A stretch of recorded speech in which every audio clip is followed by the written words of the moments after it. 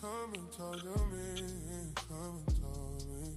I really wanna meet you. Come and tell me. Tell me where your mind goes. Yeah. Can I talk to you? I really wanna know you. Come and talk to me, come and tell me. I really wanna know you. I really wanna meet you. Can I talk to you? I really wanna know you. I really wanna be yours. Come and talk to me, come and tell me. I really wanna meet you. Come and tell me. I can feel your energy. So deep. Can I talk to you? I really wanna know you. Come and talk to me, come and tell me. I really wanna know you. Your heart. Come and talk to me. Come and tell you. I really wanna know you. Yeah. Come and talk to me, come and tell me. I really wanna meet you. Come and talk to me. Tell me what you've been through, yeah. Can I talk to you? I really wanna know you. Come and talk to me. Come and tell you. Come and talk to me. You can put your trust in me. I really wanna meet you. Can I talk to you? I really wanna know you. I really wanna hear you speak. Speak to me.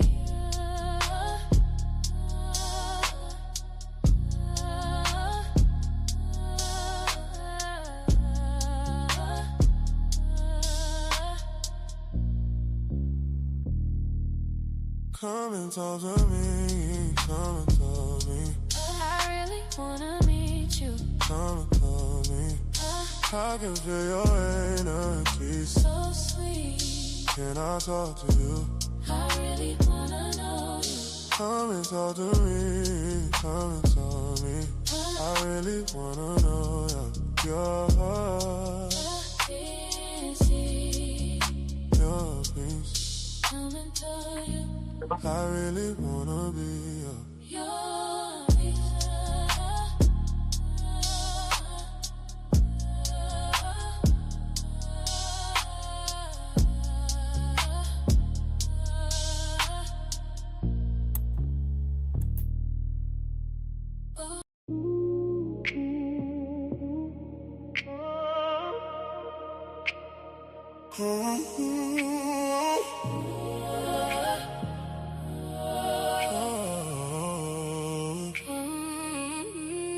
Come and talk to me. Come and talk to me.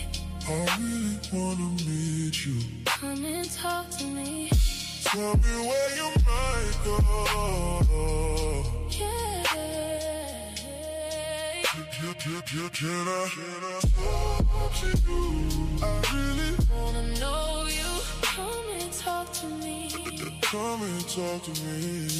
You ain't gotta Hide from me. Oh. I really wanna meet you. Can I talk to you? Come and talk to me. I really wanna know you. I really wanna be yours, be yours. Come and talk to me. Come and talk to me. I really wanna meet you. Come and talk to me. I can feel your energy. So deep. Can I talk to you? I really wanna know you. Come and talk to me. Come and talk to me. I really wanna know your heart.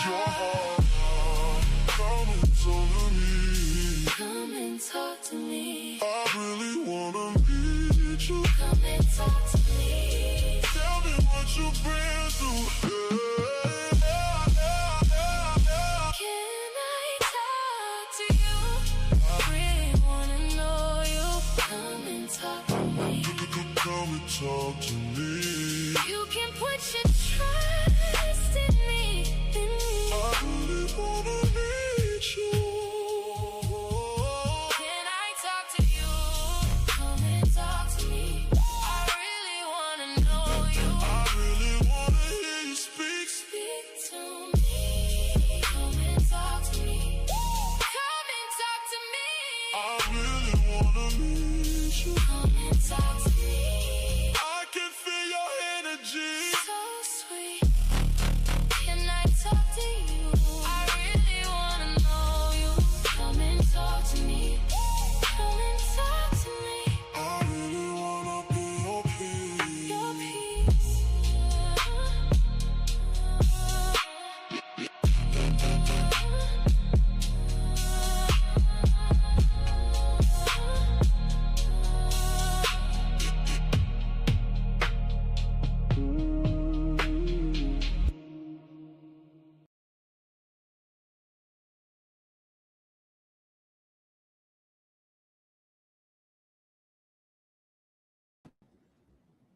What's going on, everybody? Hey, How y'all doing? Hey, hey, hey.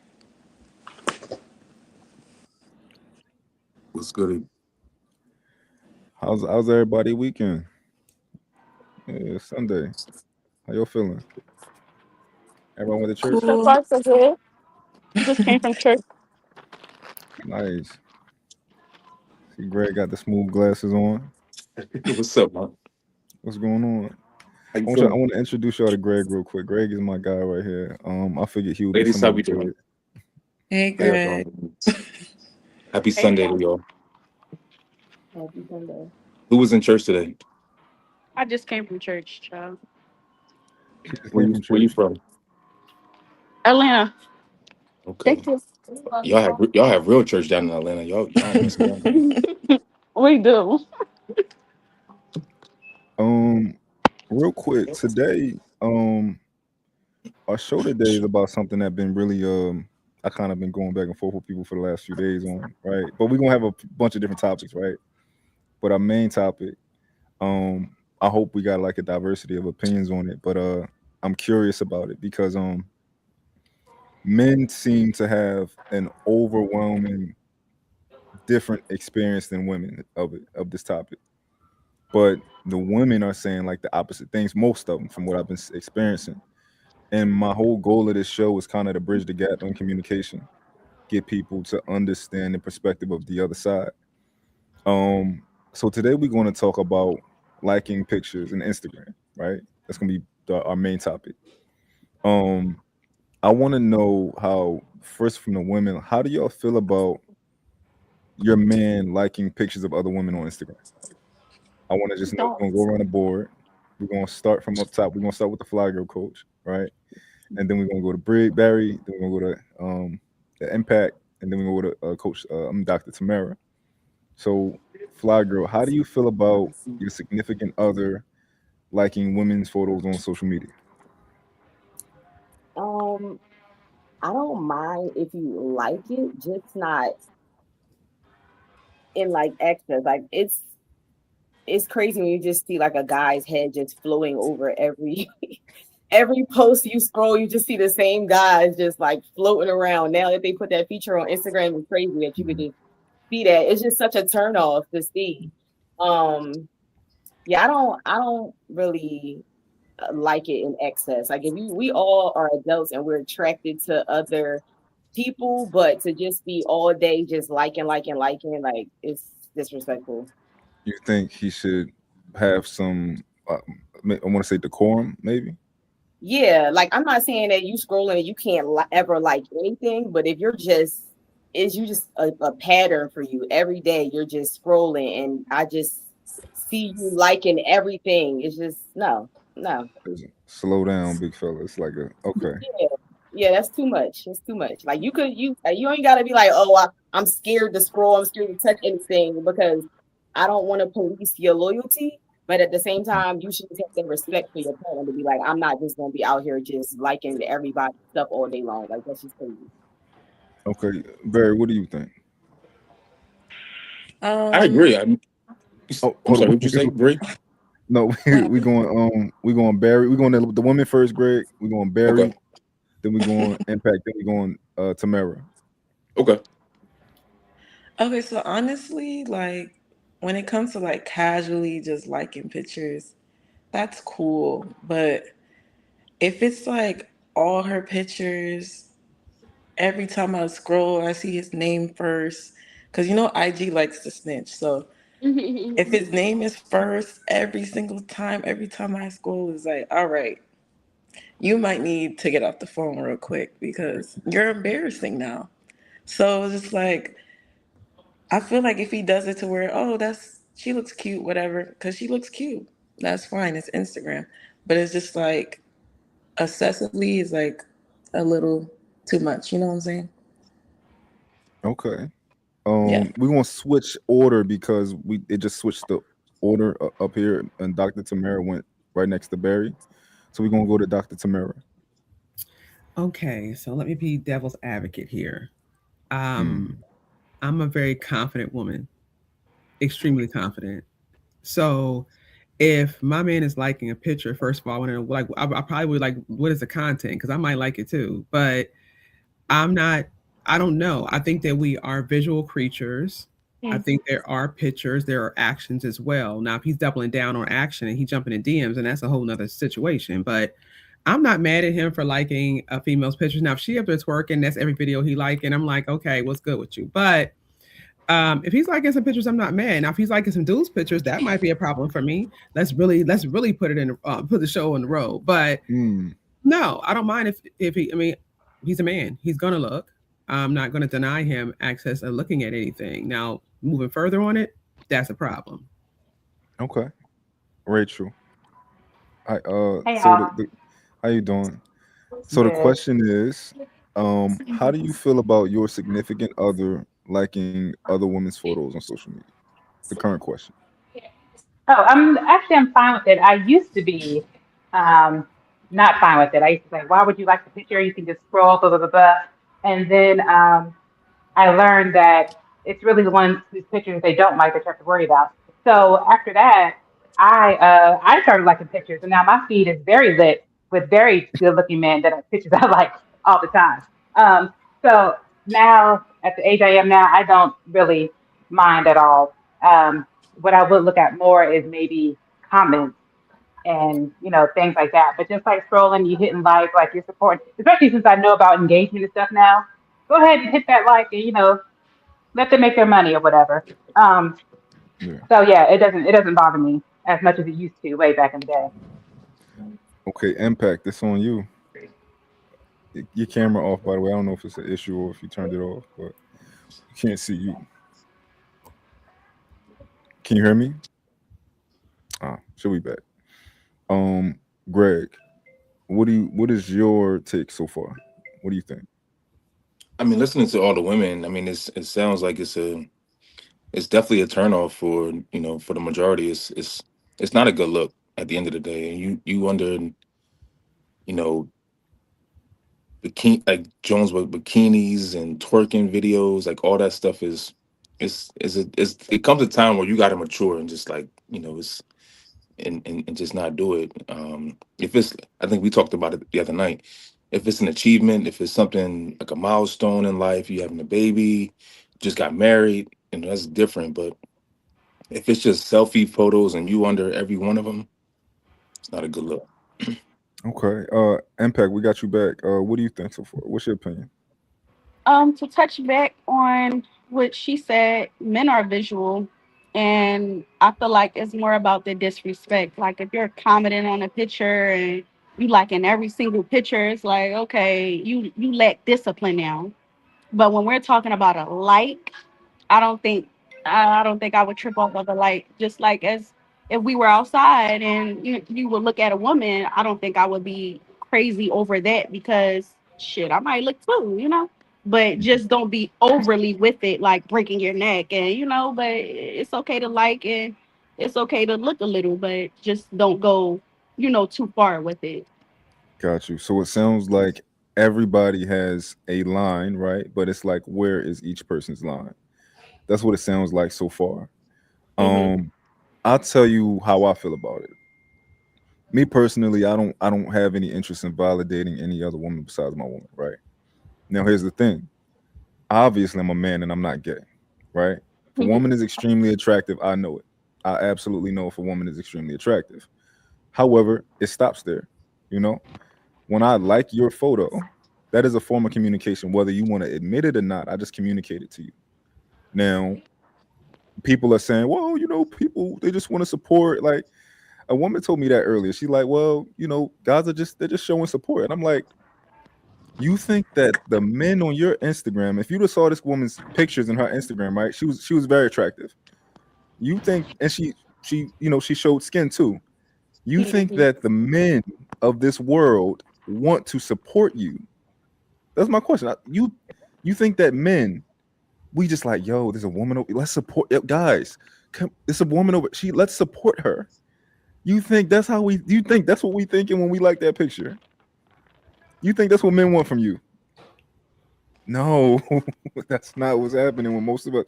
Of course, we got outliers. Right? Most of us men, we see something we like, oh, we double tap. And I think my issue is that just be cognizant of everything that you do.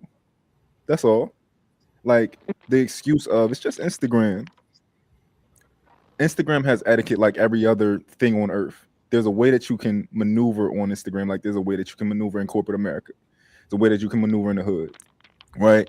I just think that when women are overwhelmingly telling you, like, cause my comments, at least 80% of the women are like, yeah, thank God you said something, because they ain't listen to me, right? Women are telling you that this is a soft spot for them, and you saying that it's insignificant. So my question is, why not just not do it? Because it's just Instagram.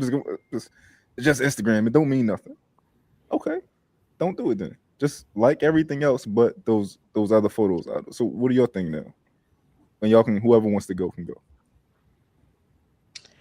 Um, I honestly feel like it's the discipline and if he would, he could type of thing.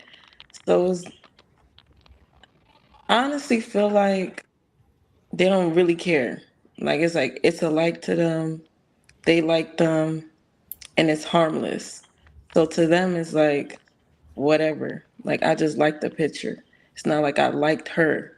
You know what I'm trying to say? Mm-hmm. So I feel like they be trying to justify doing it. So at this point, it's just like well, I forgot who said it, but if he's not DMing them, it's like I'm not really acting towards it. Basically, Mm-hmm. that's what I think they're doing. But I don't know. Yeah. Yeah, I have some I call them my regulars, like on my Instagram, where that if I post, it doesn't matter what I post, it's like they immediately like it. So say there's like 10 of them that are regulars. Maybe three of them they'll like it and immediately like DM. The rest of them will like it and they like everything. Never a DM. They never try to talk or anything. It's just, oh cool, yeah, she's really pretty, like and move on. Now, Mhm. what I don't know, and this is the thing, what I don't know is if they keep me in their algorithm just in case they're in a relationship and that goes south and then boom, they're going to DM me because I'm somebody in the back of their mind that they would get with if they weren't, you know, in a situation. But I don't know. For me, it's just there's some people that just like because they just like and they just move on. It's just that's what Instagram is, right? It's a feature. Oh, I like that video. I'm a hit it and keep it moving. Um, but again, I've changed how I view things. Mm-hmm. When I was younger. Now I'm not in a relationship right now, but I was in a relationship prior, and I was one of those girls that I would look and see, oh, she really liking a lot of his stuff, or he's liking a lot of her stuff. Um, but that really the like itself didn't really bother me. It's mostly comments. Comments will tell a lot about what's going on because people think they're being funny or being slick in Mhm. comments. So comments was the thing that I looked at. But the likes still, even now, not so much. I think it's more about the intention, and that part is something that people in that particular relationship would have to discuss and figure out Mm-hmm. what their boundaries are. How do you feel about because in my video I broke down like different portions of this like communication, right? I broke down what the potential of what your intentions are, but I also broke down how it can be received, right? What do you guys think about that? Because all women are not the I same, but I couldn't think a choose lot of that. are you on the app or are you on the internet? Can you hear me, Impact? when she come back, I'm gonna push her out, and then when she come back, I'm gonna tell her to try the app. Um, what I was saying? Yes, how it's received, right? Some women could care less. They don't think about this, right? Now, just because you don't think about it doesn't mean it's not happening, right? Doesn't mean that a woman isn't looking at you and your man and being like, that nigga like all my pictures. He likes all of my pictures, right? So tell me how y'all feel about that. Is that a concern for you? You just don't care? Like, tell me how you feel about that. I'll go. I'll shoot. Um, I've been married for most of my life. I'm not married at this time. I'm presently single, but I've spent most of my life married. So I don't the way I felt about it in my relationships, which were serious, like I said, led to marriage or were marriage, we had bigger fish to fry. So there are bigger things I feel like that we had to worry about than whether he was liking somebody's pictures. I literally am a professional speaker by trade. So I get a lot of engagement from men, um, some DMs, some other things. Sometimes they just want to talk or they need my expertise. But I think that you have to know in your relationship with that person, what level that person is on. So for me, if my ex-husband was looking at somebody's pictures or he was like he, again commenting or saying something that was I felt like offensive, then I would say something about that. But I'm not sensitive to those type of things only because I get so much engagement too that if he was to be upset about every man who likes my pictures, first of all, my audience, if I was to speak today, I would say it's probably going to be 60% men, 40% women. The men are probably just there to look at me. Okay. Overstood and overstood. But guess what? You still bought that ticket. So I'm not tripping. At the end of the day, the money is still coming home. Right. I just don't process it that way. You see what I'm saying? My ex-husband knew who I was coming home to. We knew where the money was coming to. It wasn't even like that. And again, I'm not twerking on my videos either. But there are times where I've seen people online, guys are working out or they're running, they look great. And I'm like, oh yeah, I know, do that. You know what I mean? That's what I mean. I don't mean like, oh, I want to get with you. I want to jump in your DM or I will sleep with you. I'm like, yes, do that. So I think the like may mean different things for different people. And I think based on your life experiences or your thought process behind the like, you know what I mean? That's how I saw it. Like I said, I'm always going to support. So I like almost every video I watch. If it's a good one, I'm liking it because I know it's how we get paid. And for some of us, we get paid well. So I'm going to like that, help you get your little check, and I'm going to mosey on. I'm not looking at it like, oh yeah, I'm going to mess with you. If I'm going to mess with you though, if I'm going to mess with you, I'm going to mess with you. A video or a like online is nothing compared to what these men see every day and actually are privy to. So that's what we need to worry about. It's the women who are at his job or the ones who want to pass by him and be like, oh, yes, sir, you smell good. Those ones. That's the ones you need to worry about. Maybe online, they can't even touch that man. Whatever. But, that's just my thought process. But I'm 51 years young. So I've been here a minute. I realize the level of things you got to worry about. You can't worry about everything. You got to choose your battles. How about you, Fly Girl? I feel like a key component to this is how you're treated, like actually in a relationship too. That will like weigh heavily on it because if your man is not complimenting you and vice versa, and like his eye just always wondering, and y'all just don't have like a strong bond anyway, like you don't feel like you're appreciated or like you're wanted and desired, those likes are going to mean so much more because you're not even feeling that in a relationship. So I feel like you got to look at that too, because you'll have a guy and he say he's dating like a dark skinned girl that like she's really not like voluptuous or something like that, and then all his pictures that he's liking is like a light skinned girl with a BBL. So like psychologically it's like, all right, what are we doing here? Because I'm supposedly your type, but you're liking everything that's not what I look like, and you don't compliment me either. So I look at it from that aspect too, like what is the relationship off the internet, that will play into how I would look at those likes too. Well, I'll tell you, he just answered you. If that's what he liking, there ain't no question. He done told you what he like. You said, know, like, if you yeah, want to stand there and know you ain't what he like, no, then that's a big deal. You can't say that Instagram is not a big deal. Like we live in a era where social media. That's why we have influencers. If it wasn't influential, there would be no influencers.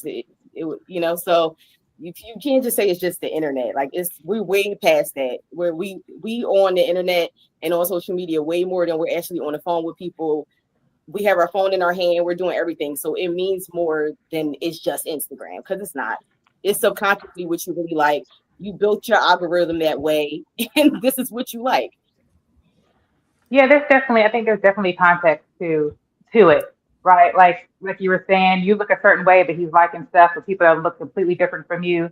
I remember in my early 30s, I dated a guy, and he would rarely ever like anything I did. He wasn't in my comments gassing me up or anything, but he was always liking other people's stuff. And I'm like, you can't. If I'm your girl, you can't gas me up in my comments. But he would get mad at other men in my comments, gas me up. I was like, well, if you made yourself known, you say something. But I'm like, so you like, okay, you saw her, you like hers, you're always liking hers, you're never hearting my stuff, you're never doing this. And that wasn't even his type of his type. So the girls that he was with that he was liking looked like me. But it was just the fact that you're doing it for them and not for me. And it would be, oh, well, I'm kind of, I'm just supporting her. Well, if I'm your girl, support me. I should be getting all the support. I should be getting my stuff shared by you, all this stuff. So yeah, there's context to it as to what's going on in a relationship and what's being done on the internet. So I definitely get your point on that. I don't know if y'all know this, but I'm truly not a man that panders or a simp or nothing like that, right? It's a lot of guys who think that. I'm truly not, right? So I understand most men's perspective, and I share a lot of their perspective on a lot of things, right? This is my thing. This is one of the things that I like that's getting to me right now. I talk to guys a lot on the internet, and we talk about women who have male friends and stuff like that, right? And you mean to tell me that a lot of these guys will ask a woman to get rid of a man that's been with her since the sandbox, right? Since you was a baby, they'll say, nah, not comfortable with it. You got to get rid of that, right?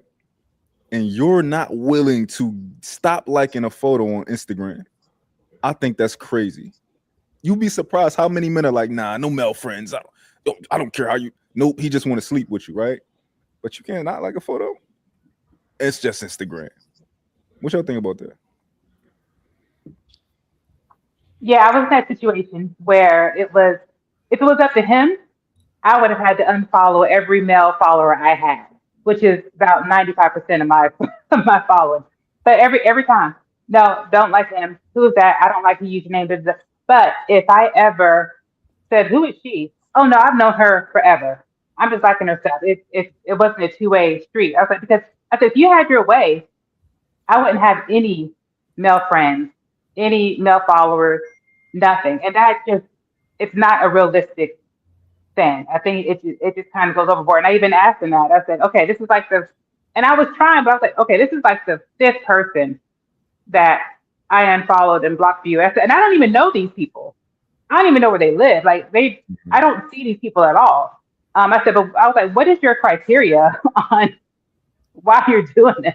And I'm gonna be honest, I was kind of insulted because they weren't my type anyway. Like, who, dude, is this what you find attractive? So they just like some, anyway. But but like you were saying, like, yeah, you can't do this. But if I told him not to like a picture, it would have been like Armageddon. Why you tripping? Why you doing this? She's just some girl. Either I don't even know her, I just like a picture, or I've known her forever, or even it was an ex. If I had an ex, I either had a dude that just kind of talked to me before. Nope, gotta go.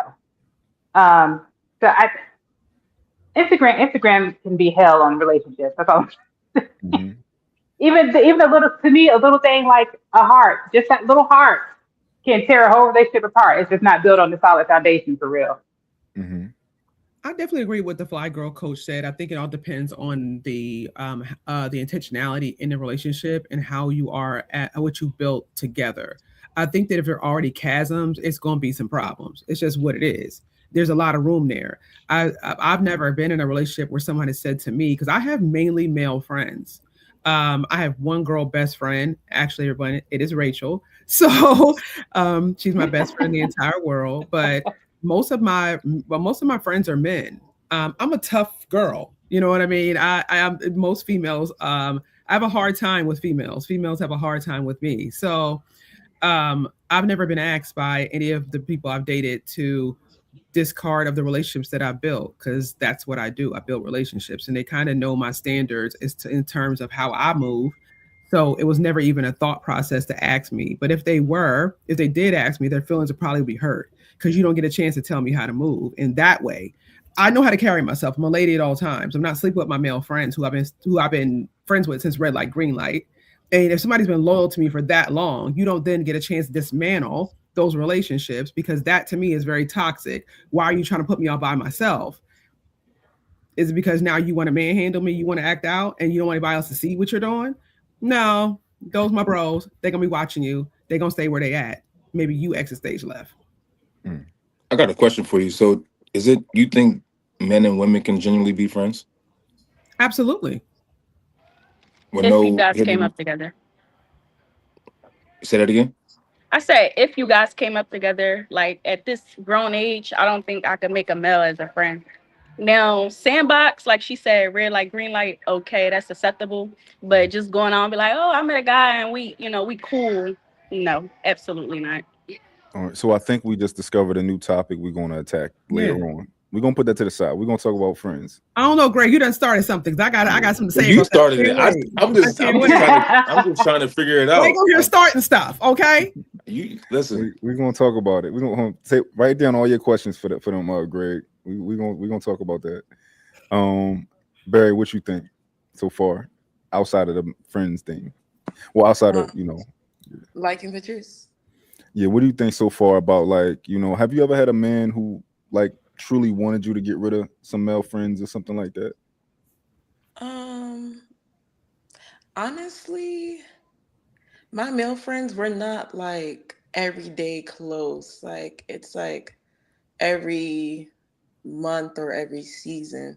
So they're not really that close to me to where it's like, all right, he's too much. Like, you know what I'm saying? Like Yeah. there's kind of a balance where they know like, okay, she's in a relationship, like let me just chill out.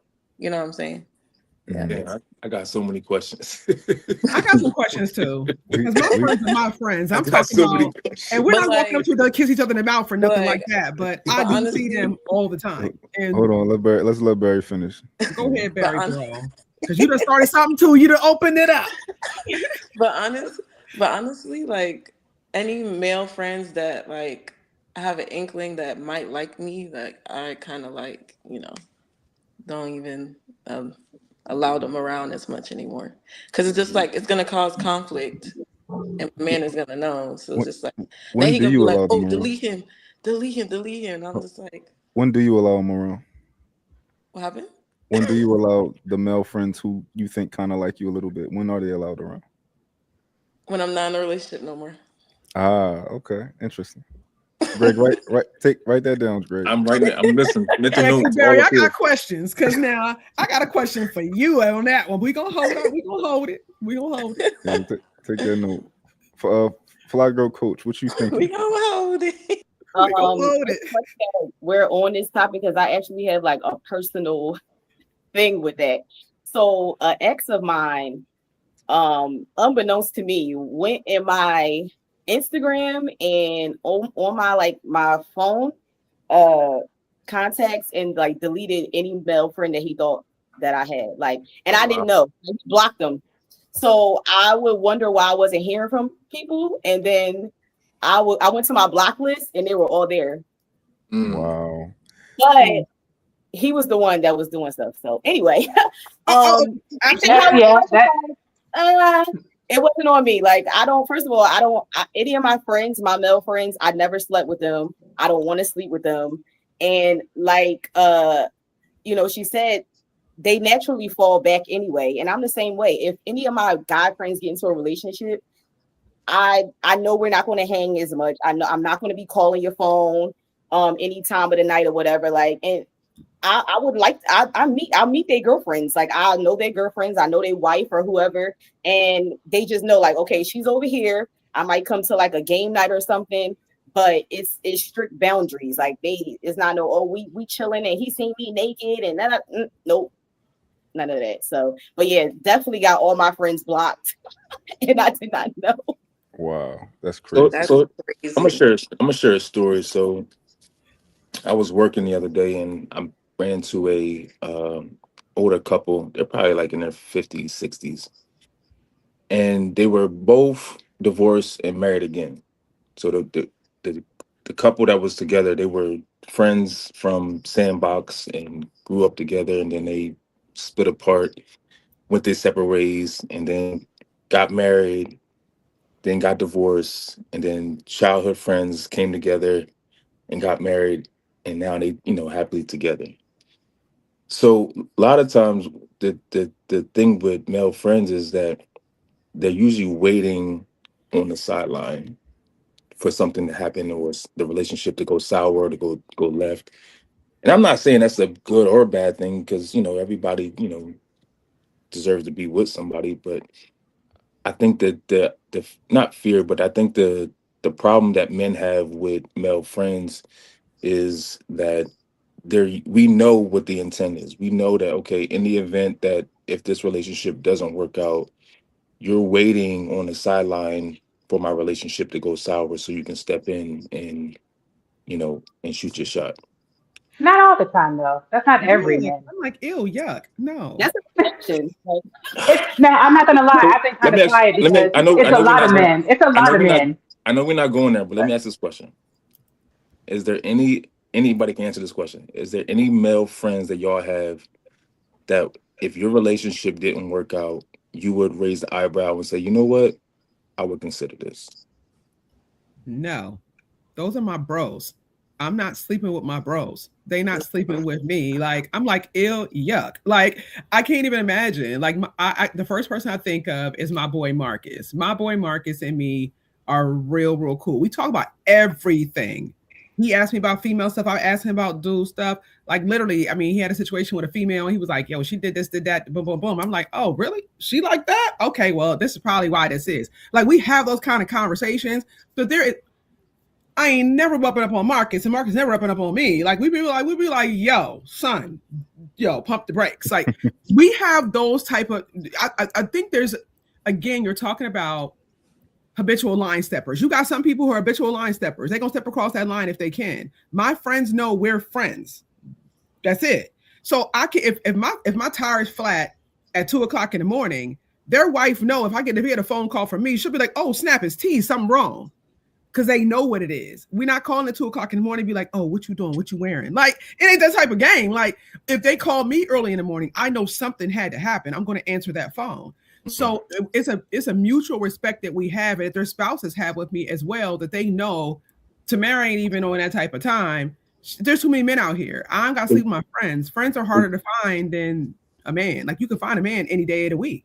is your Friends, partner allowed to mm, is your partner allowed to have a friend like you? Mike's husband did have a best friend who was a female. She was his female friend since they were probably 7 or 8 years old.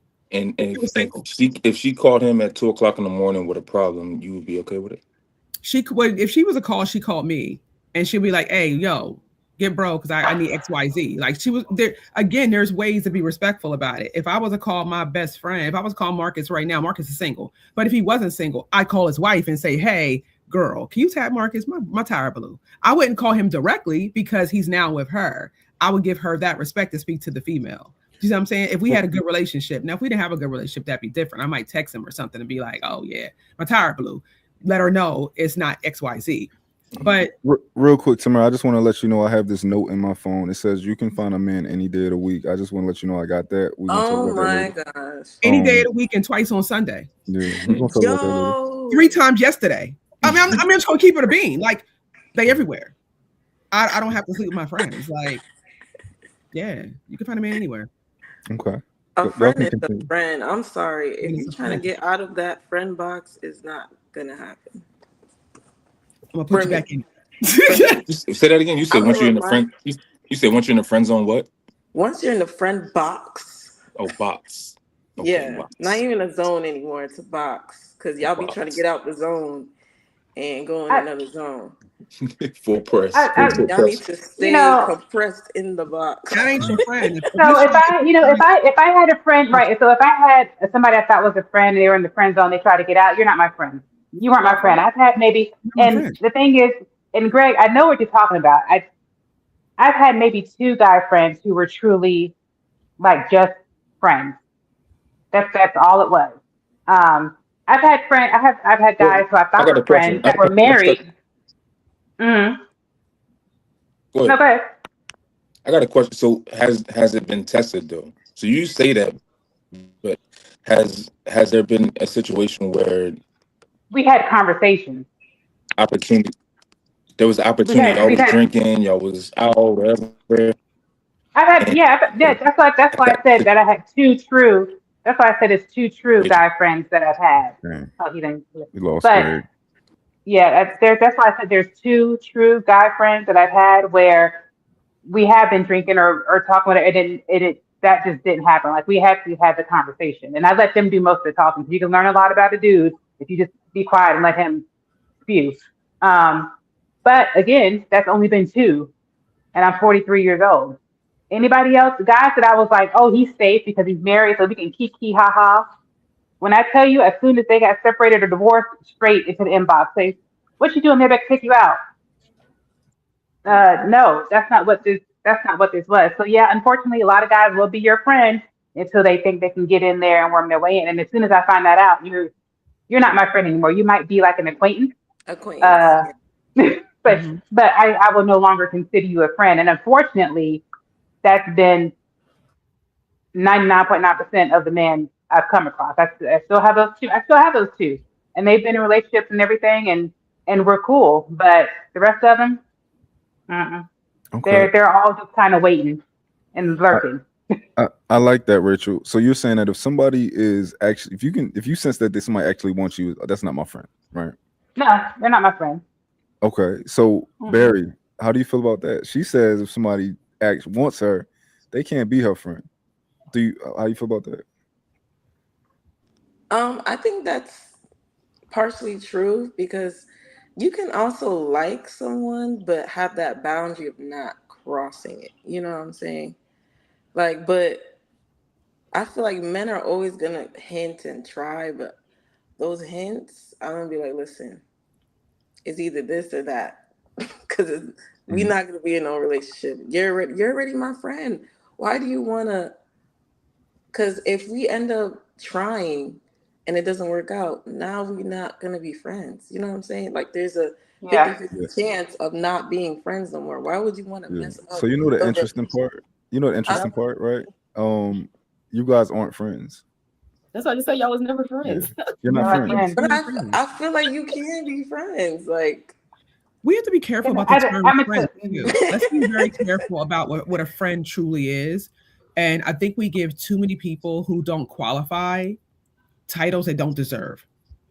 So we got to be very, very careful and intentional. And I think I tell anybody, I said, if I've learned anything getting wiser, because I will never say, I always say 51 years young, because I still am very, very young. I still feel like I'm in my 20s. So I think your wisdom and your discernment gets better. It gets sharper and it comes to you faster. So you can recognize things and not put yourselves in situations that are not for you faster. That's it. Only because you've been there, done that so many times already. It all getting older, as I tell people all the time, is just acquired lessons. It's acquired lessons over time. That's it. You can mess the same thing up over and over and over, but we already know what that means. If you're doing the same thing over and over, that is insanity. But if after over time you learn certain things about certain people, you see certain things. So I saw you, Barry, a little while ago. You said, "Oh, if it's somebody who I think likes me, I will move a certain way." And when you're in a relationship, if it's somebody who I think likes me, we're not communicating like that at all. I'm going to put you where you need to be because you're not even my friend. You're just sitting around waiting for the time that you're going to try to holler at me, and then I'm going to tell you no anyway. Now it's uncomfortable because now I peeped your game. Now I know what you. Because if you ever want to mess with me and you say you're my friend, you're not my friend. Now I can't communicate with you about certain things. Now how I move around you is going to be different. It's going to be weird for me, and I don't like weird. I don't do well mm-hmm. weird. All my friends Makes tell no him they all know I say I don't do nothing weird. I don't do It's nothing weird. So if you moving funny around me, you cut.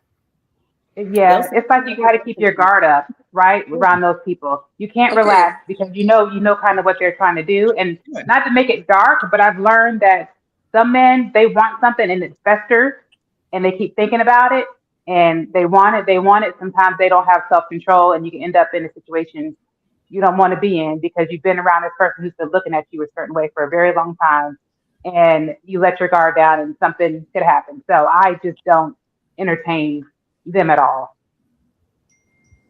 I missed it. What don't you entertain? Male friends or just Men who she thinks might like her that are currently in the friend position. Somebody who but wants more. how do you know though? How do you really know? Unless We it's know. tested. talk We about I know. another man. mean, I We mean, either know. they say it or they hint. Talk about another man and see how his reaction is. You That's said like talk a Yeah. talk about talk another to them man. about another man. When I talk to a guy that I would deem as a friend that, and I'm trying to see if he likes me and hiding it, talk about another man. His Well, if he do it reaction. right, he gonna play it cool anyway. He ain't never gonna do They it don't. right. We know. They don't Come do on it now. They don't Come know how on. to play Everything it everything cool. slick don't slide. We know this is Nah, the thing. If a woman is entertaining a man who she knows likes her, it's because she, in her quiet way, likes the adoration and she wants to keep him around for that or for the opportunity at some point herself. We know men ain't that slick. I don't know. It's not. I mean, really, I would know if somebody wants to sleep with me. I would know if somebody likes me. No matter how they say it or how they try to flip it. And now you're not my friend. You Do y'all somebody, under, I'll still holler at you. I'll still be cool with you, but you're not my friend. do y'all understand why most men don't approve of male friends? No. I understand it, but what makes it funny to me is when that same male has a female friend and we say something about it. Well, not me, just other dudes. Oh, so you the one dude We're who not. ain't trying to sleep with, and if okay. yeah, We ain't talking about yeah. double standards. We talking about like this is. I don't No, believe it's in. all together. It's all Let me together. let me And see, get in there I real worked in quick. a male dominated industry too for a long time. So all my friends mainly were men because there were no women really around in my industry. So how do you, as a being the only woman, have women friends where there are not women in around you? Like it just didn't make any sense to me. So a man would have to be confident enough in himself and in our relationship and what we've built to be okay with me telling you out of my mouth that this is all this is. If you're not, you might be the wrong one for me. Let me get in there. Let me I see both sides, right? Completely, it's reasonable on both sides why you would not want to get rid of a friend that you've had for so long, right? And I understand men knowing other men, right? And we know how lame these guys can be, and they'll sit and wait in that friend zone for their entire life until they get an opportunity. Some guys are that lame, and that's their business. That's how they get they get their women, whatever. My mom, right? My mom had a friend, a close friend. He was almost like an uncle growing up, right? Every Christmas he would come and drop off stuff, right? Because he worked for this toilet paper factory. He'd always drop off toilet paper and like stuff like that. And when I got older, I just asked him, I'm like, yo, if Mr. let's say Mr. B, if he wanted to like sleep with you, I mean if you called him and told him that you wanted to sleep with him, would he accept that offer? She said he would be over here in a heartbeat. I was like, oh my God. I thought this man was like an uncle to me. Like his daughter and her daughter's son are like we consider each other kind of like cousins. I'm like, dang, okay. So men have the propensity to play that role. So I understand how men feel, but this is my thing. I think we got to be reasonable and sensible sometimes, right? All men don't. All men are not like that. Because I have women. I don't. I generally, I don't consider women to be my friends for the most part, right? However, I do know that by everybody else's definition, I probably do have women friends. I have women that I've worked with who I look at like sisters who I would throw up at the thought of us sleeping together because we just have that relationship and I just develop like, you like a sister to me. I have no interest at all. So I understand that people can actually be, connected and not have any type of romantic interest, if that makes sense, Greg. Yeah, it does. Do you have any women like that who like I would never? Yeah, absolutely. Absolutely, for sure. Like I kind of look at them like cousins, like like a cousin, like Yeah. just or like a little sister, like just like she called me for advice or hey, I'm going through this and got this going on, but that's as far as it goes. It ain't we ain't Mhm. going out one on one. We ain't meeting up for Mhm. drinks. Like, it's just Yeah. But I will say, a lot of women, y'all discernment be looking real shaky. Not all of y'all, but some of y'all, your discernment and the discernment and that what is called intuition, it just be a little shaky sometimes. I don't know. What do y'all think? Discernment is never shaky if it's true, if it's valid. Right. So let's be so for real. well, Some people out here want to be stupid to be stupid. Some people just Mm, being dumb because they feel like they want to be dumb at that time. And we are like that sometimes. I mean, I've been dumb for a person or two too. So I've known what's going on. And I'll be like, and I'm a very wise person. So I will peep it and be like, oh, okay, that's a red flag, but I'm gonna make it green today because I just don't feel like being out of it. You know what I mean? We've all yeah. done that. But I think that there's a level of I can't speak up for all women because I realize that such what a joy it is. I tell anybody to be able to talk to so many different people and see all the levels of comprehension and understanding about this life journey. So I think that people have this thought process too nowadays. A lot of guys have this thought process that we are all the same and that you can treat us all the same. We all act the same way or we think the same way. There are just like men, there are complexities and dualities of all of us. There are depths and valleys for all of us that are very, very, very different. I think that the level of understanding I think that men have of women and women have of men now is almost none. And I think that's why there's so much piss in the dating pool because 90% of people in the dating pool are the piss. They don't realize it's them. So it's not everybody else. It's you. Mm, You're part of the problem. Some of you what you're doing is wrong. yeah. And once we correct ourselves and we move different, that's when your discernment looks different. I don't think y'all discernment is off. I think y'all know exactly what be going on. I think y'all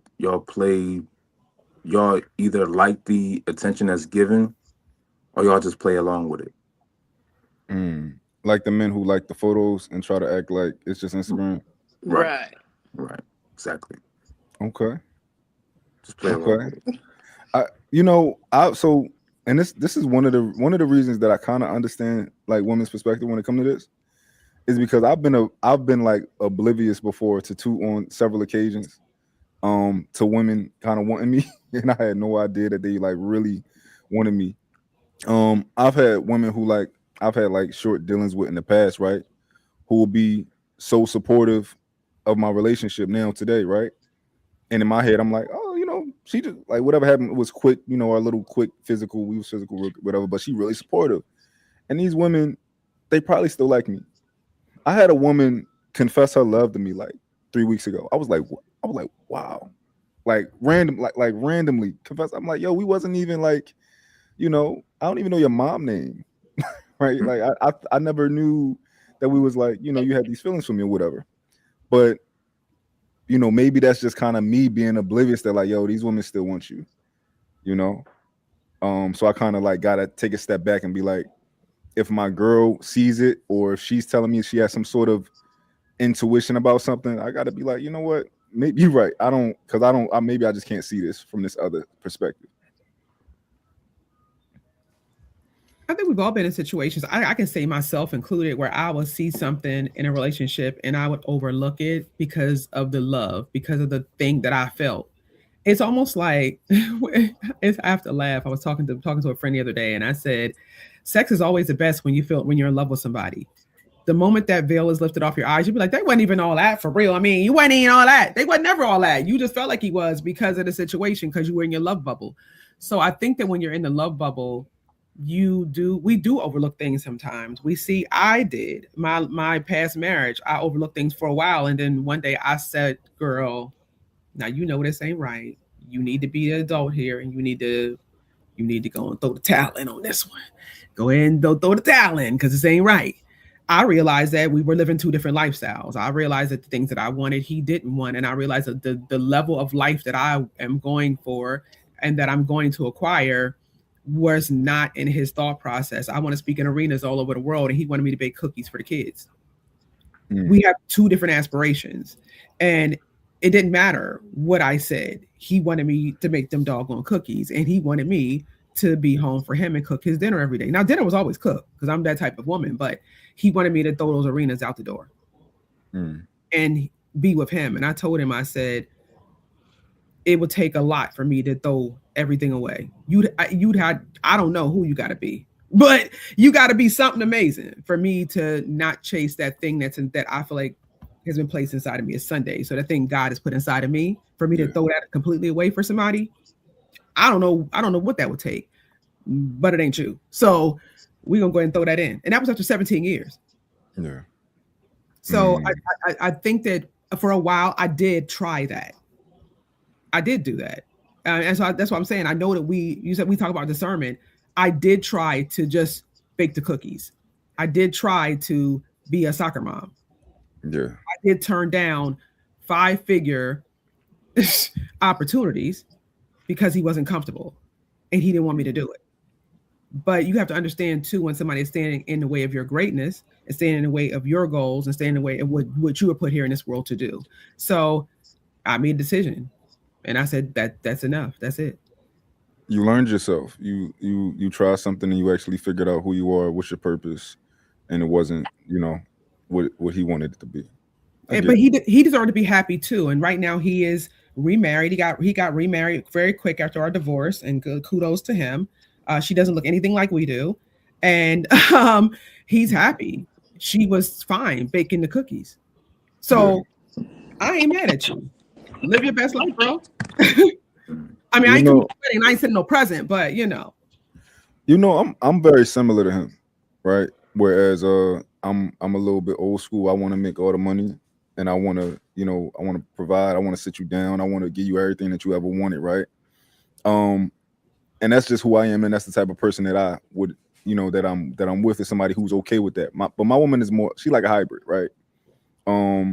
She has ambition, but also she want to be a girly girl where, my man bought me this, like, right? So she kind of got both of them inside of her, and I kind of understand that.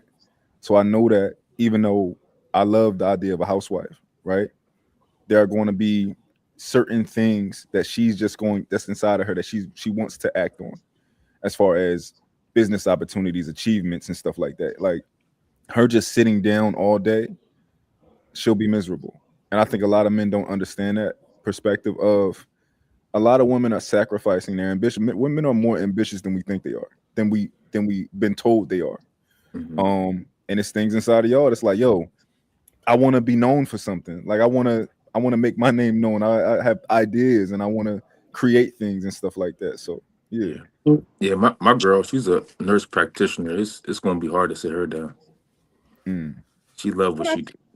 I think what you're talking about, though, is different, though. You have an intentionality. Like you said, hey, look, I want to be the one to do this for her. I want to give her the things that she desires and the things that she enjoys. This is different.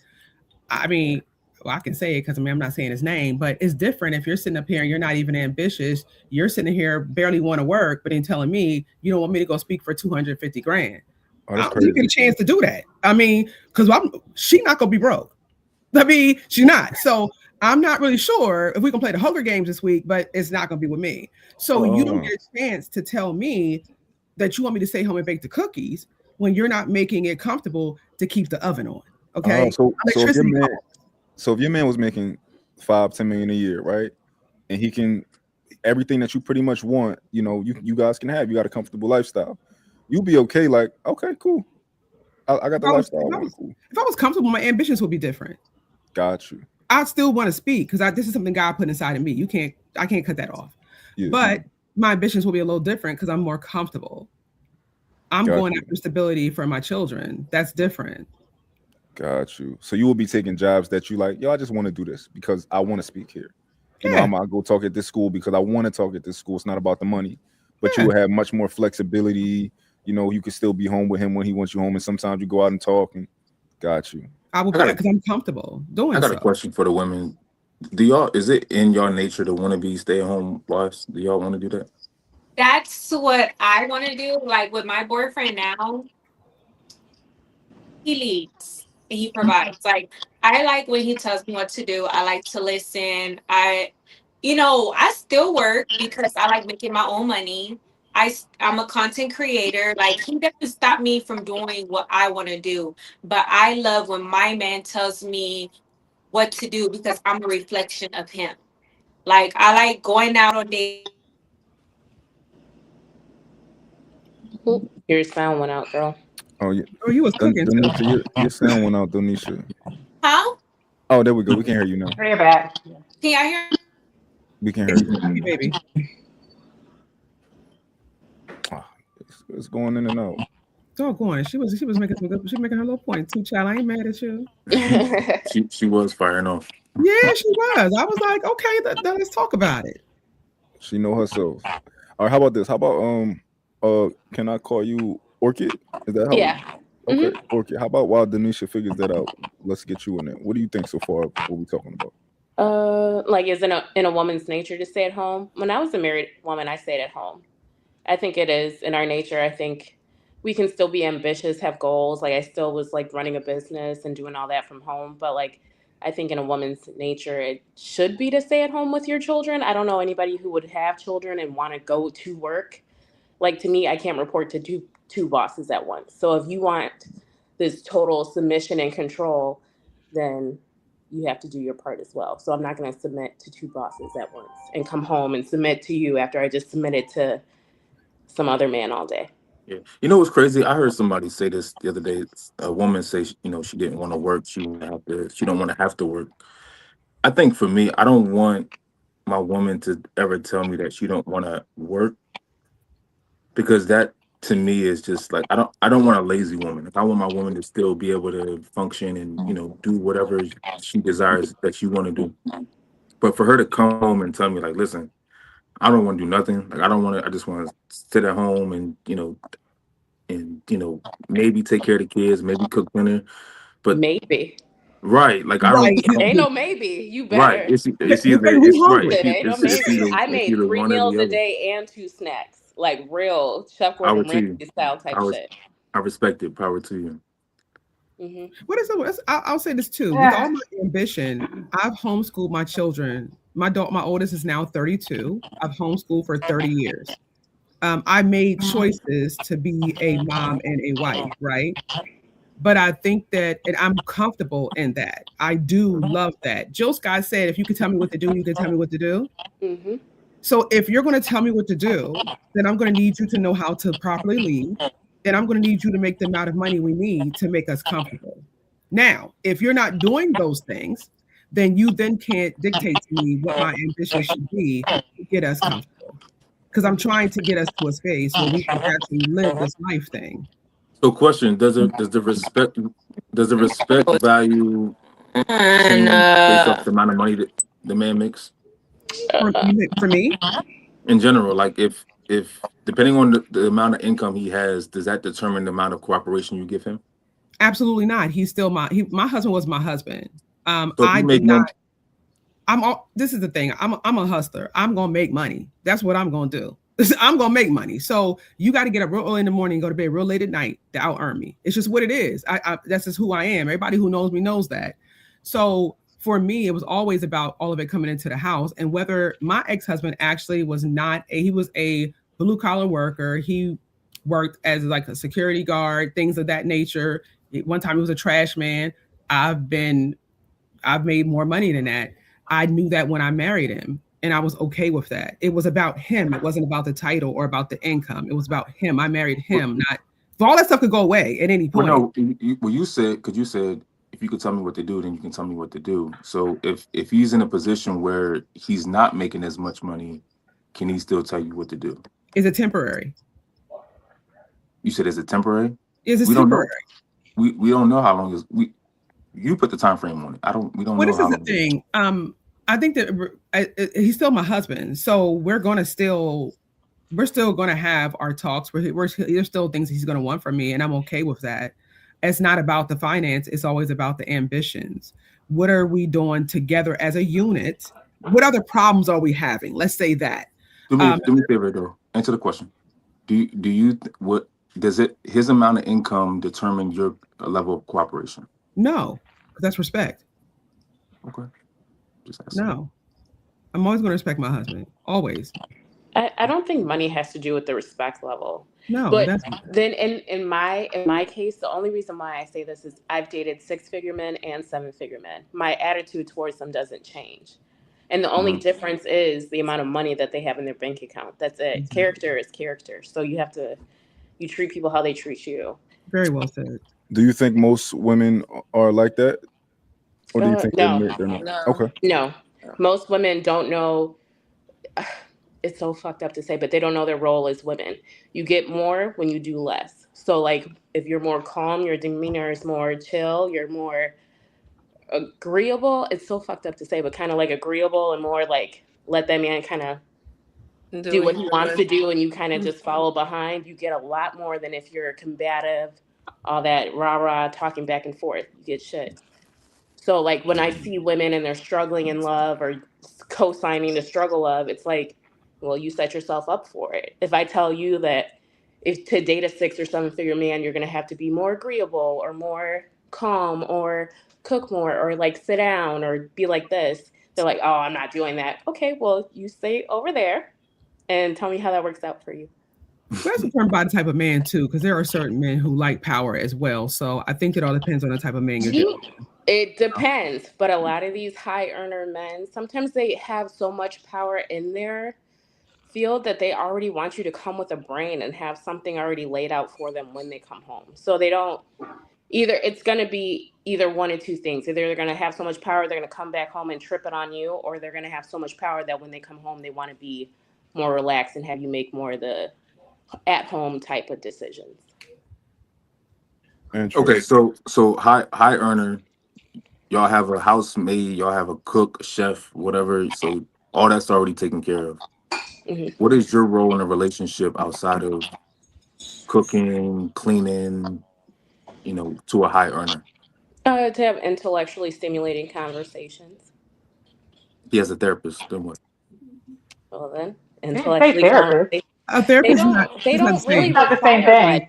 It's not the same thing. I think that people have this like I, misconception that I like high disagree. earner men are just so off the wall different. No, they're like men at the end of the day, and they really do some of the same shit that like regular, what do you call them, 5-figure earners do. They eat kind of from the same places. Usually health and all that is at the center, but like there's really nothing different to them. You have to be an intellectual. If you're going to be around somebody who's making 6 or 7 figures, like you're going to learn something from them, but they also want to learn something from you. They don't want to be with Right. somebody who's just like a dumbass, just coasting through life. Mm. Um, And I having don't a know if I therapist can is going to speak. be different. You can't talk to your therapist like you can talk to your mate. It's just not. No. So yeah, yeah, Greg, we got to get you on that. You know, a therapist is they got a different role than your woman you are going to be around. Let's say 24/7. You're gonna be around this woman 24/7. It's almost nothing. Nobody. She's your best friend, right? She's your best friend. All of my ideas that I have, everything that I want to do. I wake up in the middle of the night. I'm like, yo, Eureka, right? I want to be able to turn around and talk to somebody, and I want her to be able to like tell me some stuff and like be like, you know what, that's a good idea, right?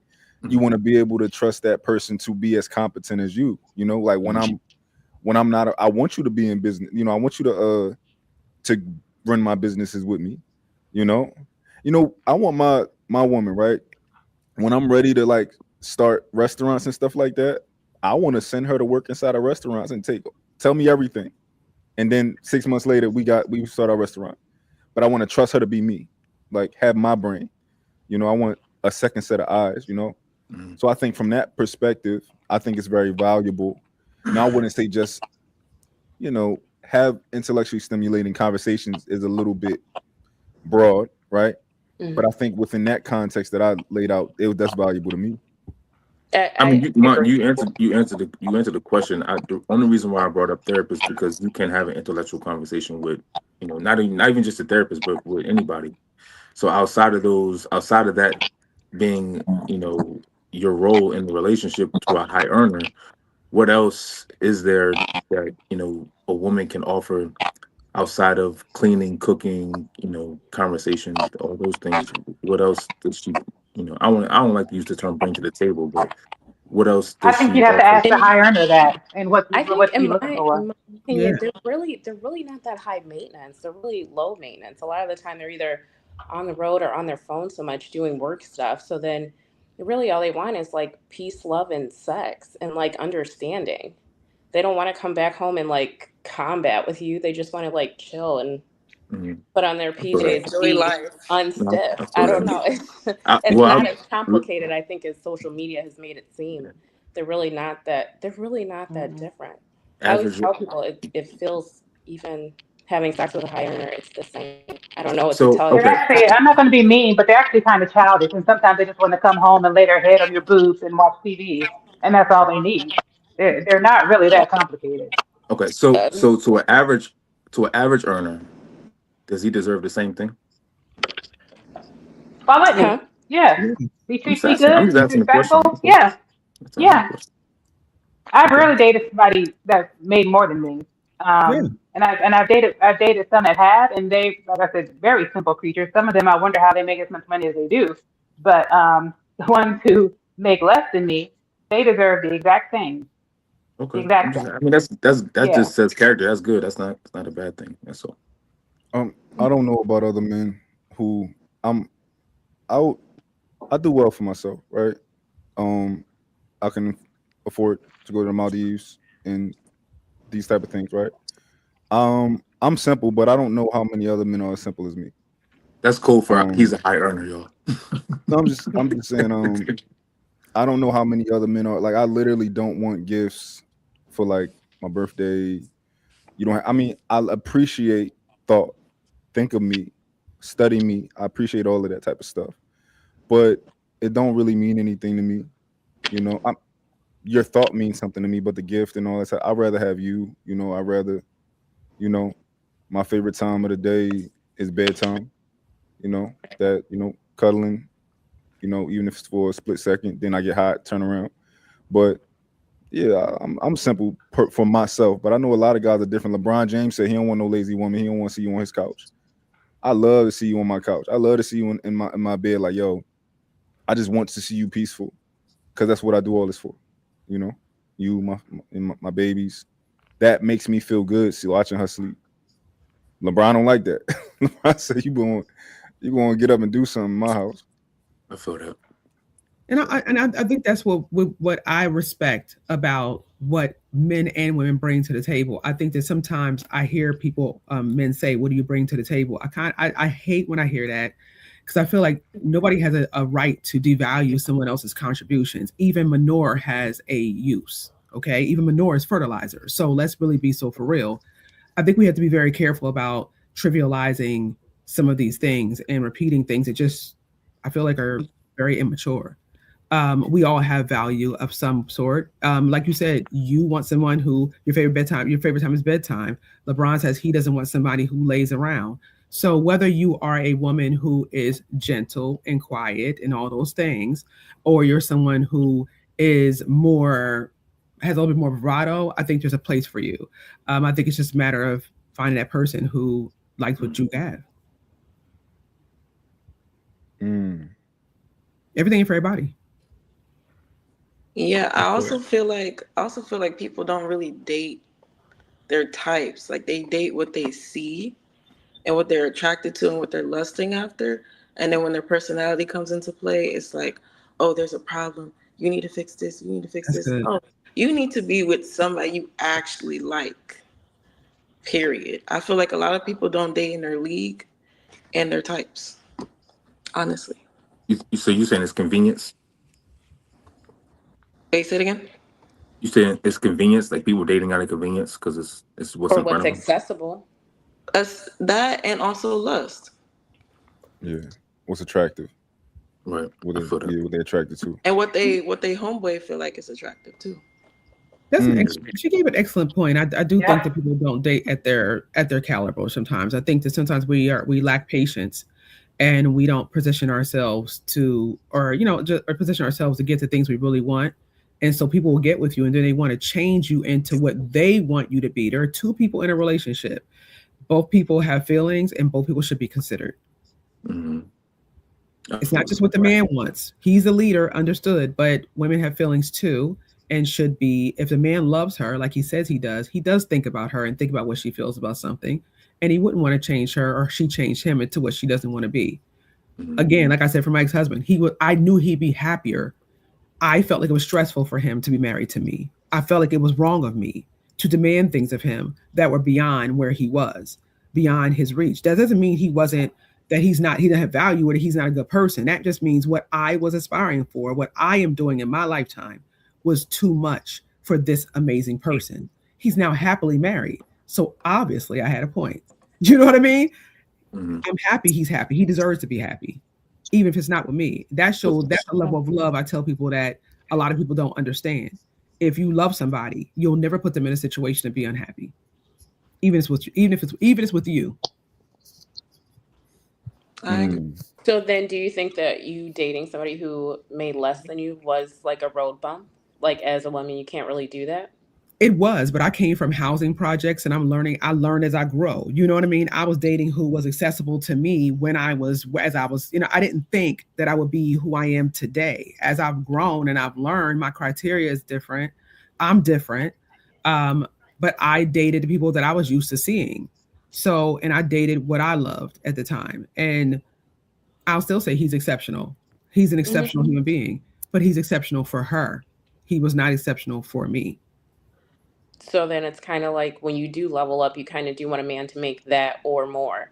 So you can feel, I don't even think it's like a bad thing. I think sometimes people are shunned for like saying things like that, but it's just like the truth. If you're saying you can make so much money that you can go on all these trips and do all these holidays, you would want a man to pay for you. You wouldn't want to be the one dropping your credit card every time for flights and hotels and all this. So I don't understand why that's such a bad thing to say. That if you're saying you want somebody who's financially compatible, like even if you were someone in the hood still and on projects in Section 8, you might want to stick with somebody in that realm. Because if somebody's trying to introduce you to all these new things and you're like, oh, I don't need all that, I want a 10-piece with mild sauce, it's like the conversations are just going to be totally different. Hmm. I like the way you said that. You said financially compatible. I think that is it, and there's nothing wrong with that. I think when you achieve certain things, when you're in the wrong company, they're going to make you feel bad for being ambitious or wanting more things. That's when you know you're in the wrong company. Hmm. Um, I think it's okay I agree with you. I'm 100%. I think that as I've grown, as I've seen more of the world, I realized that my criteria was flawed, and that's okay. We fail forward in love and in life, and I'm not gonna beat myself up for that. But now I make better decisions. Hmm. So now you wouldn't date a man that makes less than you. I wouldn't date a man who has less ambition than me. If he makes less money, but his aspirations are higher and he's moving towards those goals, then I that's something that's a whole different topic. Hmm. Mm. Okay. We're black in America. Sometimes our roles are not. What's your grace period on that though? Is he working on it now or is it a thought process? Do you know what I mean? That's what I'm saying. If he's Because working for something, what was that movie? I can't remember that movie. There was a movie with that's a good question, Greg. I can't I can't think of that movie. But anyway, there was a woman. The man was waiting to let off one of his inventions, whatever. And he was going at it for years I know trying to what you're get. talking about. Oh, I I What's know don't that you're know talking the movie about name called? of too. it. Yeah. I can't think of And that then he movie. But finally made it Oh, big and Pursuit of blah blah right, happiness. blah. what? Yeah. That's what is with it? Would you Robert say, T. Mark? Henson, wasn't it? Pursuit of happiness. Yeah. No, no, no, no, no, no. Not No, Pursuit of Mm-mm. Happiness. acrimony, wasn't Acrimony. it? It's Acrimony. Acrimony. Yeah. Who is it? Who's in it? But that's Taraji Robert. P Henson. Taraji, Taraji. Yeah, Taraji. right. Exactly that movie. So it took him. I forget in the movie. I think it was like maybe 10 years, and she was through. She was with it. She was like, "Listen, I'm done. I didn't put, went through this with you and did that with you." And as soon as she left him, his whole career took off. And then obviously, she come running back, trying to get back in the picture. So what is the realistic time? Is there a time frame? Is there a time frame where a guy has to make more money than you, or even, um, you know, be as ambitious as you are, or more? Is If there a he's time getting frame? if he's getting up every day and he's going after it, I know I didn't get here overnight. I'm not even where I need to be yet. I'm still trying to get there. So I think it's about, again, what are you doing every day to get there? It's almost like if you're an NBA player and if you're an NBA player and you're not ever going to practice, that's a problem. You know what I mean? I need you to get up and go. I need you to be shooting in the gym. You never going to hit them threes unless you practicing. So is he practicing every day? Is he getting there? Is there a plan? And that's if there's a plan, I'm here for it. I'm going to be Okay. supportive. So regardless of a time frame, as long as there's a plan, you good. Yeah. Okay. I mean, because Yeah, are we going Because to? it could take 5 years, 10 years, it could take 15 years, however long it takes Or he to get or he there. might never get there. Or he might never get I there. You know never what get I there. say? I'll be the unpopular opinion. I like my men to come finished. I'm not even gonna lie to you. I like them to be Wait, where I'm sorry, who said that? Yeah. Oh, Orchid. Orchid, your camera is. We can't see you, but I ain't just never I met guess a finished man, but I You don't know can't where if you see where they can, me. cooking at. Where they no. cooking at? Because I ain't never met none of them. Oh. You go. They're You know, Go ahead. I feel like everybody's definition of finish is different. Because I feel like in this conversation Okay, right now, I'm refresh an for me. outlier. Okay. I feel like I'm an outlier right now because yeah, money is important, but that's not the most important thing to me in a relationship. As long as I know that you make enough money to pay your own bills, and I have enough money to pay my own bills, and we come together, we're good. Like for instance, one of the things that I really like are teachers. Teachers get paid no money in North Carolina at all, but I think male teachers are very sexy. It's just because they have a passion. They want to teach children. Like you don't become a teacher for the money. You become a teacher because of something that you like. And I find passion like that very sexy. So I already know if I date a teacher, he is not going to make near what I make in my corporate America job. But that's not something that is that important to me. And he might never make it. It could be years. Maybe one day he might get a PhD, become a professor, become tenured or something, or maybe not. Maybe he wants to teach elementary school for the rest of his life. That's perfectly fine with me. So for me personally, I don't need a man to feel like eventually he needs to make more than me or anything like that because that's not the main focus of what I'm looking for in a relationship. It is for some women, but just not me.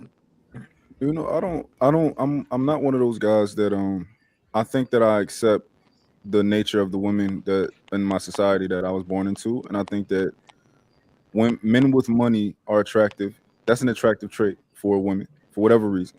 Um, and outside of that, I'm not upset at a woman for wanting a man who can take care of her because that's been the status quo. At least we were led to believe that. So I'm You're personally, conditioned to believe that. yeah, Yeah, we were we're conditioned to believe conditioned to that. believe that. Yeah, we were conditioned to believe that, and I'm not mad at them for coming in. Maybe I don't know what conditioned me to want to make money, but I enjoy it. And just like Tamara, you can't sit me down. This is what I want to do. So I'm not mad at a woman who she sees a man and he got stability or whatever you would consider that to be, and that she's attracted to that. Yeah, I see that. Let me turn down Orchid. Yeah, I'll never judge another woman for what she wants for herself, but that doesn't mean we all want it, right? We all Right. don't have to want it. For me, when I see how I work around high income earners, and actually they kind of scare me just a little bit. I don't know any that are necessarily not weird in some way or another. So I just want to be a regular guy who I want a regular guy who loves my ambition and I love his ambition, and we lock and we just go and do this thing that we do. We create our own rhythm, right? I'm not like everybody else, of course. And my So, thing is, Rachel says she was okay. She's okay with the school teacher. I think it's also too about your level of ambition. If he is a garbage man and I'm making the money I'm making, and now we know the aspiration is for him to start his own business, for me to go to arenas, it's going to be harder because one of us got to be working two jobs or doing something bigger to get to that next place that we really want to be at. I'm not going to be in a struggle bus with anybody. I'm not doing that part. so But question, what does the finish? Who said? I'll forget who said. I that think was it was Orchid Orchid. Baby because I ain't never met no man who was finished. So that's her. Right. I said nobody's finished. Like Nobody's that's finished. it's an Mm. ongoing process to be not even just financially sound, but just be a sound person. Like Go ahead, Greg. it's an ongoing thing. Like you just keep growing. So the person you find me somebody that's finished. Can I Right. attempt to? I'm gonna just say what I think Orchid meant, and of course she's not here, so we don't know what she meant. when she said finished, I think she said that she just didn't want no struggle love. She wanted a man who came with some security and stuff like that. I think I'm gonna assume that's what she was saying. A man that's not necessarily you making good money, but even most of us are still striving to reach something. But you ain't got to worry about we ain't got to worry about keeping the lights on and stuff like that. I think that's what she was saying. I don't know. Okay. Yeah, that's what I think. Yeah, that finished part. That's. I mean, I think that's. I think that's one. About that. Yeah, that's one aspect of it. I don't think that's. You know, I don't think that's finished though. Life is never finished. If you're 'Cause blessed I enough, can keep the lights on and be an asshole. Right. go on, Greg. Now you day. Hey, that's facts. They don't want that. So, is it too much to ask that you make enough money and you don't be an asshole? Well, in my experience, yeah. Yeah. But not for all men. But when I say yeah, it's what I've gone through, yes. So I'm traumatized with men who make a whole bunch of money because they have been the biggest assholes I've ever seen. And so I was like, I don't want to talk to you. No, but I'm sure all of them aren't like that. It's just been my experience and what I've come across, where they feel like they can treat you a certain way because they make a certain amount of money. And I'm like, no, I will leave. There's a couple right now who are like, what do you mean? I'm not dealing with that. Yeah, but I don't care. But you're an asshole though. But there are someone who will deal with assholes because they make a lot of money. I'm just not one of them. But yeah. Mm-mm. In my business with positivity, I can tell you that most of my clientele have been women whose husbands make that kind of money. They are sitting down now trying to figure out how to find that peace within themselves. They are in hell. I'm not saying all of them, because some people are happy being where they at, but a lot of them are very unfulfilled. They're trying to find their purpose beyond being this armed piece for him and being a mother to their children. They're trying to figure out now, how do I find myself? And that's part of the journey too. But I work around on my regular job, Monday through Friday, 9 to 5. I work around high income earners, and their wives are some of my biggest clients. So I can tell you that everybody's not happy with just that. They'll act like they are. They're all at the country club smiling, but literally, I know 3 right now who are cutters, and one is addicted to coke because of the fact that she has chosen this life and she is miserable.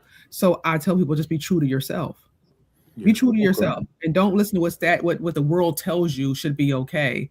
And it's okay if you get it wrong once or twice too. It's okay if you get it wrong. We that's what life is about. Nobody learned how to. Well, I didn't learn how to ride a bike the first time, but some people did. But if you don't get something right the first time, it's okay. Okay. What Greg said.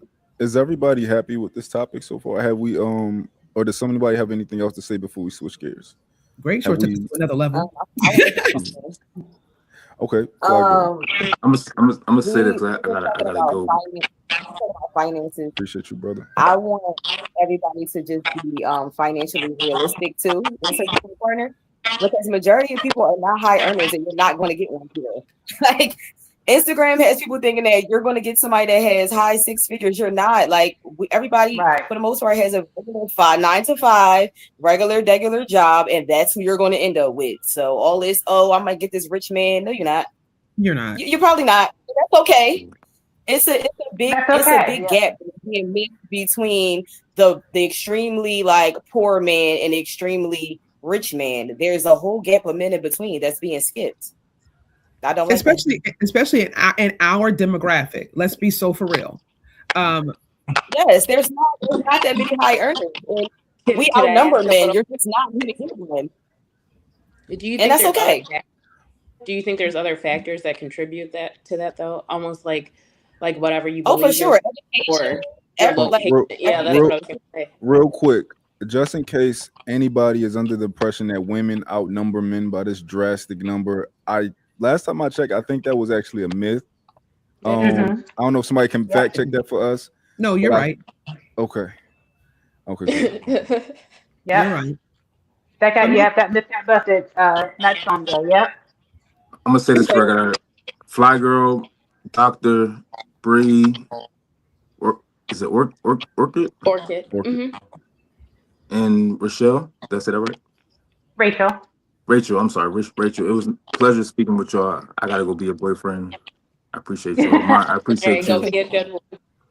Nice to I'll let meet Thank you, you y'all. for Greg. a vibe. Thank you Likewise. so much. Hopefully we can do this again soon. Hmm. We enjoyed you. Enjoy your day. Likewise. Likewise. You too. All right.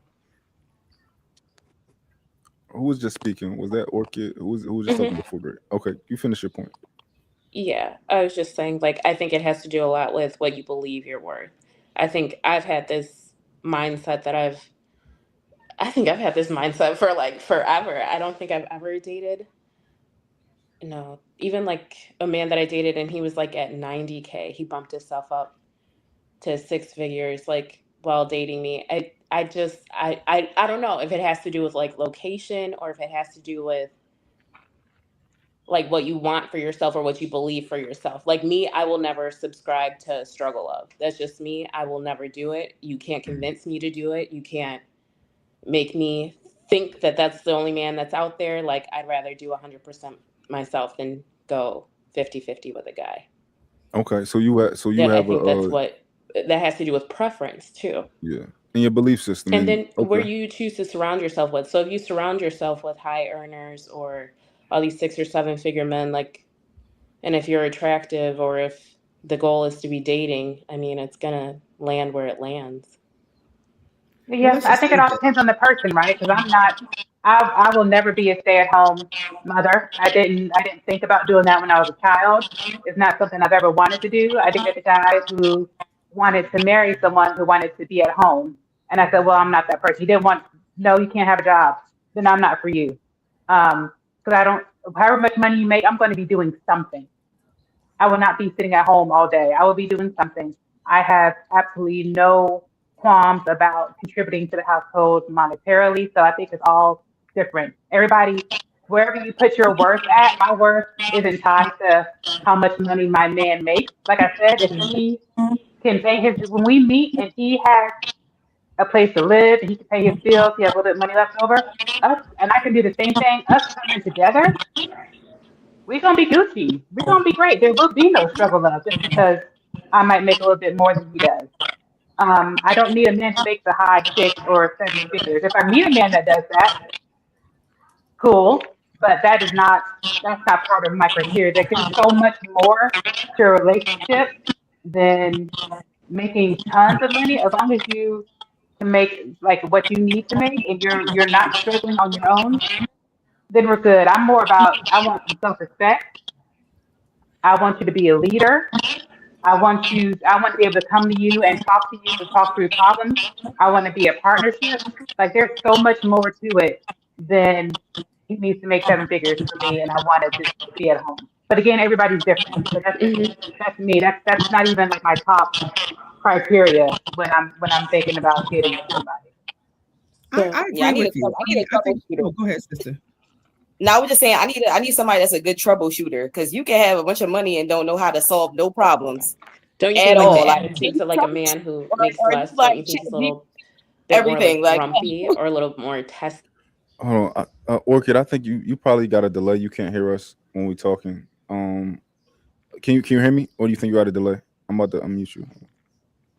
Can you hear me? Oh, there it goes. Can you hear me? Oh, did you guys hear me or no? I Can didn't you hear hear you. me? Oh, like the attitude of a man who like makes less or he's like struggling a little bit Orchid, can you hear me? financially. Don't you think he's a little more like harsh and Hold on, let just me see. I think she got a So delay. yeah, yes, there are certain types of men that are like that. But that's not on us. That's them not being satisfied within themselves, Right. right? There are some men who don't make a lot of money, but they, like I was saying, like a school teacher, that they are doing something that they're passionate about. Their life feels fulfilled, and it's not about that money. Then they're great. They have great attitudes, so they know what they want to do in life. Those men who aren't making enough money, but they don't know what they want to do, they don't have any ambition, they are lost.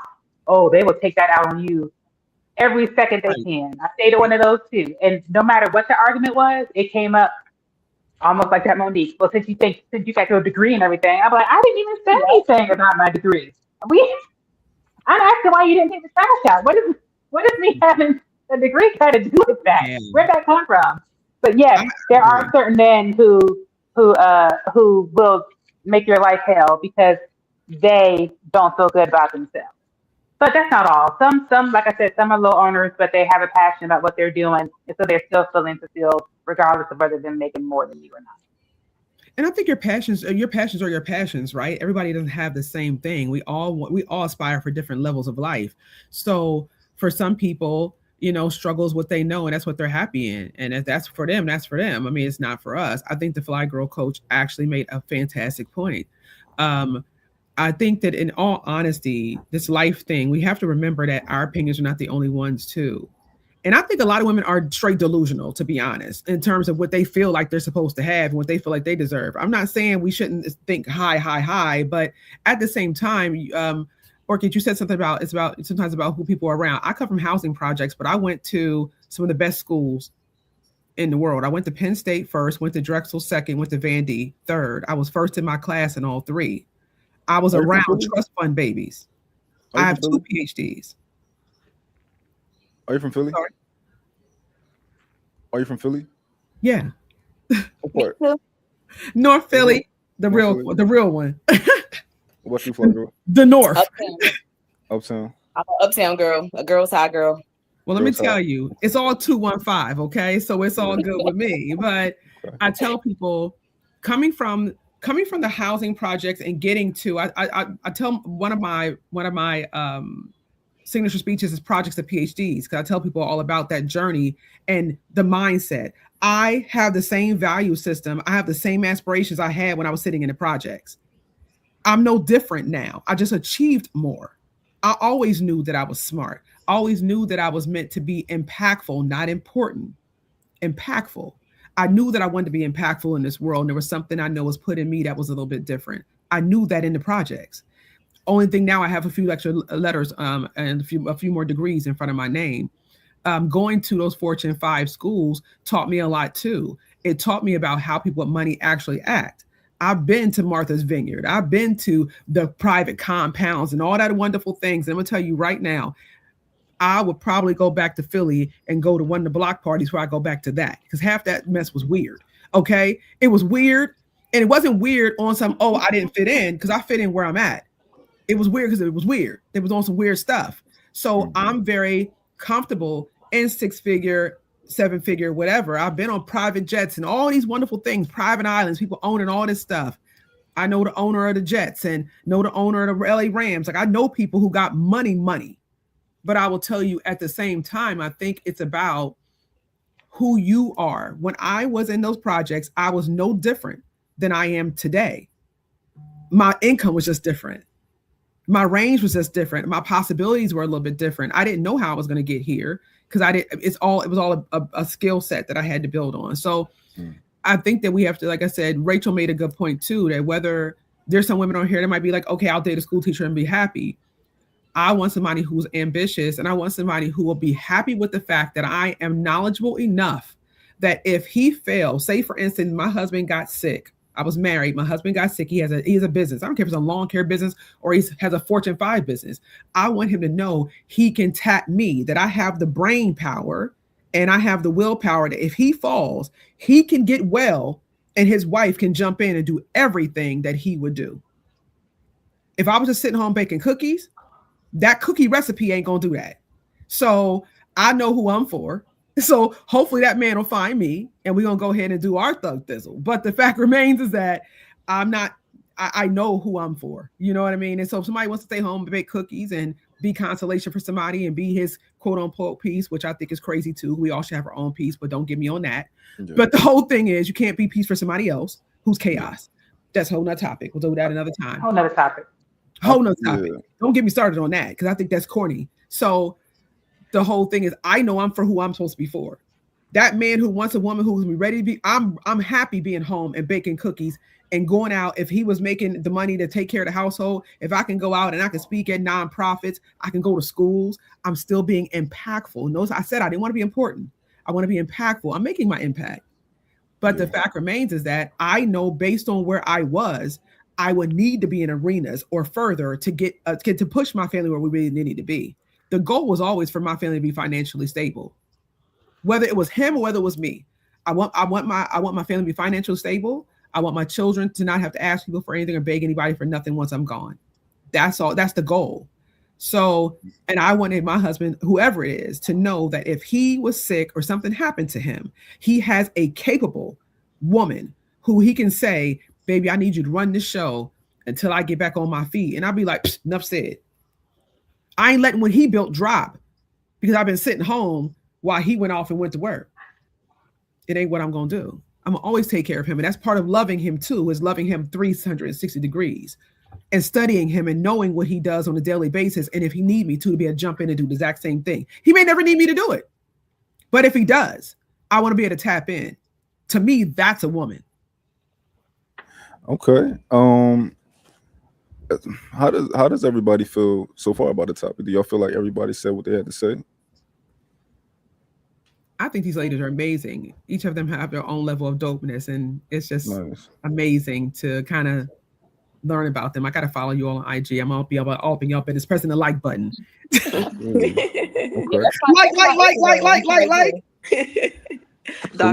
Like.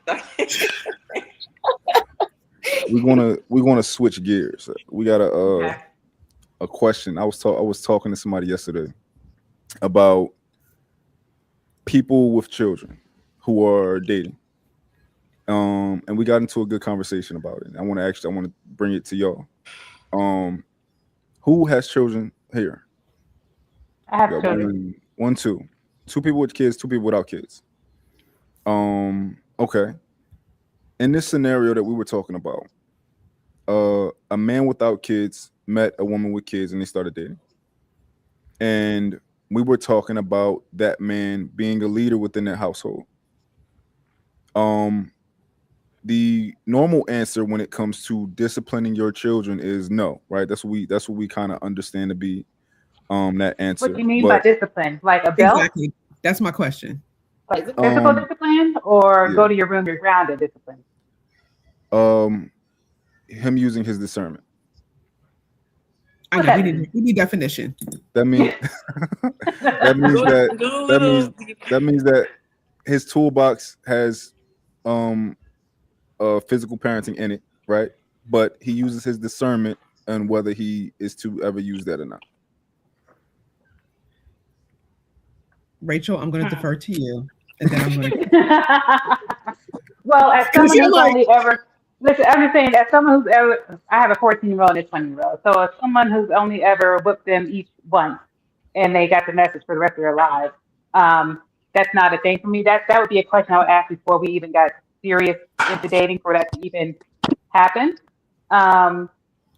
Because even if the children were together and it wasn't a blended thing, that it's not just discernment. That's a conversation that y'all have about how you're going to discipline your children in the future. So the fact of it being his discernment don't sit right with me anyway. So that's to me, that's a whole conversation that I think discipline of children is a discussion that you have either before you have kids, or if there are kids in the picture, that's like second, third date. Like how would you discipline children, or how do you feel about this? And if y'all don't align on how y'all feel like doing that in the future, then it shouldn't be a question. I don't know why it would even be a discussion after. Well, I believe that you spare the rod, you spoil the child, literally. Like, or well, I don't believe in that at all. If those don't align, then it shouldn't even be a discussion. There should be no going, like keep going or talking. Like it's done. Okay. I'm gonna edit this scenario. He does have kids. He has. Y'all both have a child the same age. In this scenario, who else wants to go? Well, this is the thing. I mean, how are you raising your children? For me, I too. Now I have daughters, right? So I am a very firm mother. I've set boundaries. They know what it is. I give them the Philly face. They know I'm not playing with them. Y'all know Philly. We don't play. I'm a Philly Jamaican on top of that. So we are very traditional in how we raise our children. I have probably had to tap my kids' hands or their bottom once or twice. And it was serious things. Like my daughter tried to lick her finger and put it in the light socket. Like, you know what I mean? Something stupid. You know what I mean? Like I had to be like, hey, wait a minute, pal, what you doing? Like, but I've never had to physically beat my children because they're just not those type of girls. Like they're sweet girls. They're going to listen. We're going to have a conversation. They're going to do what they're supposed to do. They're self-correct. So I would not be okay with somebody coming in and being like, well, yeah, I got this toolbox and sometimes I get physical with it. Oh, word?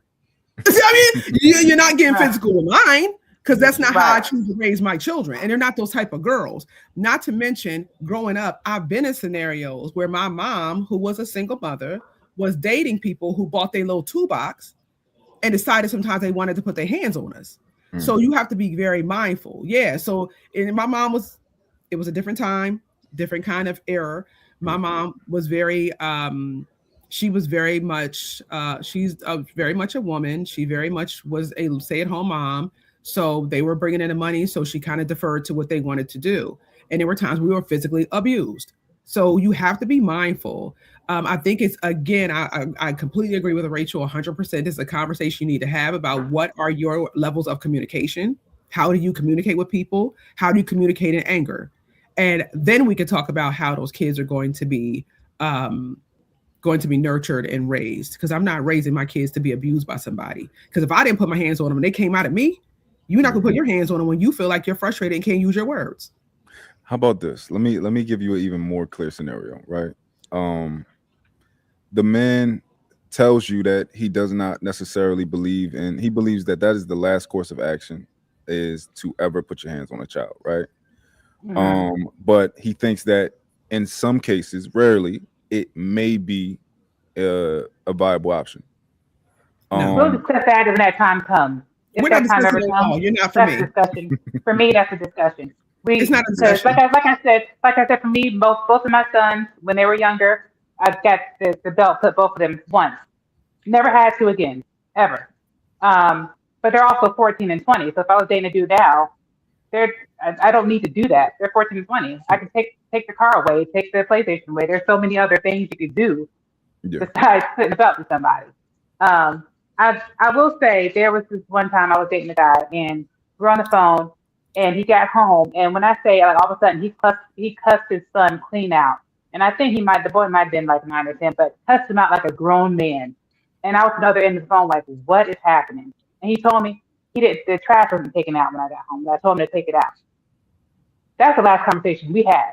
I mean when I say a grown man like I ain't never heard nobody cuss like that the voice and everything I was like oh no, this is That's what I'm saying about the level you're of not for communication. me. Yeah, that's what I'm saying about level of communication. And for me, if somebody says to me, "This, oh, it's the last course of action," but yet and still, it is something that I might at some point think is an option. That's a problem for me because I'm not leaving nothing on the table. We got there. Look, it's real strict over here. Okay. We're gonna keep it. That's like him saying, well, sometimes I might talk to you. Sometimes I might slap you in the face. No, we're not doing that. It might happen. And I guess it all depends, right? Because like Usually, yeah. I wouldn't do it, but I might pop you. You'd be like, Yeah. oh, okay, well, you Right. might. Okay, well, I'll take that 50-50. I'm not taking Real quick, Tamara. So you believe that sometimes you can pop your kids, right? Because you said you've done it a couple times, yeah, when they were small. but only you can do it, is what you're saying, or their it would dad. have to be a drastic scenario for me to have to do it, and they're just not those kind of kids. But it's in your toolbox, though. It's something that you rarely have to ever touch, but you've touched it before. Facts, but I also birthed them, so the way I love them is going to be different. So that's The way different. somebody else loves them is going to be different because they weren't there for them this whole time. They didn't carry them for 9 months and all the other things. They didn't make them either. So there's a detachment sort of that people have sometimes to other people's children. Now, I don't. I love all kids regardless. I love children, but some people, you have to just be mindful of who is expressing it. Like Rachel said, that person cussed his son up and dragged him for filth. Yeah. So go down this road with me. Let's take this walk. Right. Walk it. So you believe that you can love children like they're yours. That's not yours. Absolutely. Okay, but not many people, but you're one of the people who can do it. No. I think that there are people who can do it, but I'm looking at society. It's so funny. There've been people online where they ask women or they ask men, can you love somebody else's child the way you love your own? And I've read a lot of the comments. So I know it's not all the people are not always like that.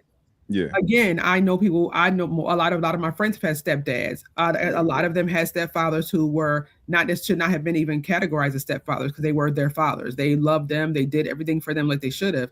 But I know the other flip of the hand too. People who were treated very poorly because they were not their children. Okay. So let's take this walk. You got a man that you're ready to marry, right? You said, yo, I've been with this man for a long time. We're ready to get married. I want to do life with this man. Okay. I trust this man. Well, at least I say I trust this man with Okay. everything, with my life. Trust him to be a leader, all of these types of things, right? Um, this particular man, you still have that same boundary. You can't no physical parenting with my kid, only me. Okay. And you feel that way because you think that he doesn't love your kid like you do, or do you think you feel that way because you don't fully trust him? I feel the way because they're girls, first of all, Okay. and I don't want And a man. age plays a part too, doesn't it? Your kids are Age, grown. age Well, plays not a all, part. both of Yeah, them, but yeah. So let's create the scenario. Your kid is 2, and he's Mhm. about to be in his life for the because you plan on marrying him for the rest of your life, right? You plan on this man being in his life for the rest of his life. And let's say it's a boy. How does that change anything? Um, I think that we have to be in agreement as to how we're going to parent our children. If my child's 2, chances are I may have more children too, so that may be another conversation for further use. You know what I mean? I think that we agree on it. We agree on what we're going to do, how we're going to move, and if somebody's uncomfortable with something, then we level set and we come back to the table. Hmm. I just don't. I, I think that physical punishment is okay if that's what the situation deems it to be. However, that's just not my experience with my children. You know what I mean? And I'm not going to put my hands on people's kids anyway. Right. I would prefer to. There's too many other ways to communicate with young people than for me to put my hands on somebody. Yeah. I'm just not So going to do that. in this perfect scenario, most likely this man is like, yo, hopefully I'll probably never have to put my hands on my children or her children, right? However, I want to have a conversation that this I do believe that it's possible. I can use this one day. You're saying that it's still off the table for you.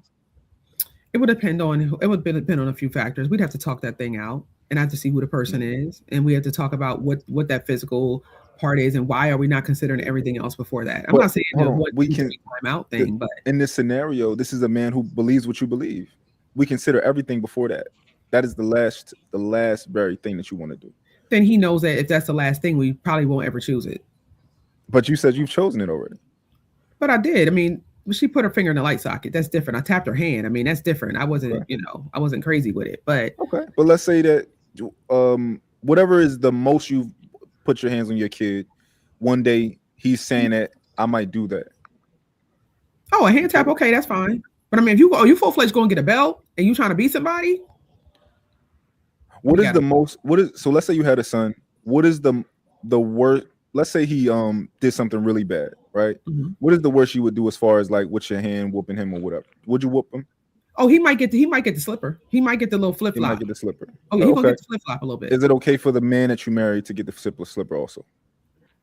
I would say it would have to be a reason for that. And we'd have to, yeah, there has to be a reason for that. But it wouldn't be the Okay. go-to. That's what I would Yeah. say. Okay. Because I want to make sure that Because if the kid is 2 years old, he's gonna be with him for the rest of his life. I don't want to feel like he can't say nothing or whatever. You know what I mean? I don't want it to be like that. But Yeah. I think that my parenting, the way I parent, because every parent has a choice to do however they want to. I tell anybody that every parent is different. There's no Mhm. one way, there's no one set of child. All our children are different, and how we parent is going to be different. And I respect them all. But for Yeah. me, I have extremely good communication skills. There's no reason why I can't communicate with my children. Now, if there's a problem with that, otherwise, I can send you to your room, take stuff away. There's other things we can do other than physically putting my hands on you. Yeah.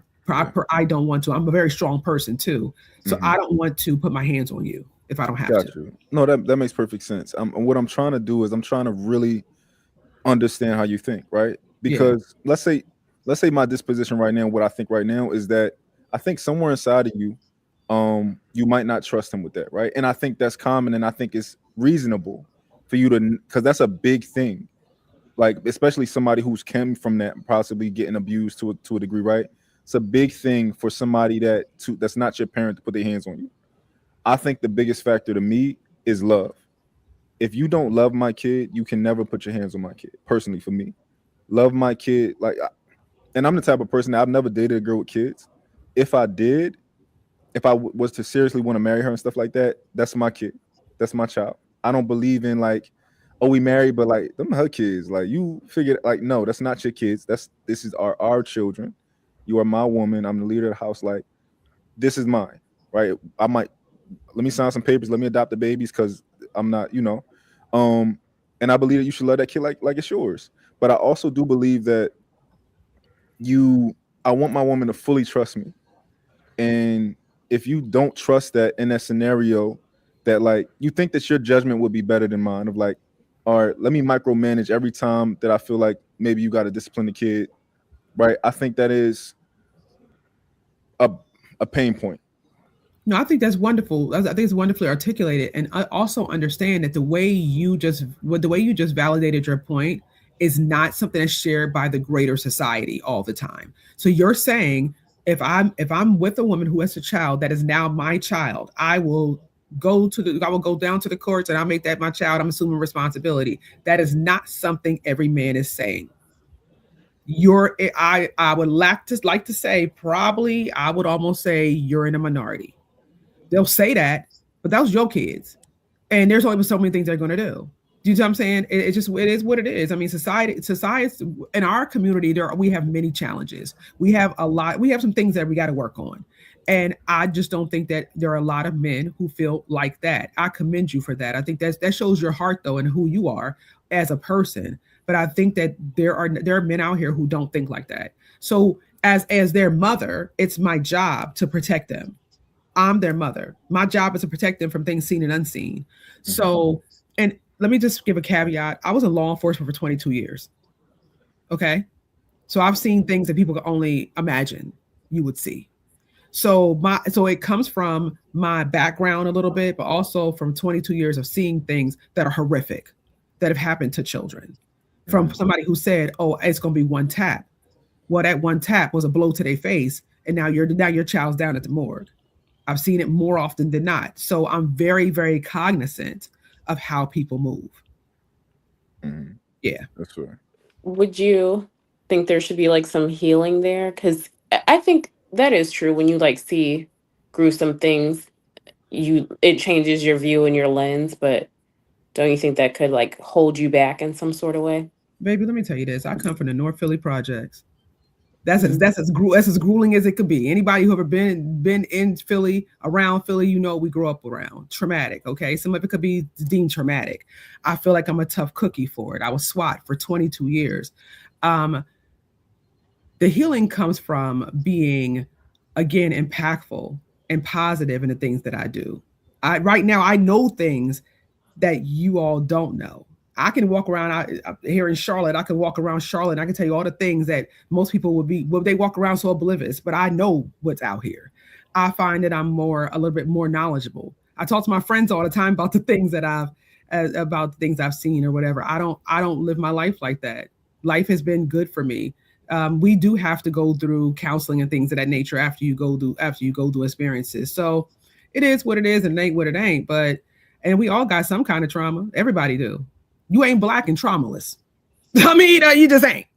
Whether it's what you see on TV, what we just went through with Nolan, that's trauma. We were all going through something. Everybody got PTSD from something. My PTSD might be a little bit different, but what I do now is I talk about positivity. I help people to navigate these terrains that I find, the peaks and the valleys that I found myself in. So I think that's the healing in that. I want to make sure we get Barry also and Fly Girl and Rachel in there too. But Orchid, where were you trying to? You can finish your turn. I don't know. It just kind of seems like sometimes your lens can be jaded by your own life experiences, and my take on it is sometimes does that hold you back from finding different people? Because if you're with someone, you should be able to trust their entire judgment. And if you feel like you have like kids, like as a mother, it's your job to protect your kids, yes, but like you also know your kids. So if you're trusting your kids to stay with a man that you're like married to, I don't feel like you should do it in common dating so much. Like you should be able to trust that he would handle your kids appropriately. And like you said, like love your kids and assume them as his own. So if he can't do that, I don't even see why you be with him. I think real quick, I think we have to acknowledge the reality of relationships, right? Mm-hmm. And a lot of women are not going to end up with the perfect man. Thank A you. lot of them are going to end up with a man that they can work with, right? Tolerate. Yeah, and this man is going to come into their kids' lives, and he's going to do everything he has to do. However, he might not be like, those are my kids. He might not be like, I love those kids like they're mine. He might be like, I'll do everything I have to do, but maybe to a degree, those are your kids. I love you. I want to spend the rest of my life with you. The kids will be out of here in 10 years. Like, like maybe he just doing his bit. I think a lot of people, most people The are like majority. that. Yeah, I would say the majority of people are like that. And that's Mhm. not the perfect situation. Mhm. Mhm. Uh, I don't know. I don't compare myself to the majority, so I think my view is just different in that Hmm. aspect. Like I wouldn't be with a man that I don't trust to handle my kids as if they're his own, or I wouldn't be with a man who wouldn't consider my kids his own. Well, we're all shaped by our experiences. My experiences are a little bit more colorful than everybody else's, but we all have experiences that are shaping them. I'll say this to you, Orchid, I'm no different than anybody else. Hmm. What I've seen and things that I have been privy to. First of all, I'm very, very, I'm very proud of what Hmm. I've been able to see because now I can help so many other people because I know what's out here. I'm Hmm. not walking around oblivious like other people sometimes can be. I know what's out here. I, help women and men. I teach firearms courses and firearm safety and all those other things because I know what's out here and I know what can happen. So I think we're all shaped by our own realities. So I think that your frame of reference is going to shape your life into a certain extent, but I don't think that it's been at a place where it's been detrimental for me at all. Okay. Yeah, let's say that. It's how we distinguish between trauma, a trauma response, Right. and just literally learning and gaining And not experience doing it and again. applying it. Yeah. So Hmm. Very well said. Very well said. yeah. So Barry and the three ladies that haven't gotten in, what do you guys think? Well, I don't have children and I don't plan on having children. For the most part, in dating, I've dated men who didn't have children either. But if I were to, you know, get that far with a man and we're going to get married, I personally don't want to put hands on anybody's kids. Like, I believe that disciplinary, like we discussed what you've been doing, but I putting hands on a child or anybody for that matter is never my first go-to anyway. And just out of respect for me not being their mother, I'm just not going there. Yeah, I just wouldn't take it there. So Yeah. My boys, I have two boys, they're 14 and 20. Um, it's not really that much of a conversation. Not knowing my boys is Tamara knows my boys, but um, it a guy I'm dating, it'd be lucky if my sons want to have a conversation with him anyway. They're not really. They're like, just make my mom happy, make her smile. If you make her cry, then we're gonna have a problem. So it's more him being afraid of my boys and them ever thinking about anything disciplining with them. But they're older and they kind of have their own life that they do. So and they're real chill. So it's not really a discipline type of thing. If anything, a guy I'm dating, they might end up being friends. They really wouldn't see him as kind of like a father figure. They're too much older for that. Would I expect him to fall in love with them as if they were taller, me upraise them? No. It'd be more of like a friendship type thing, maybe just a male bonding type thing. It's a male role model that they could look up to more so than a father. So I guess my perspective is a little different. But if we were going to maybe he was 1 year old or 2 years old, and I met this man, then I would expect that man to raise my son as if that's his son. Right. And with any kids that come after that, then that would be more of a discussion about, as I said, like way earlier, about discipline and all that stuff. Like I said, I think it's a big difference between age groups as well. Like for me, I wouldn't date a guy, I'm not gonna say I would never, but I prefer not to date a man who has children that are younger than my children. I dating a guy because I'm just afraid of dating a guy with a young child who's a brat, and I can't take brat, I can't take brat children. Can't do it. I can't do it. And then so that'd be on my side. If she's at our house and you're not here, and she's being a little, almost said it wrong, brat. I was about to say wrong word. Can I discipline her, or do I have to say, you just wait till your father gets here and go lock her in the closet till he gets here, so I don't? But we talked about the men's side of it, but there's also women. Like when it comes to us having to discipline a man's kid, that's a whole other thing. Because so we didn't have that discussion really about what how that would happen. Because it could, if that's his child, she's going to be in y'all's household. Well, she better be. There better be some visitation going on. That's his kid. Right. So you should be seeing her quite a bit. Mhm. If you're not, there's something wrong with that man, but that's another discussion. Yeah. But yeah, so for me, the whole discipline thing doesn't really fit because my kids are older and kind of doing their own thing right now. So Yeah. it's at this point in time, it's not really a big discussion for me. That's fair. What you think, Barry? So I don't have any kids. I do want kids eventually. I do want a family eventually. But I would just say if we didn't have the same kids and he had kids and I had kids, I don't like touching other people's kids because I don't want to be responsible for anything. But if it came down to mine, it would have to be a discussion of how he perceives like discipline Mhm. because I don't want him to be overly aggressive, but I do sometimes want the point to get across like, hey, don't do that again. So I don't want my kids thinking like they could run over somebody else. You know Right. what I'm saying? Like, you need to have respect for adults, period. And Okay. I would say there'll have to be like a discussion on each kid because, like doctor said, each kid is different. Some kids need vocal, some kids need to see it, some kids need to feel it. So I would just say I'll have to be with a very mature man and emotionally stable Hey, man. Christopher.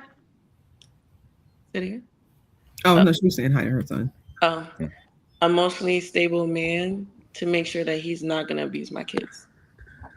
That was beautifully said. That's kind of where I was going. Like we have to know like what your level is. You know what I mean? Like what if how were you raised? How were you raised? Were you raised with your mother and your father, or were you raised with stepfather? Did he? So, I mean, I know a man right now is a good guy whose stepfather raised him as his dad. Like he was his dad. He's not even stepdad. That's his dad for real. That's his dad. He's never put his hands on him because he didn't have to. But he was very well raised, very well nurtured. Um, so I think that's it's a conversation. I think all the women made very good points. Very good Mhm. points. I think it's about like what is your intelligence? What is your emotional intelligence level? And how are you communicating? And how you communicate when you're frustrated or angry too? Because that makes a difference. Yeah. And I think a big portion of it is like if I'm your man, right?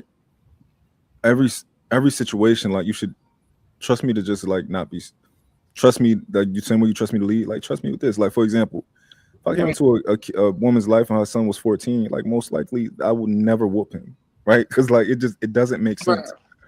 It Hmm. doesn't make any sense to try to whoop a 14-year-old. You Right. know, most cases it doesn't make sense to whoop a kid. In most cases, like my kids, I don't have to whoop my kids. I talk to them. I, I get them to express themselves. I use big words, and we have conversations, you know. But I'm not going to act like I don't have teenagers yet. I don't know where the world is going to take me. So I'm not going to limit myself when it comes to what I deem necessary if it has to be necessary. I got two girls and I got a boy. So yeah, I don't limit myself. And if I was in a situation, just know that I'm gonna treat your kids how I treat my kids. And I don't want to have to treat your kids. I don't want to have to be like our kids come home, our boys come home and they did something bad. I whip my boy and I'm like, you wait till your mom get here. Like I ain't, you know. I want everything to be cohesive. I want it to be a family unit. Well, So based on the kind of man that you appear to be to me, if you were, say it was you, let's say you were the one in the situation that I had to consider, that'd be a different conversation because the way you came into it was different. You're like, these are my children, mhm, and I'm 1,000% in this. So I think it's a situational thing. gotcha. I can't really say. I can't really say. It'd be a situational thing for me. Okay, got you. That's fair. That's fair. Um, okay. I think I wanna switch gears. Is anybody married? Is anybody tell me the statuses of everybody if you could. Single. Single. Okay. Single and dating. I can't hear the question. Single, married, dating. Dang. She can't. Can she hear one of y'all? See if she can hear y'all. Can you hear us? I can hear you, doctor. I can't hear the host. Okay. He said, "Are you single, married, or dating?" I'm dating. Okay. Recently divorced. Happy as hell. Ask her to refresh for me and come right back in Damn, so see, that I you can can't hear hear me. him. Orchid, refresh love. And he said refresh and then come back. Okay. Okay. And I'll be transparent. I've been married more than once Okay. and gonna do it again. Got you. How do you get criticized for that? Oh, people, it's so funny. Yes, I do. Mainly by men. Women be like, okay, tell me the secret. How you do that? Men will be like, oh, okay, you've been married more than once. That means you the problem. No, it don't. It just means sometimes life is life. Life is life. Like, let's be so for real. I was married at 17 years old. Wasn't the best decision. No, I can't Okay. hear nobody. Oh, Still can't Orchid, hear? doggone it. Can you No, hear I me? can't hear. The doctor's talking. I can't hear her. All right. Let's refresh again. I'm gonna refresh. Just not like me today. We're gonna do it. We're gonna refresh again. Maybe she has to go on the app. Yeah. Maybe. Let's try to get her to go on the app when she get back. So I want to throw that out there because I mean, people have a lot to say about that. So I was married at 17, like I said, married again in my my early 30s, and I got married again in my 40s. Very different points of my life, very different points. Mhm. So it's funny. I can almost track my growth in my life by my marriages. Okay. So I've learned a lot from them. They've learned a lot from me. I've left them better and not bitter. I'm proud to say they have as well. Yeah. And I regret nothing. But I tell people all the time who do criticize the fact that I've been married 3 times that if you can get 1 ring, criticize me on 3. real quick. Ask Orchid, me how can I you got those 3. Orchid, can you hear me? Yeah. Some people got Yay! Are you on the app or are you on the internet? Like Safari? You on the Safari, I think. Could you download the app? I think that might fix our issue. Okay. It's called StreamYard. Try and download the app. Yeah, I'm quick to throw that dagger out there. I'll be like, baby, Okay. look, I've been engaged 9 times. I've been married 3. So I'm like, don't criticize me on how I'm getting about the fact that I got the rings. Okay, take notes on how I did it. Hold on. I was gonna say some people got none. So. Ain't not near one. Dr. Tamara, we have to talk about this. Let's talk. Okay. So let's get into it, friend. Okay. No, so for real. You've been engaged 9 times, right? Now, on the outside looking in, right, there are 2 types of people. You got people who will say that is a glaring red flag, right? And then you have another person who will be like myself that says that makes me curious. Now, tell me about that. Tell me about non-engagements. Like, how does that happen? 9 engagements. Well, I'm a lover girl. I'm about to say she a lover girl. I am. I'm a lover girl. I will never lose that zest for love, for healthy attachments, for finding that person that's for me. I will never tire of that. I will never be cynical about that. Let me just be very clear. I'm never so hurt that people are like, oh, love don't live here. I've been hurt so much. Love don't live here. I'm never going to be like that, baby. I'm going to love forever. Okay. I have an abundance of love inside of me. So first of all, those 9 engagements, I didn't ask myself to marry me. So they asked me. Okay. So, that's kind of a question for them is why'd you ask her? But this is funny. Can you read that comment? Can you see it? Lord of the Rings. That's a funny comment. You know what? It is so funny because I literally still have my it's not behind me right now, but that's part of what I speak about. I have my wedding rings in a case. Okay. And I talk to women about Thanos. Don't let people. Oh yeah, I'm Pokemon. Got to catch them all. Yeah. Okay, I'm not. I mean, call it what you want, but at the end of the day, don't be mad at me for trying. Don't be mad at me for trying, baby. I'm gonna get up every day and try whatever it is in this life. I'm going to keep on trying. You don't get married to think. Well, I didn't go down the aisle and be like, oh yeah, I'm getting divorced in 2 years. I didn't think that. Yeah. We were trying, and we had our sights set on really doing this thing. It just didn't work out. Okay. Can I ask some good questions? Feel free. I'm Typically, transparent. typically before these engagements, how long did you guys were you guys dating and together? I would say probably about 2 years.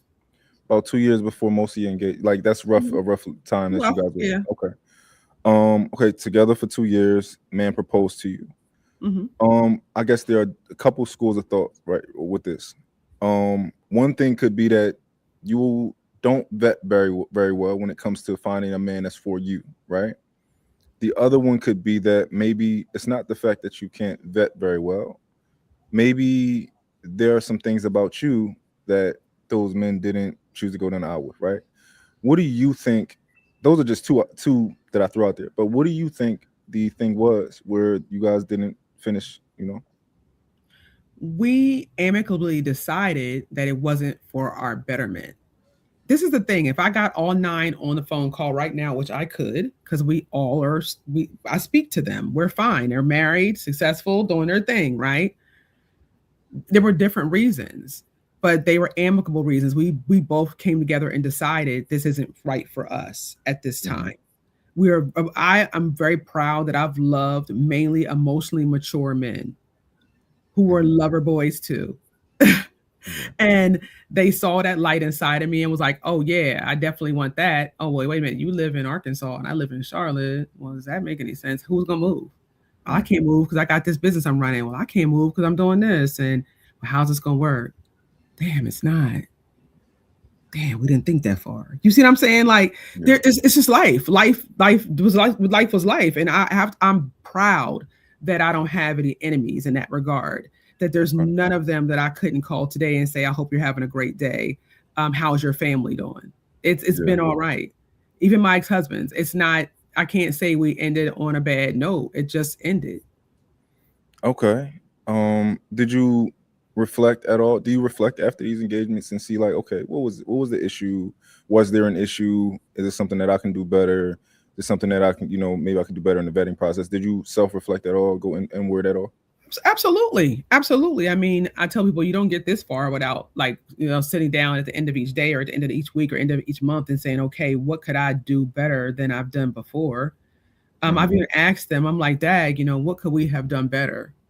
And I would say for four of them, they were just like, life was just life, kid. Man, life was just life. And we're choosing now what's better. I'm glad that I've chosen lately. It's been people have been more ambitious. And we were like, okay, does this make any sense for us? Does marriage right now make any sense for us? And it just didn't. And we were Okay. emotionally mature enough not to hold each other hostage or hold each other to something that we know we shouldn't do. Okay. And yeah, So here's my question. After 9 engagements, right? yeah. Right now, present day, how confident are you that the next one is the one and that you know everything about yourself? I know what I want. I know what I need. I know how to vet a man. I know, how confident are you? 99.9% sure. Okay. Before the last engagement, where were you as far as with that percentage? I would say 70. Okay. So now you are your final form almost. You like, yo, I know what I'm doing now. I don't have the secret sauce, Yeah. but I think I know what will work for me and I know what I'm looking for. I know a lot about what I'm not looking for. I know things that That's I'm good. not willing to move on or I'm not willing to be so flexible on. Um, I know that more about myself now. Okay. Does anybody want to ask Dr. Tamara any questions or are you Wait, satisfied? you said 9 engagements? 9, Nine? How, 3 like marriages. like elaborate on that. Like where were you in time? Like in life? Like What girlfriend. was what was Like your why? Do you favorite? think I guess What was your Orchid, she probably missed our Okay, no yeah. questions. Did you miss 17, our conversation? 30s, and 40s. Yeah. Okay, she missed it. what was 17? Yeah. Were you pregnant by that one? No. No. Do you think were they people that came from Philly? Did they fall in love with like your potential, you becoming a doctor, blah blah blah blah blah, yak yak? My first husband was my boyfriend in high school. Um, he was going into the military. I was still at home.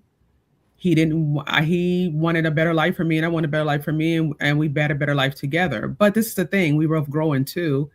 His background wasn't the best. Mine wasn't the best, but we thought we could take two messes and put it together. We were 17 years old. You know what I mean? It's like that's a baby marriage. I don't think that one count. So give me a pass on that one. So you didn't have no kids with that one? No, I did. Oh, okay. And I don't regret that. We've been wonderful parents. We've been fantastic parents. We just weren't good for each other. Do you know what I mean? Like, that's okay. Let's get Barry in there real quick. Do you think you have attachment issues, or hold on? We going I to think I get have Orchid. attachment issues. Hold on, we're gonna go back to Orchid. Barry dying to ask her question real quick. What I was gonna say. Oh yeah. So what was your favorite proposal? That's a good question.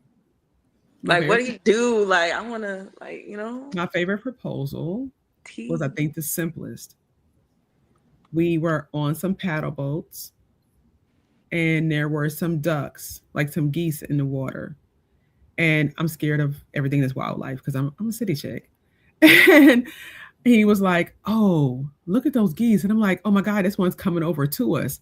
I didn't know they were trained geese that they put in the water. Oh, okay. And the geese had my ring on him. What? And he was like, "I dare you to pet the geese." And I'm like, "You want me to pet that goose? I'm not petting that goose." Like, no. I said, "I'm gonna get goose rabies or something." I don't know what comes with goose. I don't think he'll pet me. And I looked down this little box on the goose, and he has, "Will you marry me?" on it. And I'm thinking, that's pretty dope. That's so sweet. That's pretty dope. But it was very simple, very loving. That's different. This is my thing. This is what I'll say to people. There were 9 men who went to Jared or wherever they went, and they threw their hand in for love. How amazing is that? I can't say any of them are terrible. They're not. We made decisions that it was or wasn't for us. 3 I went through with, and I don't regret those at all. I have fabulous weddings. Oh my gosh, I'll show you the pictures. They're amazing. And the people are amazing. But we grew and we figured it out that this wasn't the right thing. And I think we loved each other enough to know that this isn't right. Us being together isn't the right thing. We'd rather free each other than stay each other and make each other miserable. So if we asked them, do you think they'd say the same thing? Like, I do. Oh, you just grew apart? I do. I mean, there's other outliers. I mean, not to air out all of our business, but I don't think that it's nothing that I would say will be glaring or they'd be like, "Oh my gosh, you were a terrible person. I was a terrible person." We weren't perfect. None of us are. But I can say, yeah, that's pretty much what it was.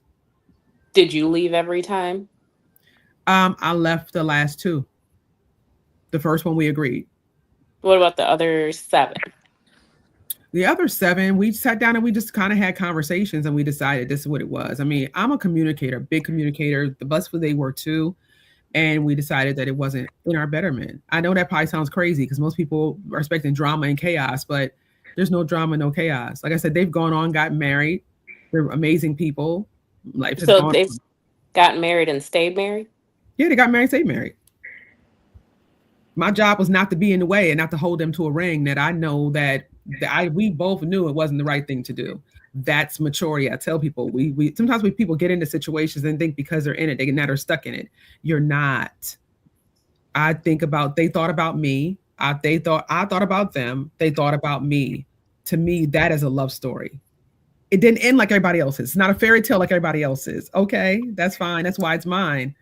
I'm actually writing a book about it, and I'm calling it all the ways, about all the ways that I've been loved, and I am happy and whole today because of those people. They've all taught me something, and I'm gonna go forward. And I mean, hey, y'all, you think you're gonna have something to talk about? Wait, there's gonna be a wedding number 4. I'm 99.9% sure that this one will be the one that sticks. But you'll hear about it. I'm not done.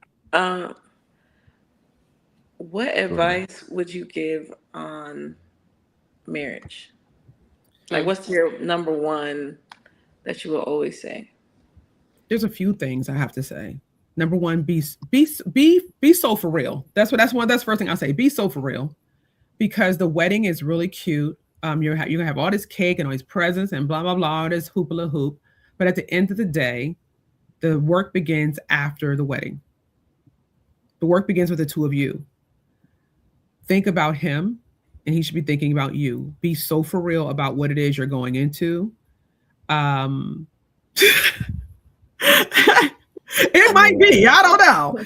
But just be Yeah, so maybe for real and don't settle. Never settle. Don't settle for what you think you don't settle for somebody who you think you could get or they think they could just get you or you think that this would be okay. Like be sure before you do it. It's okay to love and love again. It's okay. It's so funny the criticism I get. I get as much praise as I do criticism. It's funny. Liz Taylor got married more than I did, but everybody praised her because she was a white woman. You feel like they Dr. Cheyenne Bryant you with your marriages and all that? Yeah, but I think she cared more than I do. I don't care. This is my life. You know what I mean? They didn't get the rings. I did. They didn't give them back. I did. They didn't go down the aisle. I did. So if I'm not hurt by it, I'm not shamed by it. I don't care who else is. And You know, okay. there is something impressive we have to admit about having our rings. There is something impressive about that. You know, I think that's interesting. What do you say to people who criticize you and say you can't give somebody advice on marriage? What do you say to that person who says that? There is no better person to give you advice on marriage than someone who has lost it. Lost or lessons twisted out of shape. I say that all the time when I'm speaking. See, I'm never learning. I'm never losing if I'm learning. I've taken the lessons from, and I've taken the knocks. I look at myself and say, okay, Tamara, this is something that you might have did wrong, or this is something that you've done right, and keep that. Delete this part.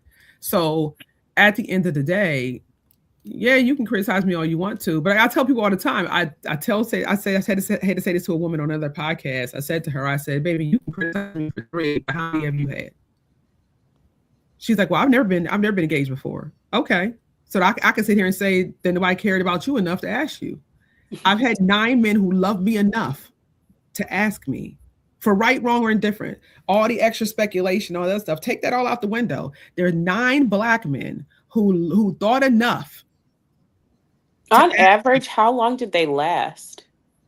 The engagements? Or the relationships, engagements. You must miss that part, but you're gone. Like, yeah. On an average, 2 years. 2 years or better. So you spent like 18 years? I told you, majority of my life, I've been in relationships. Have you ever been single and alone for a significant amount of time? Yeah, now. How long has it been now? 3.5 years. And like now, what do you say is like the difference? Like from being in those relationships, kind of, what do you say, like kind of back to back to being like single now? Like, honestly, it's not a lot of difference, to be honest. Right now, I'm just taking time to just sit and be very cognizant. And I've had to say to a lot of people, I don't want to commit a relationship right now. You know what I mean? Are you kind of like falling in love with you, enjoying you? I've always been in love with me, honey. Always been in love with me. I already know who she was. Always she. Believe me. There's no way I could do all the things I've done in my lifetime and not have confidence in myself and not love myself like I had to. I tell people my life decisions have been mine. What a ride it's been. I have daughters who are extremely proud of me. They're friends who are college. My oldest daughter, her friends are college students, and they all sit down. They're like, Dr. T, man, tell us about what it's been like. It's been a journey. I look back on it and I wouldn't take back nothing I've done. I might have made some different decisions, but what a love story it's been. To love nine Black men, to marry 3 of them, for me to still stand here and say that I still have enough love in me to do this thing one more time. That's not average. Most people, they'll have one divorce and now they pissed off at the whole world. They have one bad experience. They say, love don't live here no more. Baby, I'm still in the game. 51 years young, feeling as good as I could feel. There will be a number 4. Okay. Now, anybody in the audience who has a question, as long as it's respectful, I'll pick one out and I'll pick a few out. You know, if it's a thoughtful I'm walking question. in disrespect to everybody. You know, it's all good for me. If you do social media, you know disrespect is real, baby. I was just on a show here in Charlotte, and the disrespect was real when they heard that they were like, "Oh, Tamara's a handful," and "Oh, she's this," and she thinks a lot of herself, and blah blah blah. And I'm like, as Black people, we should think a lot of ourselves. The rest Very of them highly. shows you who we're not. They were like, "Well, nobody cares about her education." They mentioned my education. I didn't. They mentioned it, but I'm like, I'm a Black biochemist. There are less than 5% of us in the world. I should say that. There are less than, I think, as I went to Penn State, Drexel, Vanderbilt, I was usually the only person in my curriculum who was of color. I should say that because I might inspire somebody else to go and do the same thing. Why should we be humble? Why should we downplay ourselves? We don't have to do that. We don't ask any other race to downplay themselves, but they make us downplay ourselves or for us to be humble. I'm not going to do that. I've done amazing things in this world. I hope that because I've done them, I'm an example for somebody else to go and strive to do it as well. I just want to be impactful. I never wanted to be important. This is not the Tamara show. You know, my show was me, but I hope that my life is an example for people to go after the things that you dream of, no matter what other people say. Okay, that's fair. Do you have any married daughters? No. Are they young? Or my oldest is 32. She's in school right now for electrical engineering. Nice. She's a very, very intelligent young woman who is wanting to do something amazing. She is the only Black woman in her class too. So no, they're not at the place right now to be married, but they do believe in marriage. They do want to be married. My daughter has been with her. She's been with her significant other now for 8 years. Gotcha. Okay. Does she want to get married or no? She does, but she is in college. Not right now. Hell no. She's going to engineering school. That girl, she's putting her education first. That's what she should be doing. So you're not one of those people who will tell a girl, "Yo, you've been with him for 8 years. Why he ain't proposed to you yet?" You're not one of those women. No, because they're both in college though. So they're both college students trying to get to their PhD. So they have directionality. They should not be worried. They're solid in their relationship, but they also are Black people going to college. That's hard enough. Yeah. Let's not add complexity to the situation. Let's put first things first. So for you, is it situational, or are you just like that in general of, you kind of let people do what they live their journey, go, take their journey, or once they're out of college, at a certain point, would you be like, "Hey, you need to get married, or you need to marry my daughter, or you mind your business"? I think that I do want them to enjoy the journey. I want them to be sure. I want them to be, and as they're striving to be, they want to be at an economic situation where they can be married and bring something to the table for each other. I respect that. That is so wise. Okay. But to answer my question, so are you more like, are you going to be like, "I mind my business," or are you ever going to be like, "Hey, you need to shit or get off the pot"? Which one? What y'all doing? Like, what? I'm going to ask at some point what y'all doing. Maybe everybody don't aspire for marriage. Everybody don't aspire for that. And if that's what they aspire for, I'm going to mind my business. Gotcha. My life journey is my journey. Theirs is theirs. Who am I to dictate to somebody else what they should be doing? That's fair. Mine ain't perfect. I don't know if this is not in a disrespectful way, in the most respectful way. Have your daughters ever had conversations with you where they were like, "Mom, we watch you go through all these marriages or all these engagements. Like, we're team, no marriage, no engagement. We don't want no smoke with that." No, it's mainly been, Mom, I want you to be happy. And I want you to find what makes you happy. They know their mom. They know my heart. They know the propensity of it. So, and they trust my judgment. And that I'm proud of. There have been none of the people that I've been married to that did not treat my children well and were not loving to them and don't continue to be, contributors to my children. So again, I've just been blessed in that regard, that they were not trash human beings. I mean, that's all I can say. They were not trash human beings. They were good people. Mm-hmm. We have our little community, I guess you could say. Okay. I think y'all done put Tamara in the hot seat long enough, right? Okay. Let's talk about everybody else.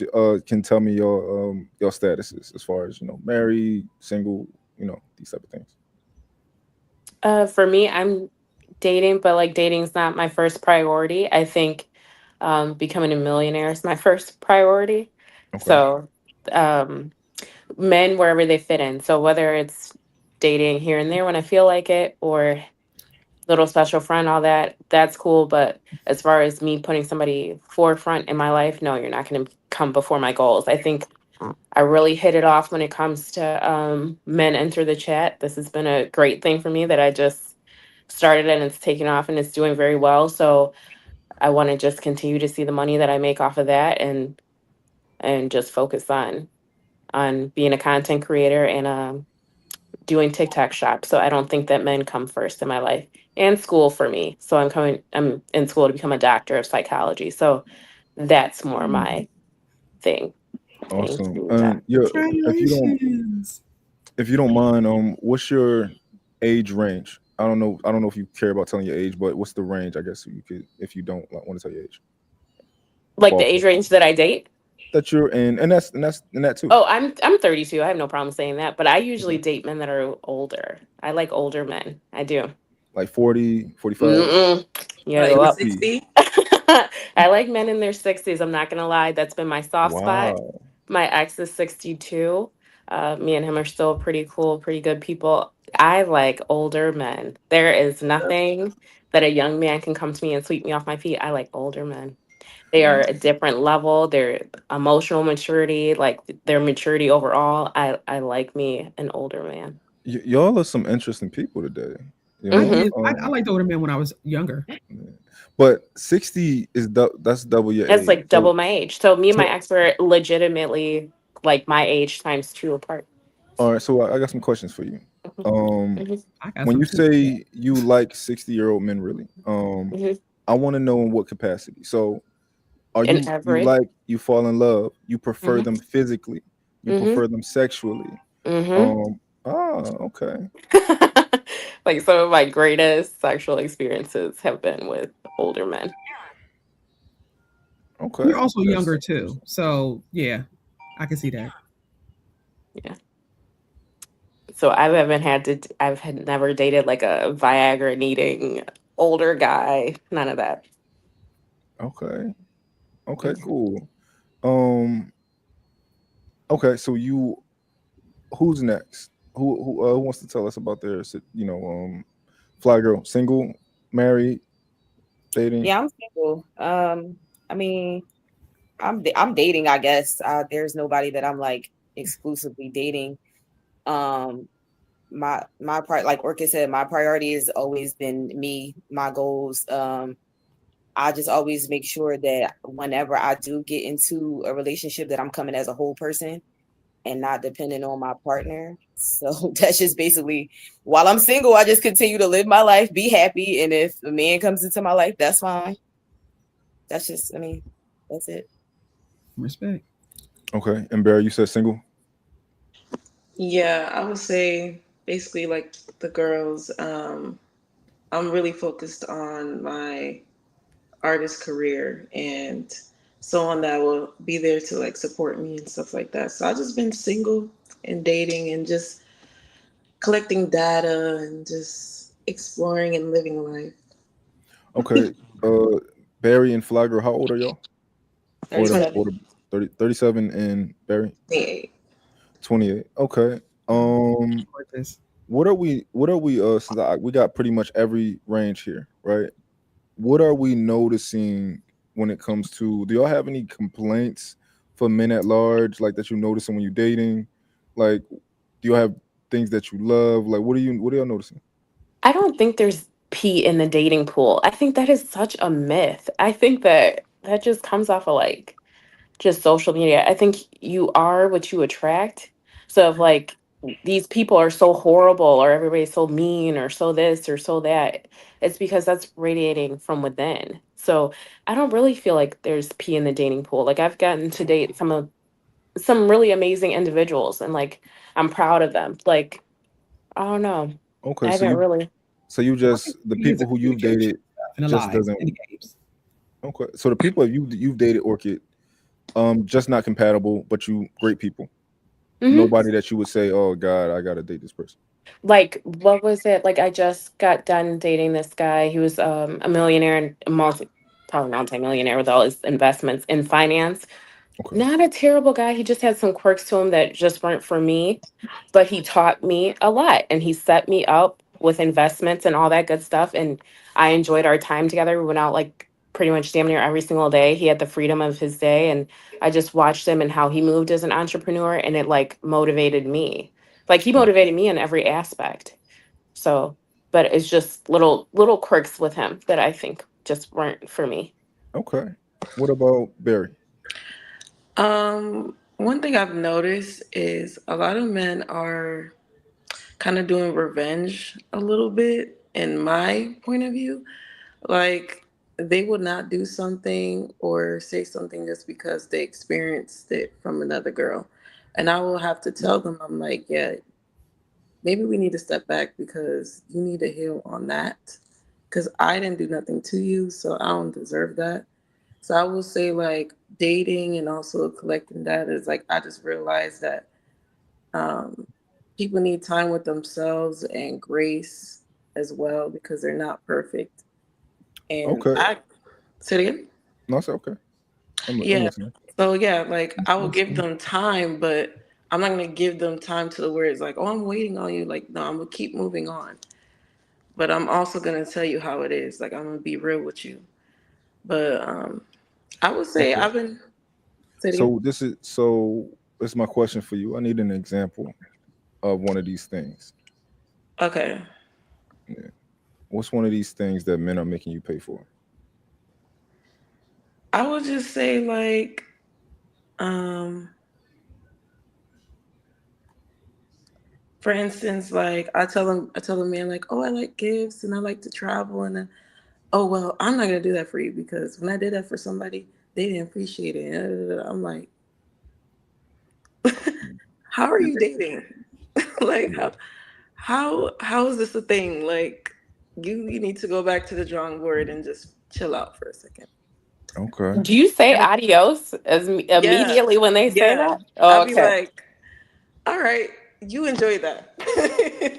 Even But when it comes to that, like, to touch on that, like, even when men be like, I don't like to do gifts, I don't like to do trips, I don't like to, is it you don't like to do it or is it you can't afford to do it? Because there's a Mhm. difference. Like, men, I don't know, men are natural protectors and providers. So to me, like, I'm with like I like the way that Yada speaks about like providing for his women. Like, oh it's yeah. like all Mhm. praises. Like, I got paid all praises. Like, I provide, go do that for my woman. Like, I've never had a man be like, "Oh, you fucking lazy bitch! Like, you don't pay for anything," or that. Right. I'm the type of chick. I leave my purse. My purse can be at home if I'm going out with a man.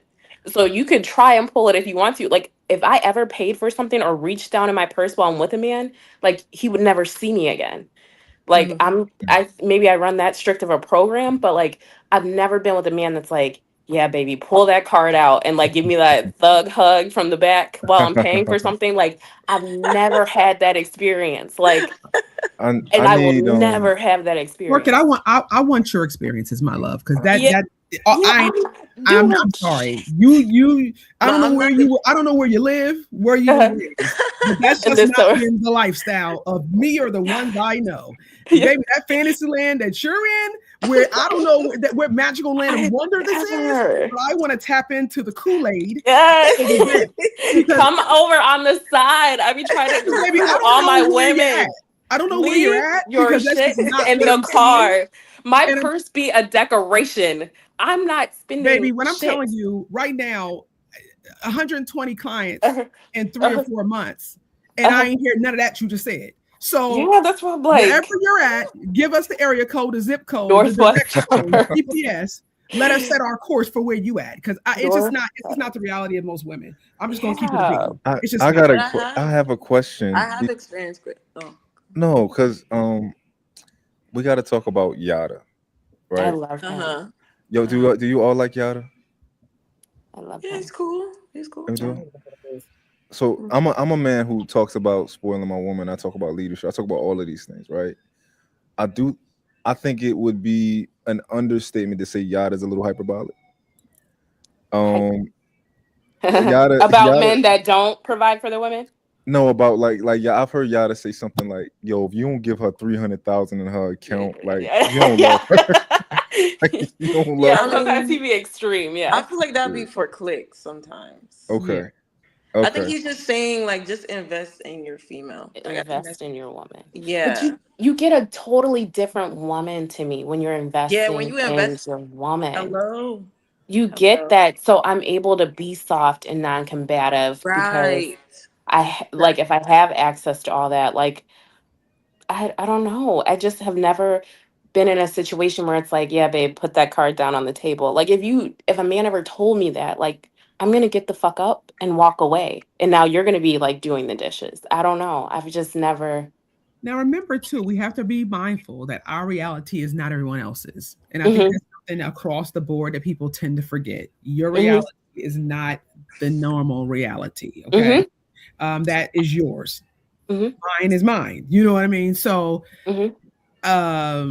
if we did a poll right now and asked women how many times have you had to lay down the money or you had to lay down a card, I'm more than sure you did. It will be a little different of an opinion. One Hmm. thing I will say, I do think that where if your standard is that you don't want to deal with those type of men, you you don't have to, right? You don't. If you Agreed. want, there are women who's like, yo, this is I want a man who don't want me to put down, who it will be offended if I try to put down my card, right? Hmm. And you can date those type of men. And if she says she's in an area where like Hmm. it's a well-off area, and Hmm. the guys who are asking her out are giving her that energy of like, what I gotta do. I'm like, I want you to be my woman or whatever.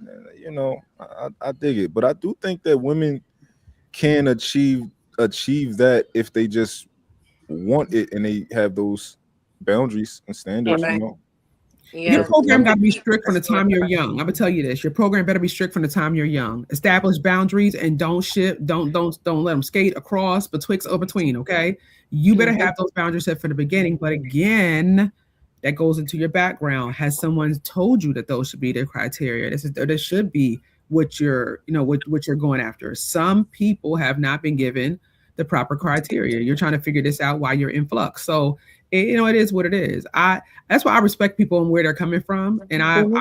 I respect where people are coming from because everybody's not the same place. Hmm. I think I just saw it early that I knew that that's what I wanted out of dating and relationships. I think I just saw early I wanted to be provided for. So I don't know. did you grow up that way? Did you grow up seeing that like I your was spoiled. father?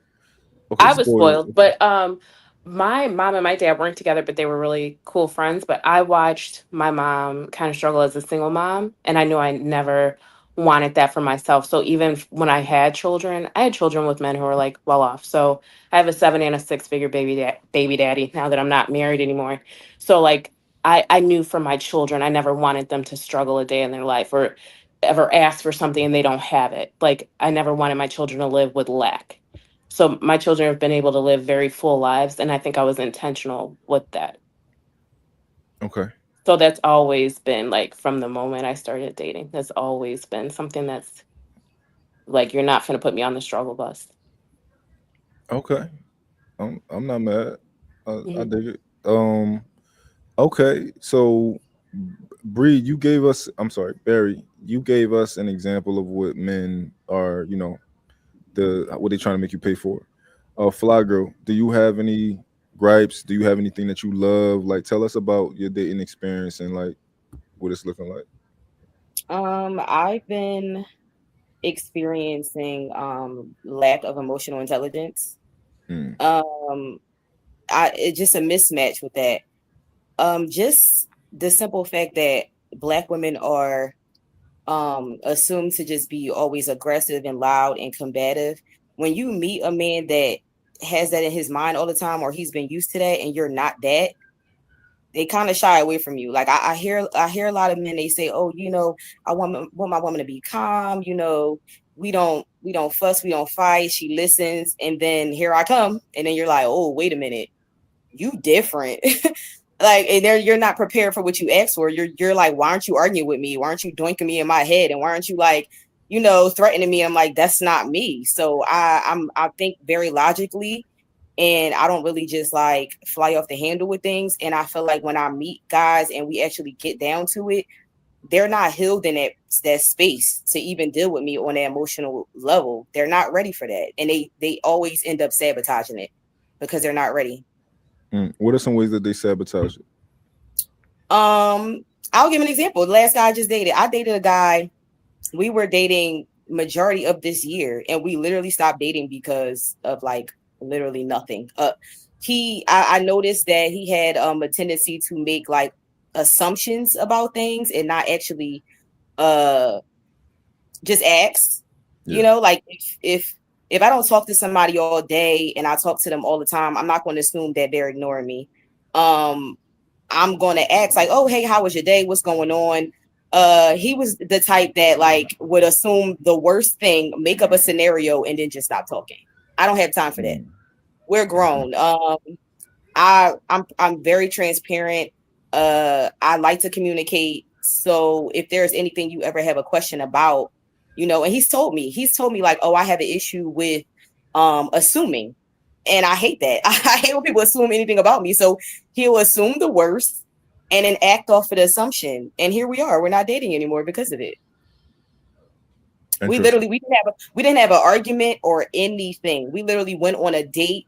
Our last date was probably like a month and some change ago. I want to say like before Father's Day. And by that following week, we stopped dating. There was no argument. There was no disagreement or nothing. We just stopped dating. Okay. Do y'all feel like the men do y'all feel like y'all often meet men that are emotionally intelligent at all? Or is it rare? 50-50. I would say 50-50. How about you, Fly Girl? Yeah, I meet them. They don't be single though. Gotcha. They don't be. Okay, interesting. What are some things that y'all think? Like, do y'all think that y'all good? Do y'all do like? Is there anything that you learned that maybe you can do better in the dating process? Like, are y'all actively like, you know what, this might be the issue, or maybe I need to change my environment. Maybe I need to change this about myself. Do y'all ever think about things like that? Well, this is year 5 of me being single. I don't jump into relationships right after. Like I'm so okay with being by myself and just like sitting with myself and trying to figure out just me and like what I want and what I don't want. So I really feel like over the years I've developed such like a high level of discernment that when I do go on a date or start talking to a guy, I can like weed out things very easily.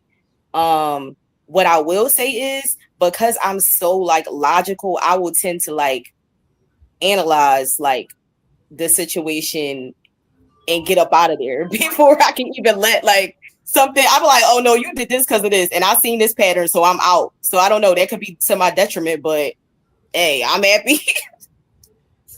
Okay. Protect your peace, sis. How about you, Barry? I would say vetting the guy out early on, even before the first date. Understanding what they want out of life and see if we kind of like could come together in the future. Okay. And also seeing their red flags as red flags when they are. Okay. Seeing the red flags. Red flags like what? What are some red flags? Like ghosting, coming back. That is a red flag.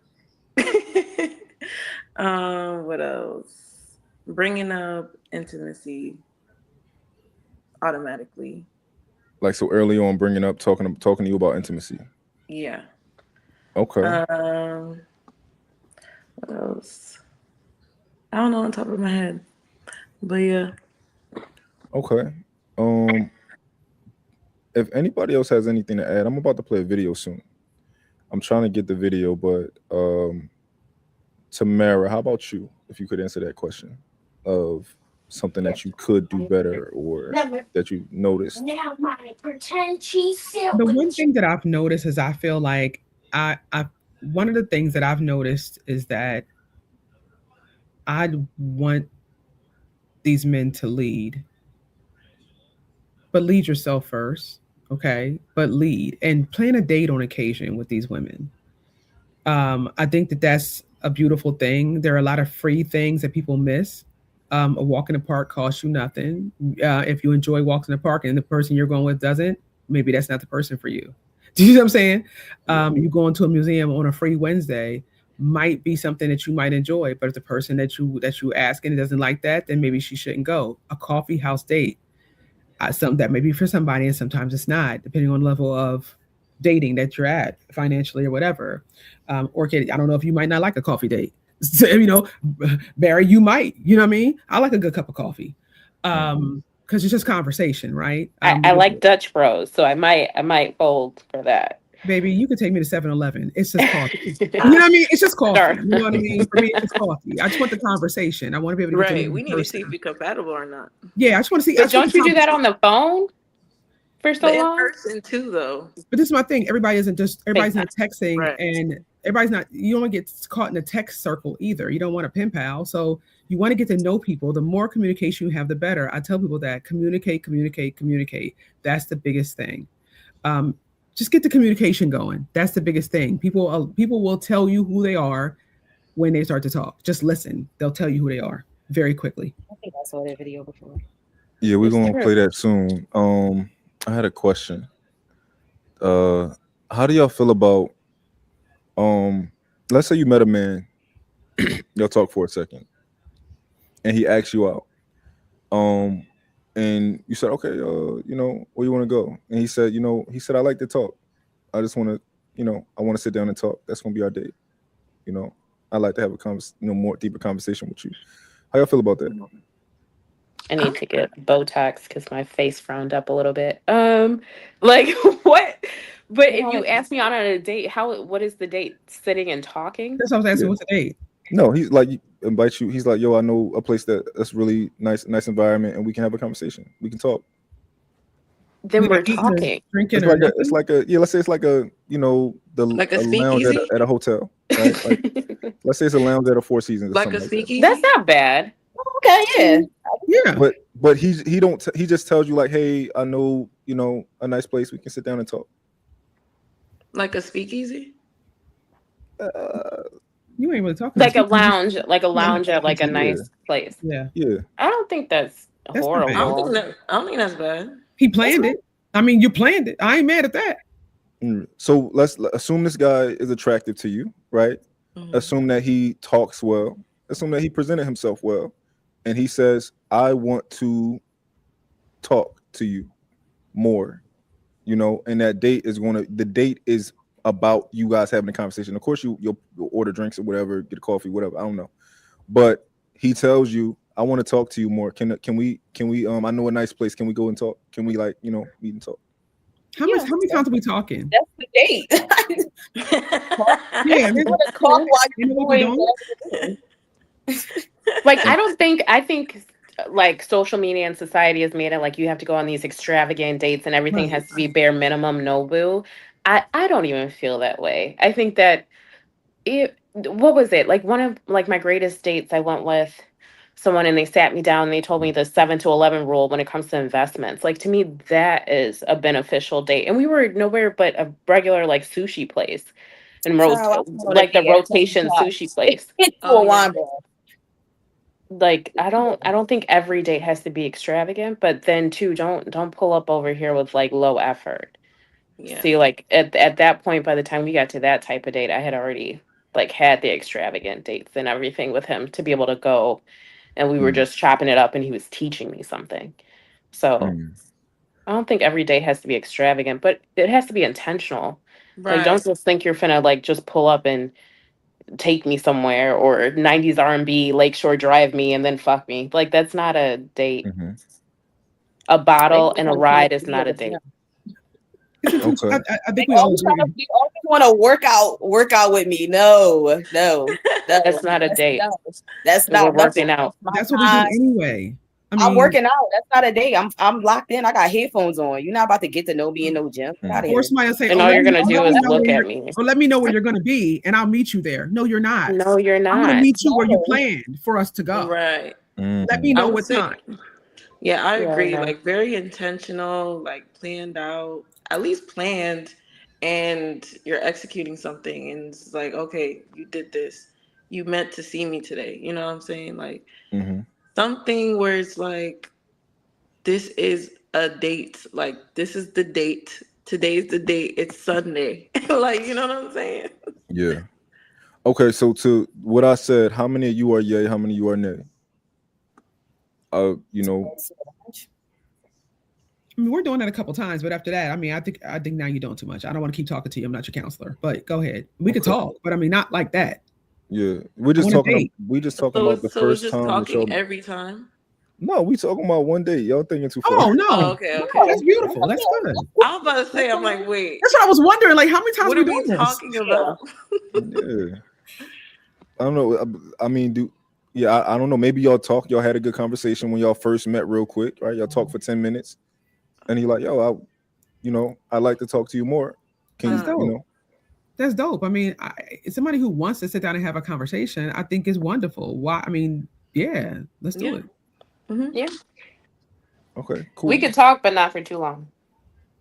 We can also talk while we're shopping. We can also talk while we're doing other things. Oh, oh, Like, she, don't do too much. Calm down. All that damn talking. Ain't enough talking in the world. oh, yeah, she need a certain type of guy. But you say you find him. I You get so them. Yeah, so I I'm know not that's right. worried. Hmm. Let me play this video for y'all. Okay, and we're gonna talk about it. It's so interesting to me that men want to be the prize or they think that they are the prize. You feminine ass motherfucker. Who told you your pussy was good? Who said your lip gloss was popping? You're a man. You should want to win the prize. That's your gender role. You're not even destined or designed to be the prize. So what are we talking about? And when you really break it down, it's so disturbing how these men rather compete with women than to work on themselves as men. Okay. Okay. You got it, girly pop. You guys really have lost the plot. And you guys have brainwashed yourselves into thinking you're bigger than the program. The program being that women are God's gift to earth, God's gift to a man at that. So before y'all get up on here and try to pop your pussy in the comment section, take a look down in your pants. I know it might not be anything grand or exciting, but it's what you have. Okay? So let's remember that and let's act accordingly. Okay? Okay. Hello. I love you guys so motherfucking much. Bye. Okay, what are your thoughts? First thoughts. Yeah. It's gonna get a lot of clicks. Hmm. Like I said, Orchid, did Yeah. you like that Mm, or no? it was like in and out. I think there's a lot of angry men. I mean, even with me doing men in the chat, like the men that be like, "No, I'm not paying for shit. I'm not doing shit for a woman. What does she bring to the table?" Blah blah blah. Mhm. It's a lot of fucking men child type of men out there. Yeah. Boys, really, is what I call them. But yeah, there's men that want you to do something, be something, and trying to figure out like why they got to do so much. I don't know. I think different men are bred different. Mm, So you like to be a real provider, man. You're bred different. mm, Otherwise, most of these men be asking women what they bring to the table. Why the fuck would a woman have to bring shit to the table when she can make another you? That's the way I mm. look at it. We're gonna talk about that. What are We're gonna y'all? talk about We're that. gonna talk about that. What are y'all thoughts? Who else? I mean, Orchid just ate that. I ain't gonna sit here and hold you. Okay, She ate it. I mean, let okay. me tell you this. Now, her language was colorful, but I won't say she was all the way wrong. Hmm. Yeah. We talked earlier about who went to church today. It says he who finds a wife finds a good thing. It didn't say who Hmm. find a husband, who lift your husband up. It didn't say that. It said he who find a wife finds a good thing. So remember Hmm. that. Remember that. Gotcha. So I think that that's one of those things. I think that society has kind of messed up. Orchid hit it on the head. There are a lot of angry men, children in the world who are like, oh yeah, I ain't giving a woman nothing. I ain't doing this. I ain't doing that. Well, I got to take her on a date. Well, I'm a homebody. I stay in the house. I'm supposed to sit in the house with you and watch Netflix. No, my guy, I'm not. Do you know The what I mean? craziest thing I watched is men try to justify why a woman should be sleeping with them if they're paying for her hair and her nails. I had just did a post about, would you pay for a woman's hair and nails or some shit like that while you're dating? The way men justify the fact that they need to be sleeping with her just to do that, just to do something that costs, maybe you're looking at 2 to 5. As black women, we wear weaves, all that good shit. But she might be a silk press girl. That might be cheaper than that for you. But it was that type of Well, conversation. okay. Do you think that so most men, at least from my experience, right? I've never experienced dating, right? Or at least where I come from, we sleep together pretty fast, right? Where I come from, right? It's not like a thing where they like, oh, you gotta wait 6 months. No, we're not waiting 6 months, right? So by the time I would have been paying for anything for a woman, we would have already been sleeping together, traditionally. So I'm trying to think about a scenario where I'm not yet sleeping with a woman, but I'm also paying for her nails and her hair and stuff like that. Um, and in my mind, it hasn't happened. What do you think about that? Men who are just used to sleeping with a woman pretty quickly, and women who are used to sleeping with men pretty quickly, meaning within a Mm, month. I think like you should do what you want to do. You're grown. Sometimes it be the chemistry. You don't really have to have these defined limits because you sit around, you wait 30 days, 90 days, all that, and then you find out it's trash. I mean, what are we playing games for? Hmm.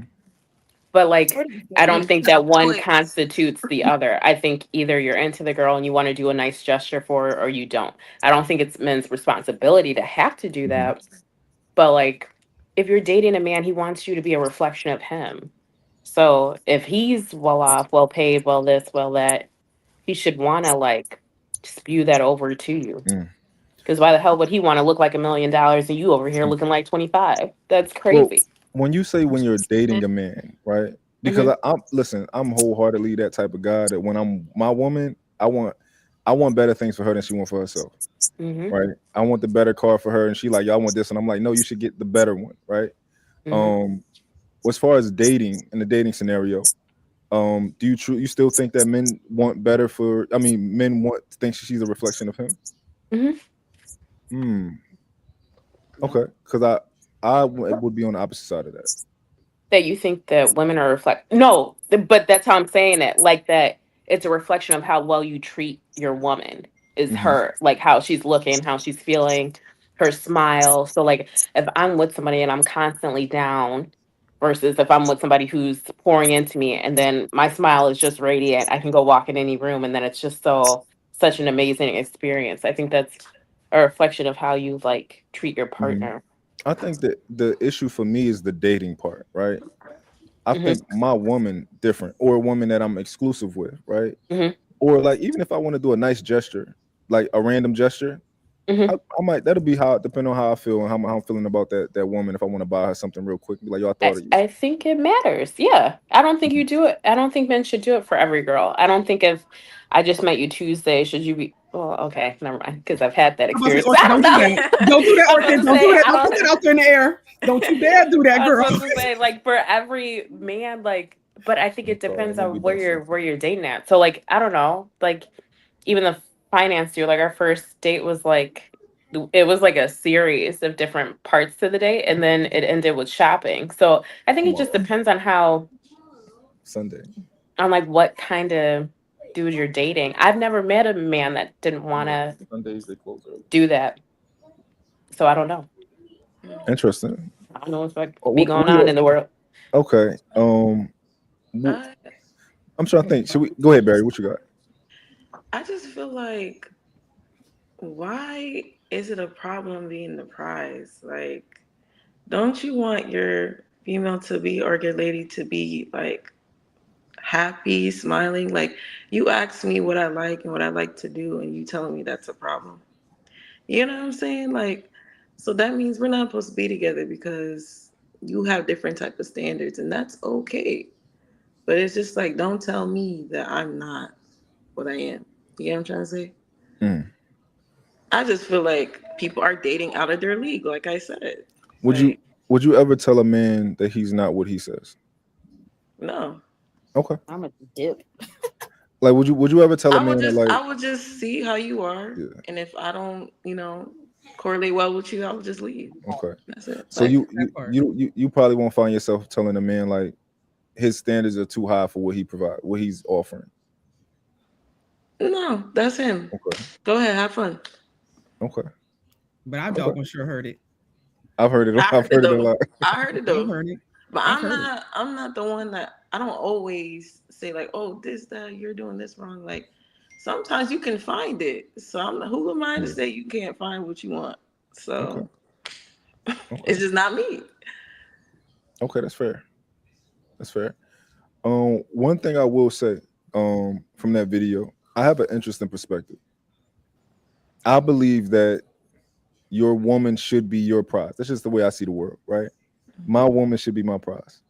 However, I do think in modern times, women are the men that women are ending up with happen to be the prize, right? Any scenarios, and I'll tell you why I say that. When I grew up, my mom had a husband. He was medium ugly, and he had a job that made enough for him to pay all the bills, and she was his little cute prize, right? His wife. And nowadays, women want cute men, right? They don't No. like. Well, from what we see, sometimes. Well, not everybody, right? It's not everybody, right? But a lot of times, women are saying that I want a man who is a certain height these days, right? My mom's husband was 5'7", but a lot of women are saying I want a man to be a certain height. I want a man to make this type of money in order to be with me, and a lot of times it's like top 2%, right? So if you want a man to be as good looking as you, maybe more good looking than you, and you might be finding yourself with you want a man that's a certain height and that makes a certain amount of money. These things, like this man is literally a transformer, like that you are, and like a lot of women are complaining that like, yo, this nigga, he think he the prize, and it's like you kind of picked the prize, like you kind of did pick a super nigga, you know.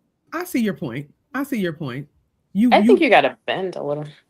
You gotta be I a see little his point flexible. though, because people want a lot of women out here now want what I don't know if y'all watch Love Island. I don't actually, but my daughter does. So my younger daughter like some of the people on Love Island, and I was looking on there one day, and I was like, oh, these are good looking guys.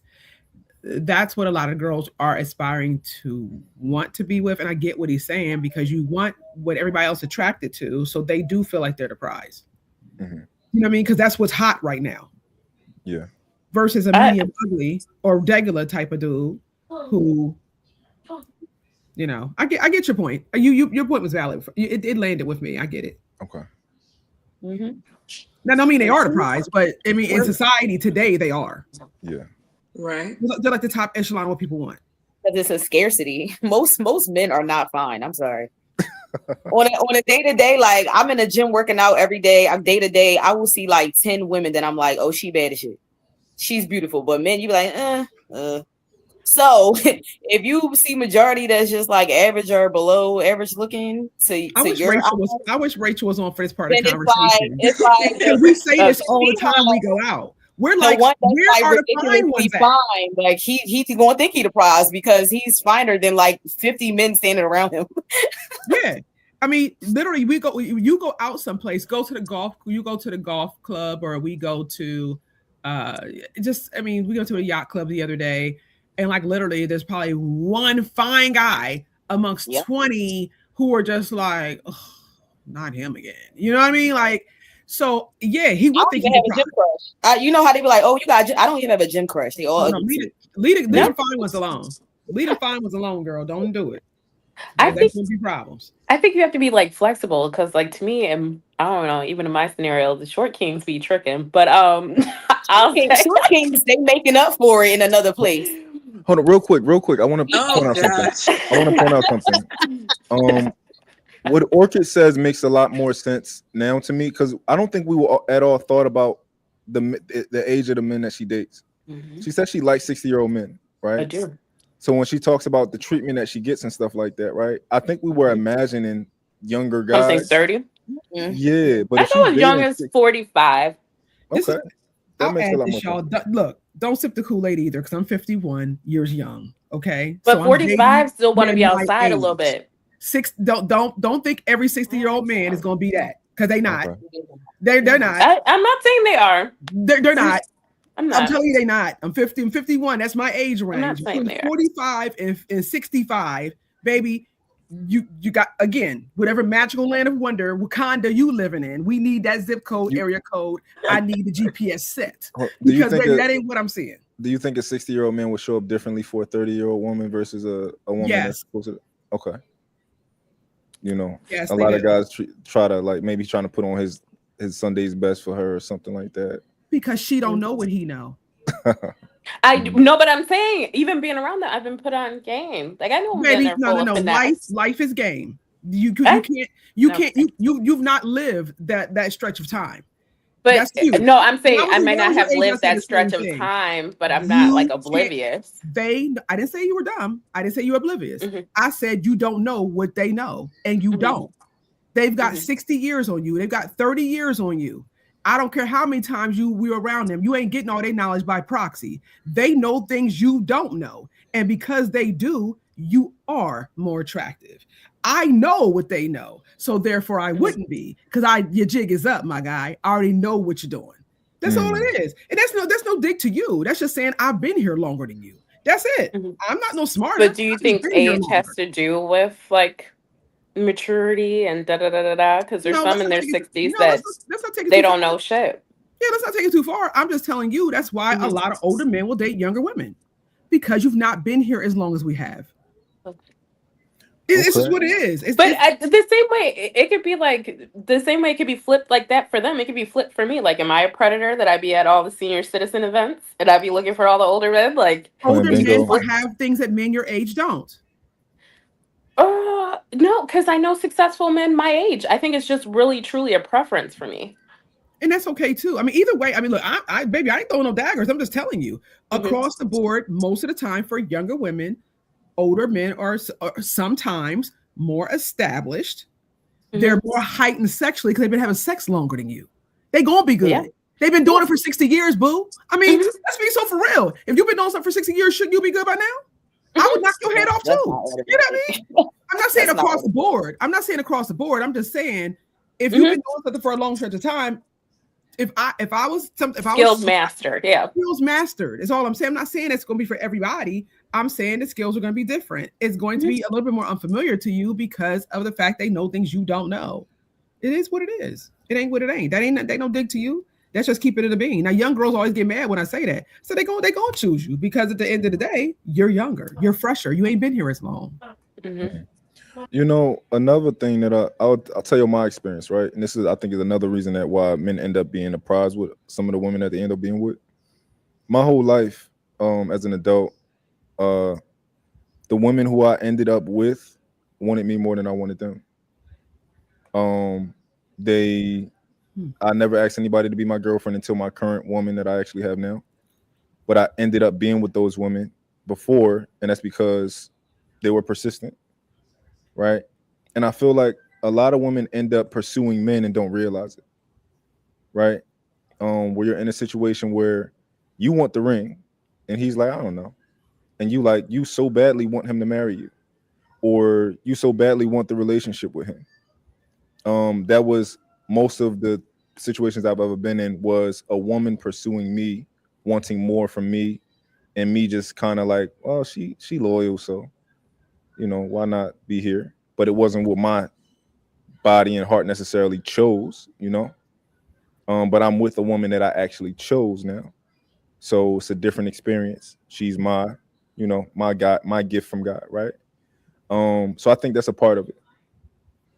Like if that woman in that video, if she's with a man who she wants to make her a girlfriend and he's inconsistent with her, in a dating process, and he's dating another woman. He come around, he play with her a little bit, you know. Like, shorty, you want him more than he wants you. It just is what it is, you know. And what y'all think? And I think too, men know who to pull that on. They don't just randomly pick who to do the shit to. They know who to pull stuff like that on. So it's like, how do you present yourself to them? And like, do you make requirements known? Because if you don't, they're just going to toy with you as much as they fucking can. Like, people like to think that men don't have options, especially if you're talking about like men with money, they have options. So they could toy with you however you want them. People can only treat you the way you allow. So if you allow the bullshit, they'll bullshit your ass to the end of time. If you let a man come into your life and tell you like, "Oh, I'll be with you, but I don't know about marriage. Oh, I don't know." But you know marriage is top priority for you. Don't even fucking waste your time with him. Bye. Adios. Why would you sit there and play in his face? Because he's finna play in yours. So you entertain what you want to see out of your life. If somebody's telling you, "Oh, I don't do gifts, I don't do trips, I don't do this for women," and you know that's a priority for you, why would you even play? Like, I think I watch everything, and how men, like, even the little things that they post on social media, or how they describe things, or how they do this, or how they interact with this. So if I'm seeing you move away, but I hear your mouth is saying something different, I'm going based off of your actions. I'm not going based off of your mouth, because you can finesse anything. Men will finesse you out of your pussy so fast you'll want to try to get it back and it's already gave up. So like, you have to be aware. Like, a lot of the men, and men enter the chat, they have wives, they have girlfriends, and they're speaking like this, even about the cheating stuff, or the this or the that. So I watch all of that. Like, men will say anything to get you, but it's their actions that should be what keeps you, and keeps you, or even reels you in, because their actions will tell on them every single time. If a man's inconsistent, he does not fucking like you, he does not want you like that. You might just have some good cat and a good mouthpiece, but he can go on to the next girl that'll be dumb enough to subscribe to his BS if he wants to have multiple women, if he wants to cheat, if he wants to do this or that. So they know where to be and who to pull that shit on. Mhm. That's well said. I said, it was funny. You guys asked me a little while ago was something I learned from my experiences, and that's one thing I've learned is I want a man who, I don't want to say it like this, but the only way I can say it like this, I'm just say it the only way I can. I want a man who loves me more and wants me more than I want him. He has to want me more. And I think that's the criteria I did not necessarily subscribe to early on. If there's something I could change, I would change that part of myself. I would have wanted them to want me more. And so what you said about, your present spouse, your present girlfriend being your choice, I think that was beautifully articulated, because I think if we listen to what the men are saying, they're telling us. He just told us the secret sauce right there. And if we miss it, we missed it. You know what I mean? Orchid just told us, just gave us some wisdom right there. If we miss it, we miss it. Don't romanticize the situation and make it something that it's not. If he wants you, he'll show you that he wants you. He'll treat you different. He'll move with you different. But if you let him continue to finesse you, he gonna finesse you. Maybe I You let him slip, they gonna slide. I get out of there so quick. I agree. And that's something I think that I didn't do before. I wasn't as agile. I didn't move as quick. Now I'm moving very, very fast. And one day I was on another show before, and a girl was like, "Well, you 50, you gonna have to move fast. You ain't got much life left." I was like, "Well, damn, bitch, I do got a lot of life left." Let me tell you this: my life. I got as much left as I want to have left.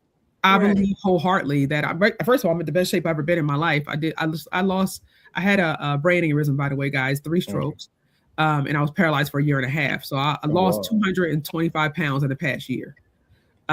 Just ran 2 5Ks. I'm at the best place I've ever been in my life, mentally, physically, spiritually. I'm in an amazing space. Well, you had 3 strokes? 3. Wow. You look good. You still look good. Thank you. I'm very blessed. God is good, because you do not look like what you've been through. It took me a year and a half to regain my full mobility. I was paralyzed on my right side for a year and a half. So imagine having all this in you and being paralyzed. It was a trial, but I learned a lot of life left. Baby. Like, So I hear people say, "Oh, I got more behind me than I do in front of me." Like that's weird to me because Yeah. you should never speak that over yourself. Even think that, yeah. Or even think that. But I really appreciate you adding to this message today that you wanted her, you love her, you went after her. I think that is something that we have to be mindful of, that we have to keep in our mind no matter who says they're the prize, ultimately we are. And that man should love you more. He should be coming after you. And that doesn't mean he got to chase you now. Don't be doing too damn much. But he ain't got, he ain't got to be no track star to get you. Don't do too much of that. If you are, that means you need some healing yourself. But allow somebody to pursue you in healthy ways and see what that feels like. Because I feel there's a nurturing, there's a care in that's different. Yeah, I always tell my friends, like, when a guy is like pulling back, please don't lean in. Do not fill up the space, because you filling in the space is going to prolong a connection that's not meant to be. And when you don't fill the space and it dies, like, just let it die. It wasn't meant to be. But stop leaning in. Stop leaning in. Drake said in his one song, he said it's a rollie, not a stop. I think sometimes we got to remember that some things are rollies and some things are full fucking stops. Excuse my language. Some things are full stops. Let it be a stop. Just stop it. Right. And we can't be upset when we when somebody put a period somewhere and we'd be like, but ain't it a comma though? You don't want to make this comma. You don't want to keep on going. You know what I mean? Like, you're trying to convince them. No, like she said, when it's done, it's done. Dead is dead. Your job is to keep on pushing. And if you need more time to get over that situation or to get yourself, in alignment, then do that. But I think that we all, men and women, have to bear some responsibility for the things that we've done in our lifetime and how things have come. I'm not saying you're been all right, but you ain't been all wrong either. Even a broke clock is right twice a day. So I think we just learning. Everybody's learning. Do y'all remember the comment that I said I wanted to address later on that Orchid said? I don't remember what it was, but I remember I was she done said some stuff. She said something. I said we're gonna talk about that. I should have wrote it down because it was very dang, it was good too.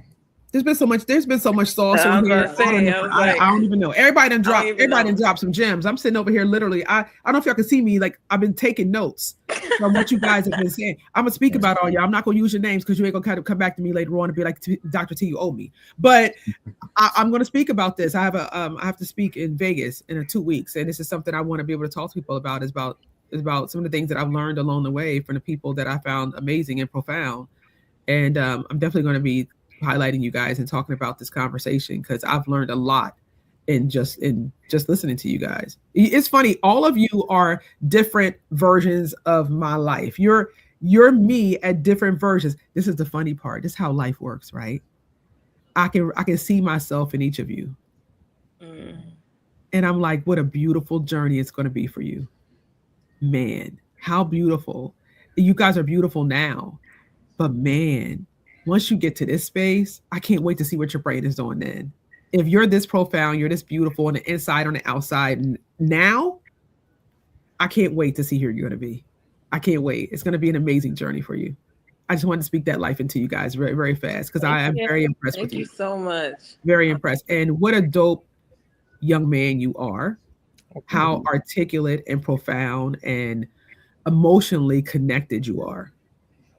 And lean into that, give that to the world. They need more of that. Yeah. They need as much of that as they can. I think a lot of men, and I'm not saying all, a lot of men need to be held accountable for their behavior by other men who are moving correctly. And I think that you're in position to do just that. So I will say thank you. I appreciate that. Yeah. I wanted to talk about that last thing that I was taught, that Orchid said, but I can't remember what it was. We'll have to probably save it for next week. Because we gotta close. My son I told him we was gonna leave at 5, and he hovering around me now. Mine's doing the same. They want to go to the store. They're like, my bad. Yeah, but I appreciate everybody coming to that. I enjoyed it. I hope that y'all enjoyed it. I hope that you got something from it. I want to have my goal is to have conversations where um we can disagree, we can exchange perspectives. I can give you the male perspective and try to articulate it in a way that you've never heard it before. That's my goal, is to kind of just understand each other more. So I felt like we were able to do that today, and I appreciate all y'all for being here. And we're gonna do it again next week. If any of y'all want to come back next week, feel free. I'm doing it next week, same time. So let me know if that's what y'all want to do, because I'm about to start. I got to start getting people for next week. So yeah. Any last words from anybody? From each of the people. I'll say I think it was a beautiful experience. I always think it's good when people can come together, they have differing opinions and they don't beat each other down for them, but they can talk through them and try to understand why they think the way they do. Like, it's not for everybody to want a 6 or 7 figure man or to understand that lifestyle, but you can tell me your perspective and then I can learn something new, or maybe there's something out there that I'm missing. Like, I like that when people can articulate their standpoint and then they don't have to beat the other one up for it. And it's not for clickbaits and all this and that, but it's a genuine conversation. So I think this Yeah. was a great time, especially with like Black queens, because we get so much bad rep. Like, we are so against each other. And I do not think that's the case at all. Yeah. Mm-hmm. I've learned a lot from you guys. I truly have. I mean, just sitting here soaking it all in. I'm proud of this melanin magic. I'm not even gonna lie to you. When I look at my people, I am more hopeful than I am disappointed ever. I would be Black every lifetime and 5 after that. I wouldn't change anything about this journey, although mine has been non-traditional. I wouldn't change anything because I feel like that what is developed from that is beautiful. And there's Mm-hmm. still so much life left to give. And if my next half is as, oh my gosh, as amazing and life changing as the first half has been, man, what stories and what lessons can I show people? I'm thankful. I didn't agree with everything you guys said, but I learned something Mm-hmm. from it. And I can respect it Mm-hmm. enough to take it, put it in the back of my mind. And when I need it, be like, you know what? I know exactly what she was saying. There's going to be a Mm-hmm. time in all of our lives where something that Yeah. we didn't necessarily It agree with clicks. today will Mhm. come back and we'll be like, you know what? The fly girl coach did say that. Let me find her on IG. Like. You know what I mean? I think that I've learned that, like I said, I've learned that today. That it's okay. I don't have to agree. I don't have to have lived Orchid's experience, but I do respect it. Mm-hmm. And I think it's dope that she got a chance to live it, even if I didn't. Mhm. Mm-hmm. I ain't mad at it. Tamara, can I say Mm-hmm. something real quick? I think when you told us what you've been through over the last year, it makes much more sense how you showed up today and how you show up in your life. Oh, thank When you. you say I had 3 strokes, I was on, my thing things were wrong with me, and that would have taken a lot of people out, right? It makes much sense why you have so much life in you, and you're like, yo, I want to live, you know. And I fought for it.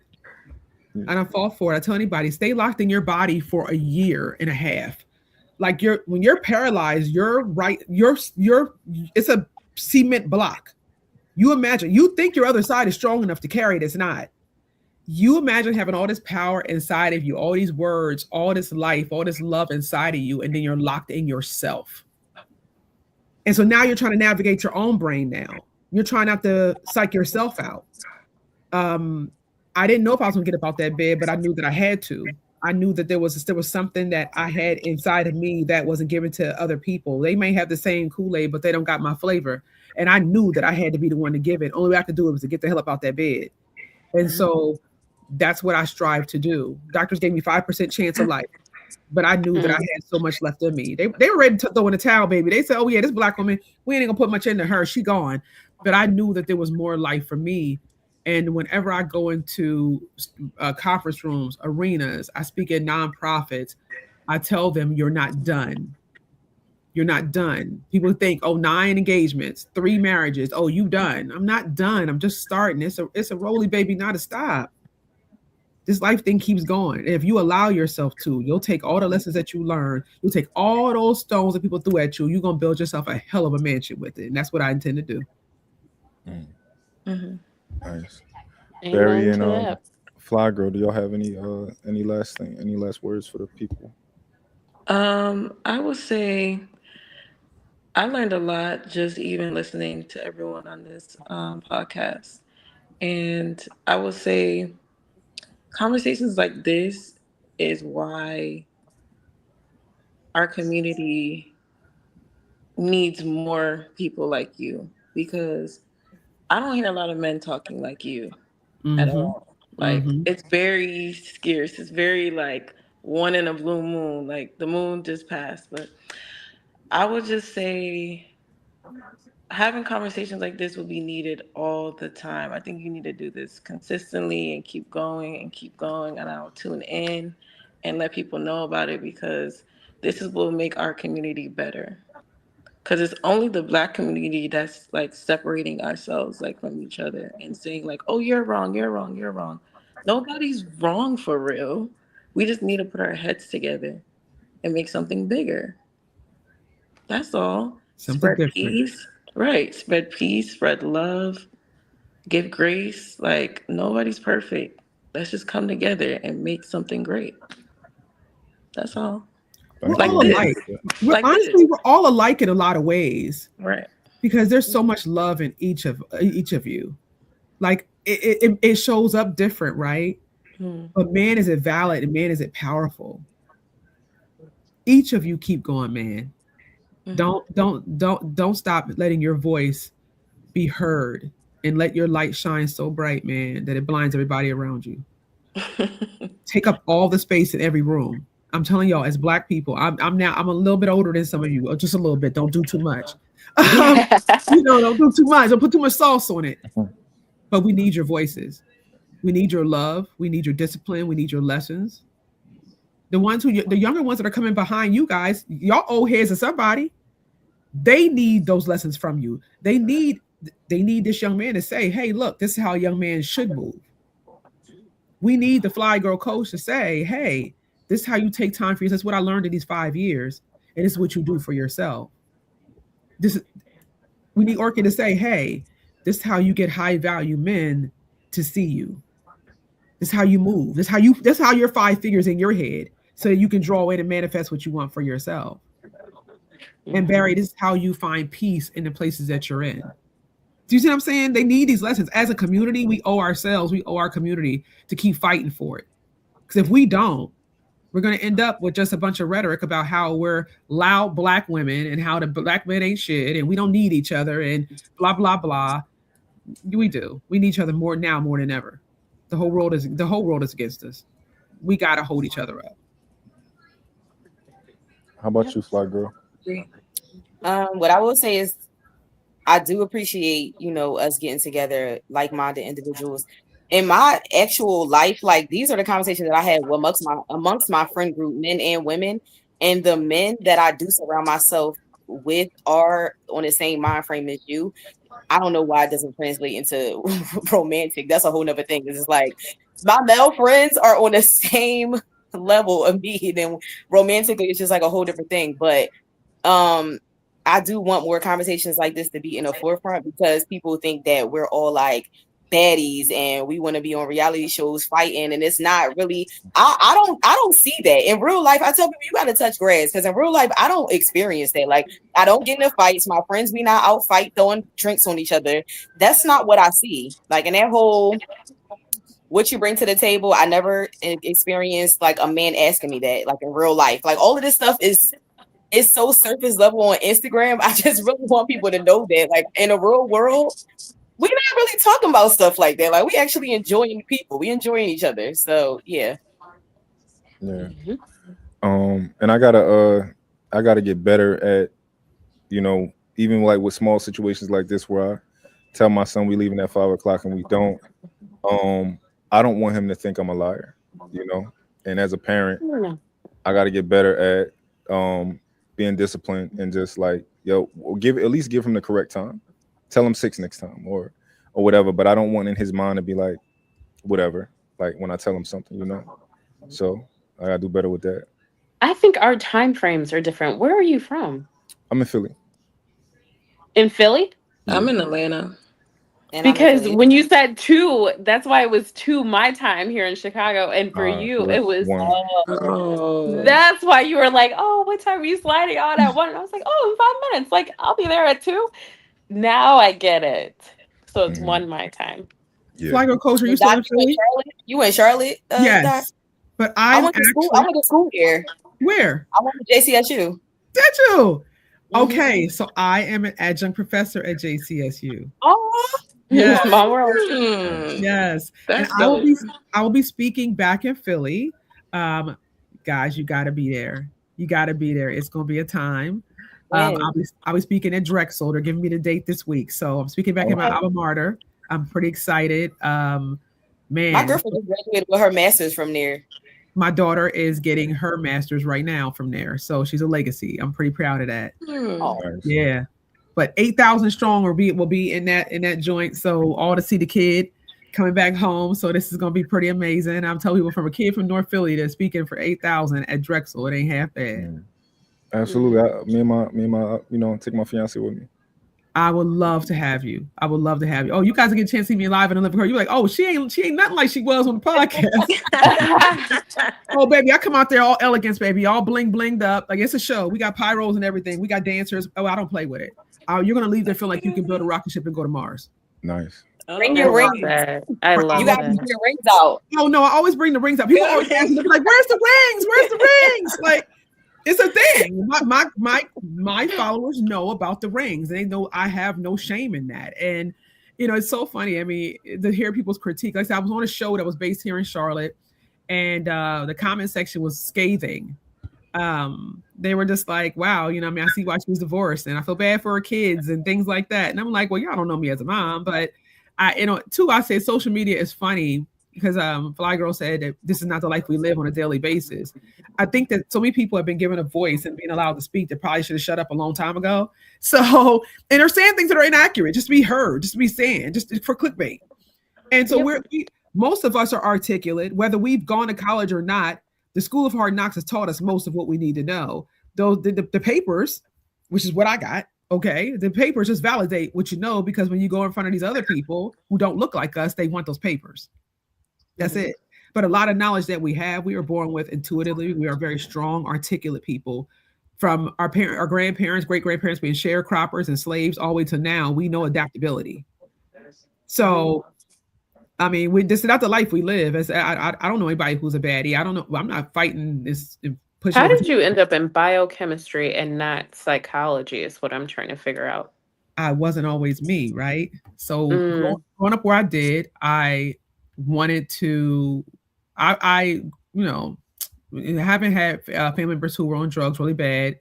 In Kensington, you guys know from Philly, you already know where that is. So yeah, we lived over there for a minute. So it was a rough kind of environment. My mom was out there for quite a few years. I wanted to change the streets. I wanted to. A lot of my family members were drug dealers. I mean, and very successful ones at that. But I wanted to clean up the streets. I wanted for kids like me who just wanted to go to school and just wanted to be great to have the ability to do that without having to go through a bunch of stuff just to get there. So biochemistry was something that a professor of mine came to me, and I was very good at math, very good at science. And she was like, Tamara, there are very few Black biochemists in this world, and I think you could be one. I think you could be one of the greats. And I never had anybody really tell me that I could be great. I wanted to see what this biochemistry thing was about, and I did, and I fell in love with it. And actually, that's what I teach. I do classes at high schools and things like that to teach kids about science and how they can love science and math and all those things they say we're not good at, which we are. If we can count dope money, we can count all things. We can get those weights right. We can do chemistry. So biochemistry just came as a kind of a dare to myself. Like, what is the hardest thing I could do? It was forensic science and biochemistry. I was the only Black woman in my class. The other guy, he was like half Thai, half white. So he was a person of color, but he wasn't Black. I was the only person to graduate at that time with my degree. And it made me extremely happy because there were so many after me because of the fact that I did it. So I continue to tell people, just break those barriers, man. Break those barriers. Show the example. Biochemistry is pretty amazing, and you can do anything in the world with it. It translates a million places.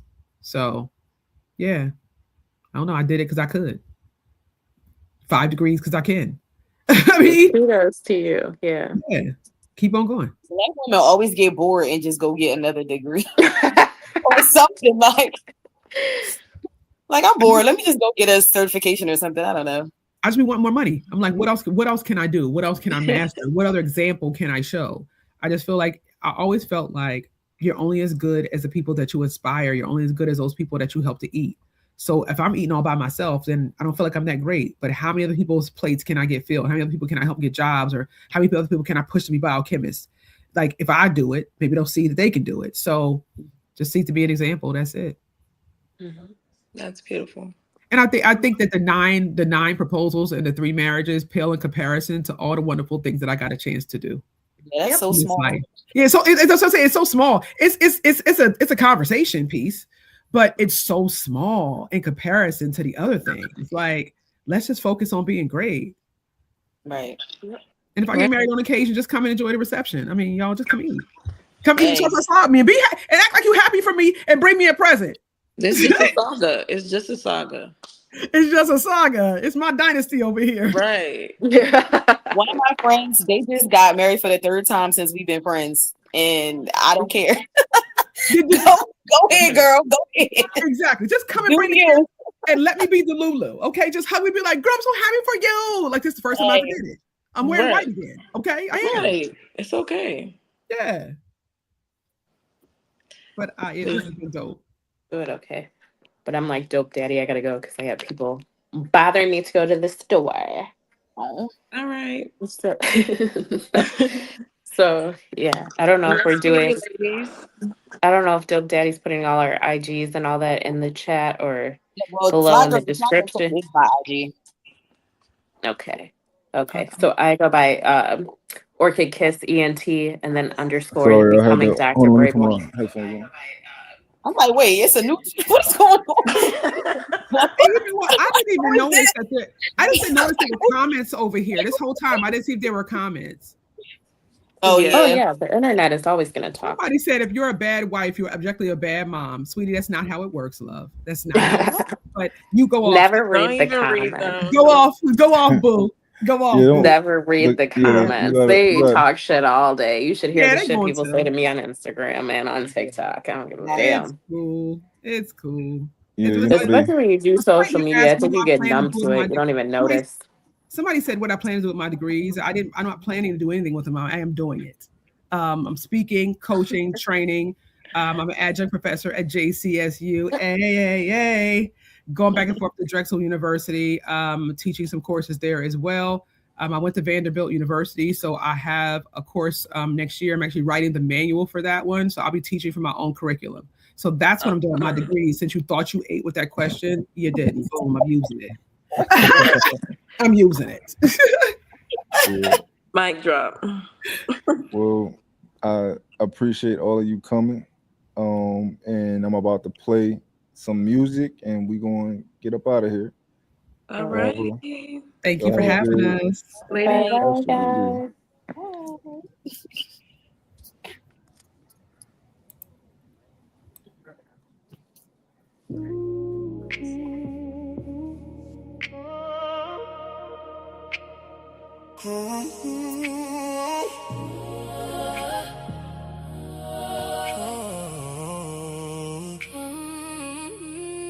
Come and talk to me. Come and talk to me.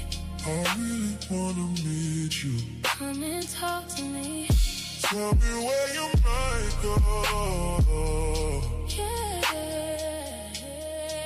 Can I talk to you? I really wanna know you. Come and talk to me. Come and talk to me. You ain't gotta hide from me. No.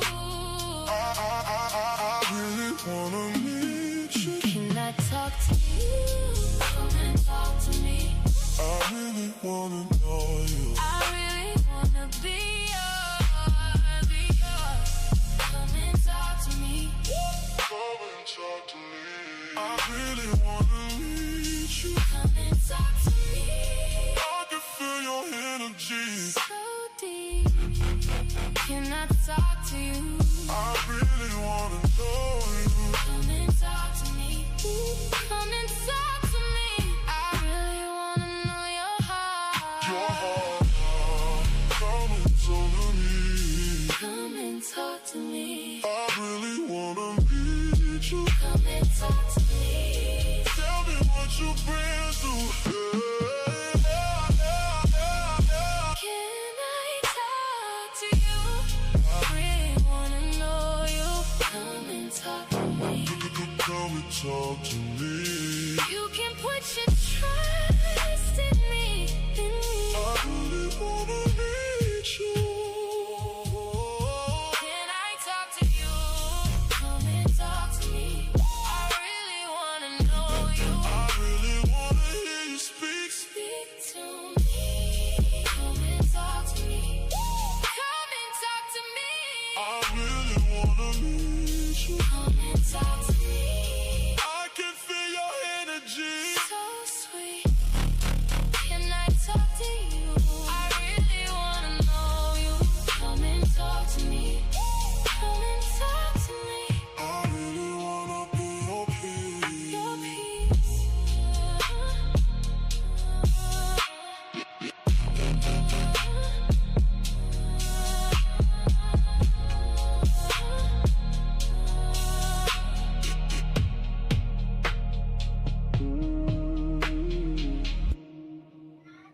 Yeah.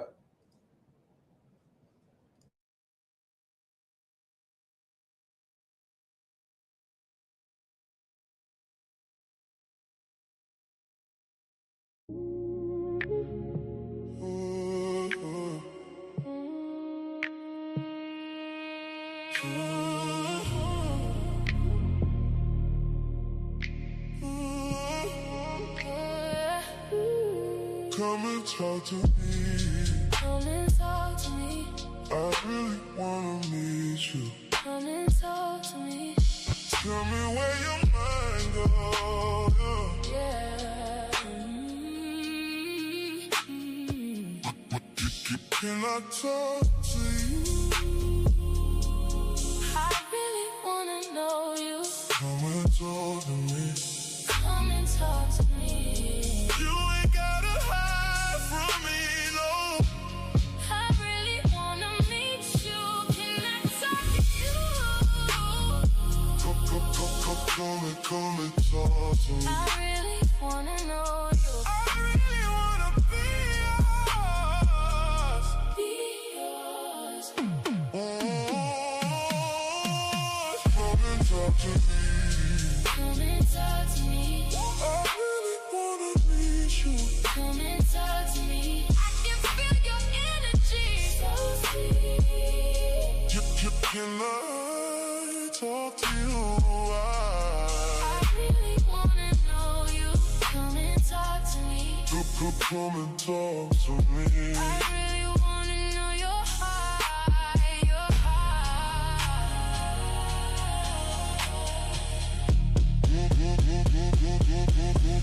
Come and talk to me.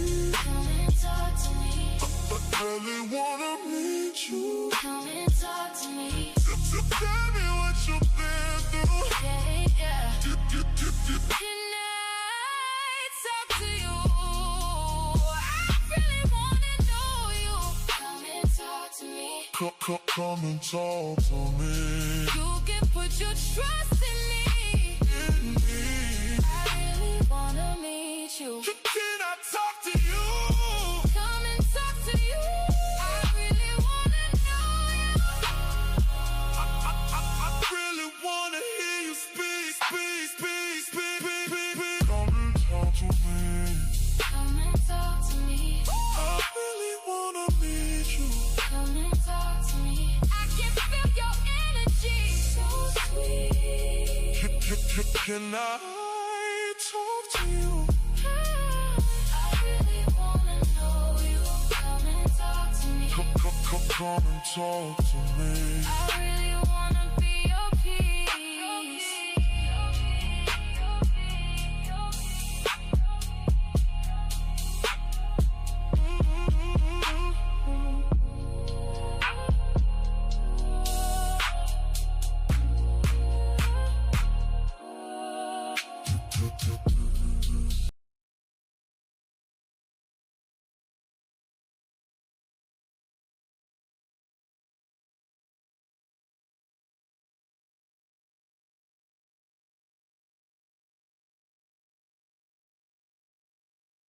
You muted, bro. What up, my boy? What's going on? I didn't know that was you in the comments. Yeah, that was I me. thought it was What's up, somebody bro? else. What's going on? No, I mean, if you gotta go, bro, we can chop it up Saturday. No, Cause I you got go a live couple minutes. Sunday, right? Yeah, I'm gonna go. Yeah, Friday, Saturday, Sunday. I'm gonna do something. But I'm curious. The echo chamber. How do you think it was? Well, of course, the women they come in with a certain mindset. But what That's do you think? What do you think about the echo chamber and stuff like that? well, that's the issue with it. It's like you weren't. I've heard you talk and you've heard me talk on different occasions. Yeah. This it was just echo women's echo chamber talking points. I should have specified Yeah. because it's like now I'm not saying that I caught the first maybe hour or so. Then I had to go do Okay. my live stream, and then I came in on the last 10 or 15 minutes. Yeah. So, bro, it's just same old, bro. Yeah. Advocating for education, which get your education and do whatever you do. That's cool. You know what? She's not Hmm. here anymore. I don't want to specify. I don't want to specify her, but Yeah. it's just the same old conversation. And Okay. and I'm noticing. Go ahead, my Oh fault. no. I was about to say. We broached a few topics, right? And I think that at least two or three topics, I do think that I was successfully able to get them to see the perspective of, a wider perspective. For example, right, when it comes to the men being the prize, right? I think I was able to successfully, if you go back and watch, successfully Yeah. articulate how women are choosing men that are the prize, and they all agree with me. Okay. You know, they all agreed. It's Sure. probably like in the later half of the show, like the last 40 minutes, 50 minutes. Yeah. I'll Um, watch the whole thing. yeah, it was a few points that I think, and that's what I'm here for. I want to be able to explain the male perspective to them. Yeah. Open up their mind. And when we talked about the one woman who said men who they want men who are willing to get their hair done and stuff like that the first when they dating and stuff like that. Thought I did a decent job of articulating how um I'm not into that, and that don't Right. necessarily make me whatever she thought that would make a man who don't want to do that. And because I'm the type of man who I want to provide for my woman, Right. 1,000%. That's how I get down. But at the same time, if we dating, I'm not getting your hair done necessarily. And Right. if we not physical, like that's probably not going to be something that like hair done to me that's maintenance. I think that would imply something that I don't want to imply. Yeah. And Yeah. go ahead. Go ahead. No, go ahead. I'm done. No, it's just when it comes to certain things that women talk about, it's like I think it's an echo chamber when, generally speaking, women don't call their behavior out to other women. Yeah. To me, if it's in this is a matter of just conversation, right? So Yeah. if a woman says something that's egregious or something that's ridiculous, majority of the time they'll have women either not saying anything or for them either not saying anything or if they comment on whatever they're saying, they'll be like, I know that's right. Mm, Some aspect of that. yeah. So that's what I was saying when I said that it's an echo chamber because it's like, bro, I was listening to it was somebody was interviewing Shaq, and Shaq at his age of probably pushing late 50s, something like that, Yeah. is having the same conversations as what the 20-year-olds are having. Mm, In these mm, conversations, I understand, most people are doing it for a clout type of thing. Most people are doing it to just build their social media presence or what have you. yeah. There's only a few handfuls of people that are trying to actually get down to the nitty gritty and to really get people to understand things Mm, from one angle to the next. So when it comes to when I hear this like this certain things, and I really don't want to. I wish I was here. Like I said, I wish I didn't have to do my live stream. Otherwise, I would have tried to pull up earlier. mm, But one of the things to fix the issue is to have call out bad behavior, yeah. call Well, out the inappropriate, thing is, if the women agree, they don't consider it to be bad behavior. You know. and that's Um. So it's more of a thing where they just think, oh, me, we disagree with men, and I think that's why I'm here, so that because I don't want them to just have a position of let's agree to disagree. No, I want to have a conversation with you, and I think that I have the skills to convey to you the other point of view. You know, Yeah, so for hopefully sure. over time, that's my goal is to over time having these panels. Like I don't attack them. I don't want to attack them. I don't want to, I want to gradually change their perspective. I don't want to try to grab their head and pull it to the other side. I want to over time. Same. Yeah, Yeah. that's my goal. So yeah, every Sunday I'm doing this show, and I'm probably gonna do a show that I do on Saturday. We're gonna see, man. But I definitely want to do shows where I put panels together prior, and we do the show. Yeah, yeah. I think you really are having solution based conversation. Most people are, on here to argue or to force one person to think what they're thinking is right, and that's why we're not getting anywhere with the conversation. But yeah, bro, you are on IG, right? Yeah, real dope, daddy. Yeah, I'll add you on IG and you shoot. If you have me, I'll pull up and have a conversation. Absolutely. Not on I hate my that I caught you the your last 5 minutes. the girls show. That's really only gonna be me, and maybe I might have my one other guy come up on the girl show, but that's only because that's a real. I don't want to mess up the girl show with having too many different personalities, because I know that I feel like with me here, I know that they'll be open with me and that I can get them. I know they'll be comfortable.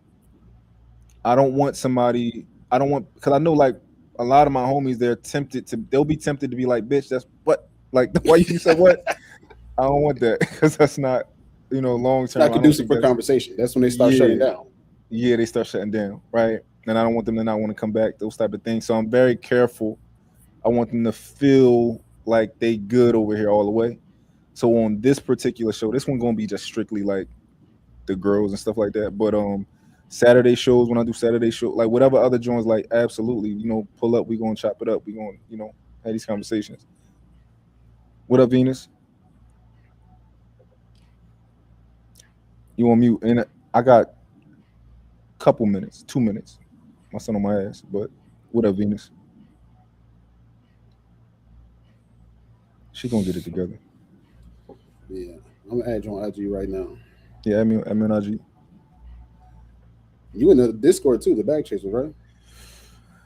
I gotta be in it, but I ain't been in it in over probably a year and a half. I ain't actually been in it and looked and all that. But I'm in it for sure. I've been in it before one time. Got you. Venus, you alright? Your audio alright and stuff? Oh, she okay. That's not working. So let me kick the other one, and we're gonna add this one. Okay. Hey, Venus. Hi, Spaces. Hey, Mont. How you What's What doing? up? going What on? up? Question. I didn't hear most of your show. I'm sorry. I'm gonna go try to listen to some of it when I can. But I Okay. think I seen you say this in a clip too. What is the men are the prize thing? So I never said men are the prize, right? Let's get that first.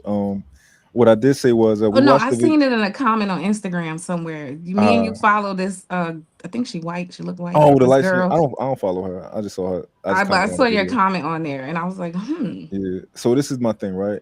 What I articulated to the women, and all of them agreed, right, was that the women these days, right, often. No. So I'll start here. When I grew up, my mom had a husband, right, her first husband. He was 5'7". He was medium ugly, and he had a decent job that paid all the bills, right? medium I'm ugly is crazy. medium ugly, right? That's what Charlemagne Stupid. says. Yeah. Stupid.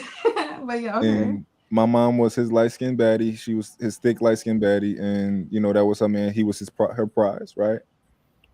In modern days, right, what a lot of us men are hearing and what a lot of us are experiencing is women are opting for men who are as attractive as them or more attractive, right? They're saying that they want a man. They don't want a man that's typically 5'7". A lot of them are saying that they want the man that is tall or 6 foot and up.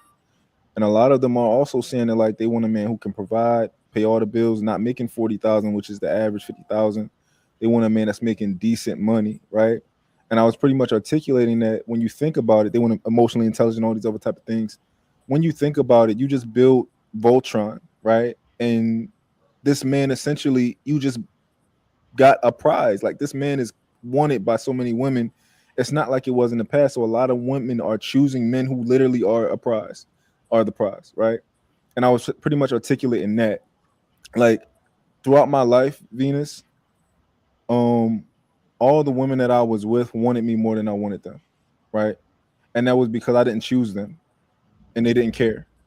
They continued to pursue me, you know. The woman that I'm with now, I wanted her to be my girlfriend. I asked her to be my. She's the first woman that I ever chose. The other woman I ended up with because they were persistent. Um, and that was pretty much what I was articulating is that women are ending up with men who are the prize, and you want him more than he wants you. You want something more from him than what he wants from you. You want a relationship. You might want marriage, whatever it is, right? You are essentially begging that man, and you know, and all these type of things. What do you think about that? So your perspective of the prize is whoever was being pursued and won over. That's who you're calling the prize. Sounds like. In a Whoever realistic is most sense, desired. yeah, in a realistic sense, you want that man and he don't want you, yes. And a lot of other women want him, yes. That's interesting.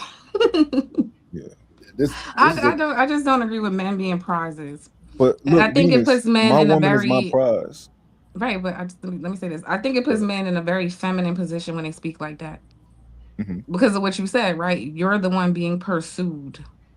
That you're not the one in control of anything. Somebody's pursuing you and attaining you. So hmm I just think it's kind of weird when men want to put themselves in a position to be the less dominant one in the scenario, because that's essentially what the prize is. You are the thing to be won over and attained and sought after. So it's just interesting that more men want to be in the less dominant position while wanting to remain dominant over Well, women. I'll push back on that. So I agree with parts of what you said, and I disagree with other parts. So I don't think that the women are the dominant ones in the position. I mean, in this scenario, because the men are controlling the cards in these scenarios, right? So it's the man that's like being inconsistent with her, who's coming back around playing with her, like I love you, like she like, what about them other girls? You like, yo, don't worry about yourself. Why you worry about them other girls, right? Like, and she wants something additional from him. He's holding the cards. He's comfortable. He's doing what he want, but she not doing what she want, right? She want him, and she can't have that, right? Um, so I don't think that she's the one with the cards, or she's the one that's dominant in the situation. However, I don't think men should talk about themselves in a sense of like I'm a prize. I don't think that's like should be in our speech at all, right? yeah. But I am acknowledging. I'm using the premise to acknowledge that the women are the issue when it. Not all the women, right? But some of the women are their own issue when it comes to the type of man that you are pursuing. Because why are you pursuing a man anyway? Hmm, that's a great point. I don't disagree. Um, I just find the prize talk extremely problematic, and I don't want to go down a rabbit hole, but there seems to be like this co-opting of anything that women have typically identified with. It's like men are coming for everything women have, any colloquialism, anything we want to associate ourselves or liken ourselves to. The men somehow want to throw themselves in those categories as well. I just think that's where you blur the lines between masculine and feminine when you when men keep doing that. Like if women are the prize, come up with another name for what men are. You know what I mean? Like I've Yeah. seen, but yeah, like it's just I've seen that happen a lot lately, and I just think it can stem from men having a little bit of a lack of identity, and that's hmm why they tend to want to take over anything women have instead of creating their own lanes, right? Yeah. Like I I, seen a clip of ASAP Rocky calling himself a bad bitch, literally, right? So men want to be the prize. I'm the you've been bad bitch. wild. I'm the this. Like it's just I just think that's problematic for men. Like So y'all, do you should you, come up with your own things. You know what I'm saying? And just stay over there. That's what I think. do you think the idea? And I know Monty got to go. I'm just ask this one Yeah. question. Venus, do you think that ASAP Rocky saying he's a bad B is on the same playing field as a man saying he's the prize? Yeah, same thing. Because of the historical context, right? Like typically only women are referred to as the prize, or only women are referred to as a bad B, right? So I'm seeing just more and more of men co-opting things that are not for them, that are for women, instead of creating their own things. You see what I'm I, saying? I, I get what you're saying, but I disagree, because I think the idea of being a bad bee is centered around how you look and how you present yourself versus the prize is centered around the overall desirability of one person. That's what this They conversation is about. they So both always historically been centered around women. You see what I'm saying? Like both of the them, the right? the difference I think was convoluted from the start, but mine has to go. I don't want to go down Oh, the. I didn't know you was leaving. Yeah, I gotta get out of here, but I don't fully disagree with you, Venus. Like, I think your point is cool. I'm not gonna push back on the idea that like you, as long as you understand my premise and you're just saying, yo, I just don't like when niggas say that shit because it sounds girly. I mean, I'm not gonna push back on that. I dig it, you know. But I think the men are just dealing with the premise. That's all. Like, I don't think that they like want to be the prize or nothing like that. They just like, oh, they just trying to convey a message. But yeah, I don't disagree with you. Okay, you gotta go. So But we'll yeah, we'll do this debate again. But no, I don't understand your point. So make that clear. all right, bet. Because men are supposed to be conquerors, right? That's what they say.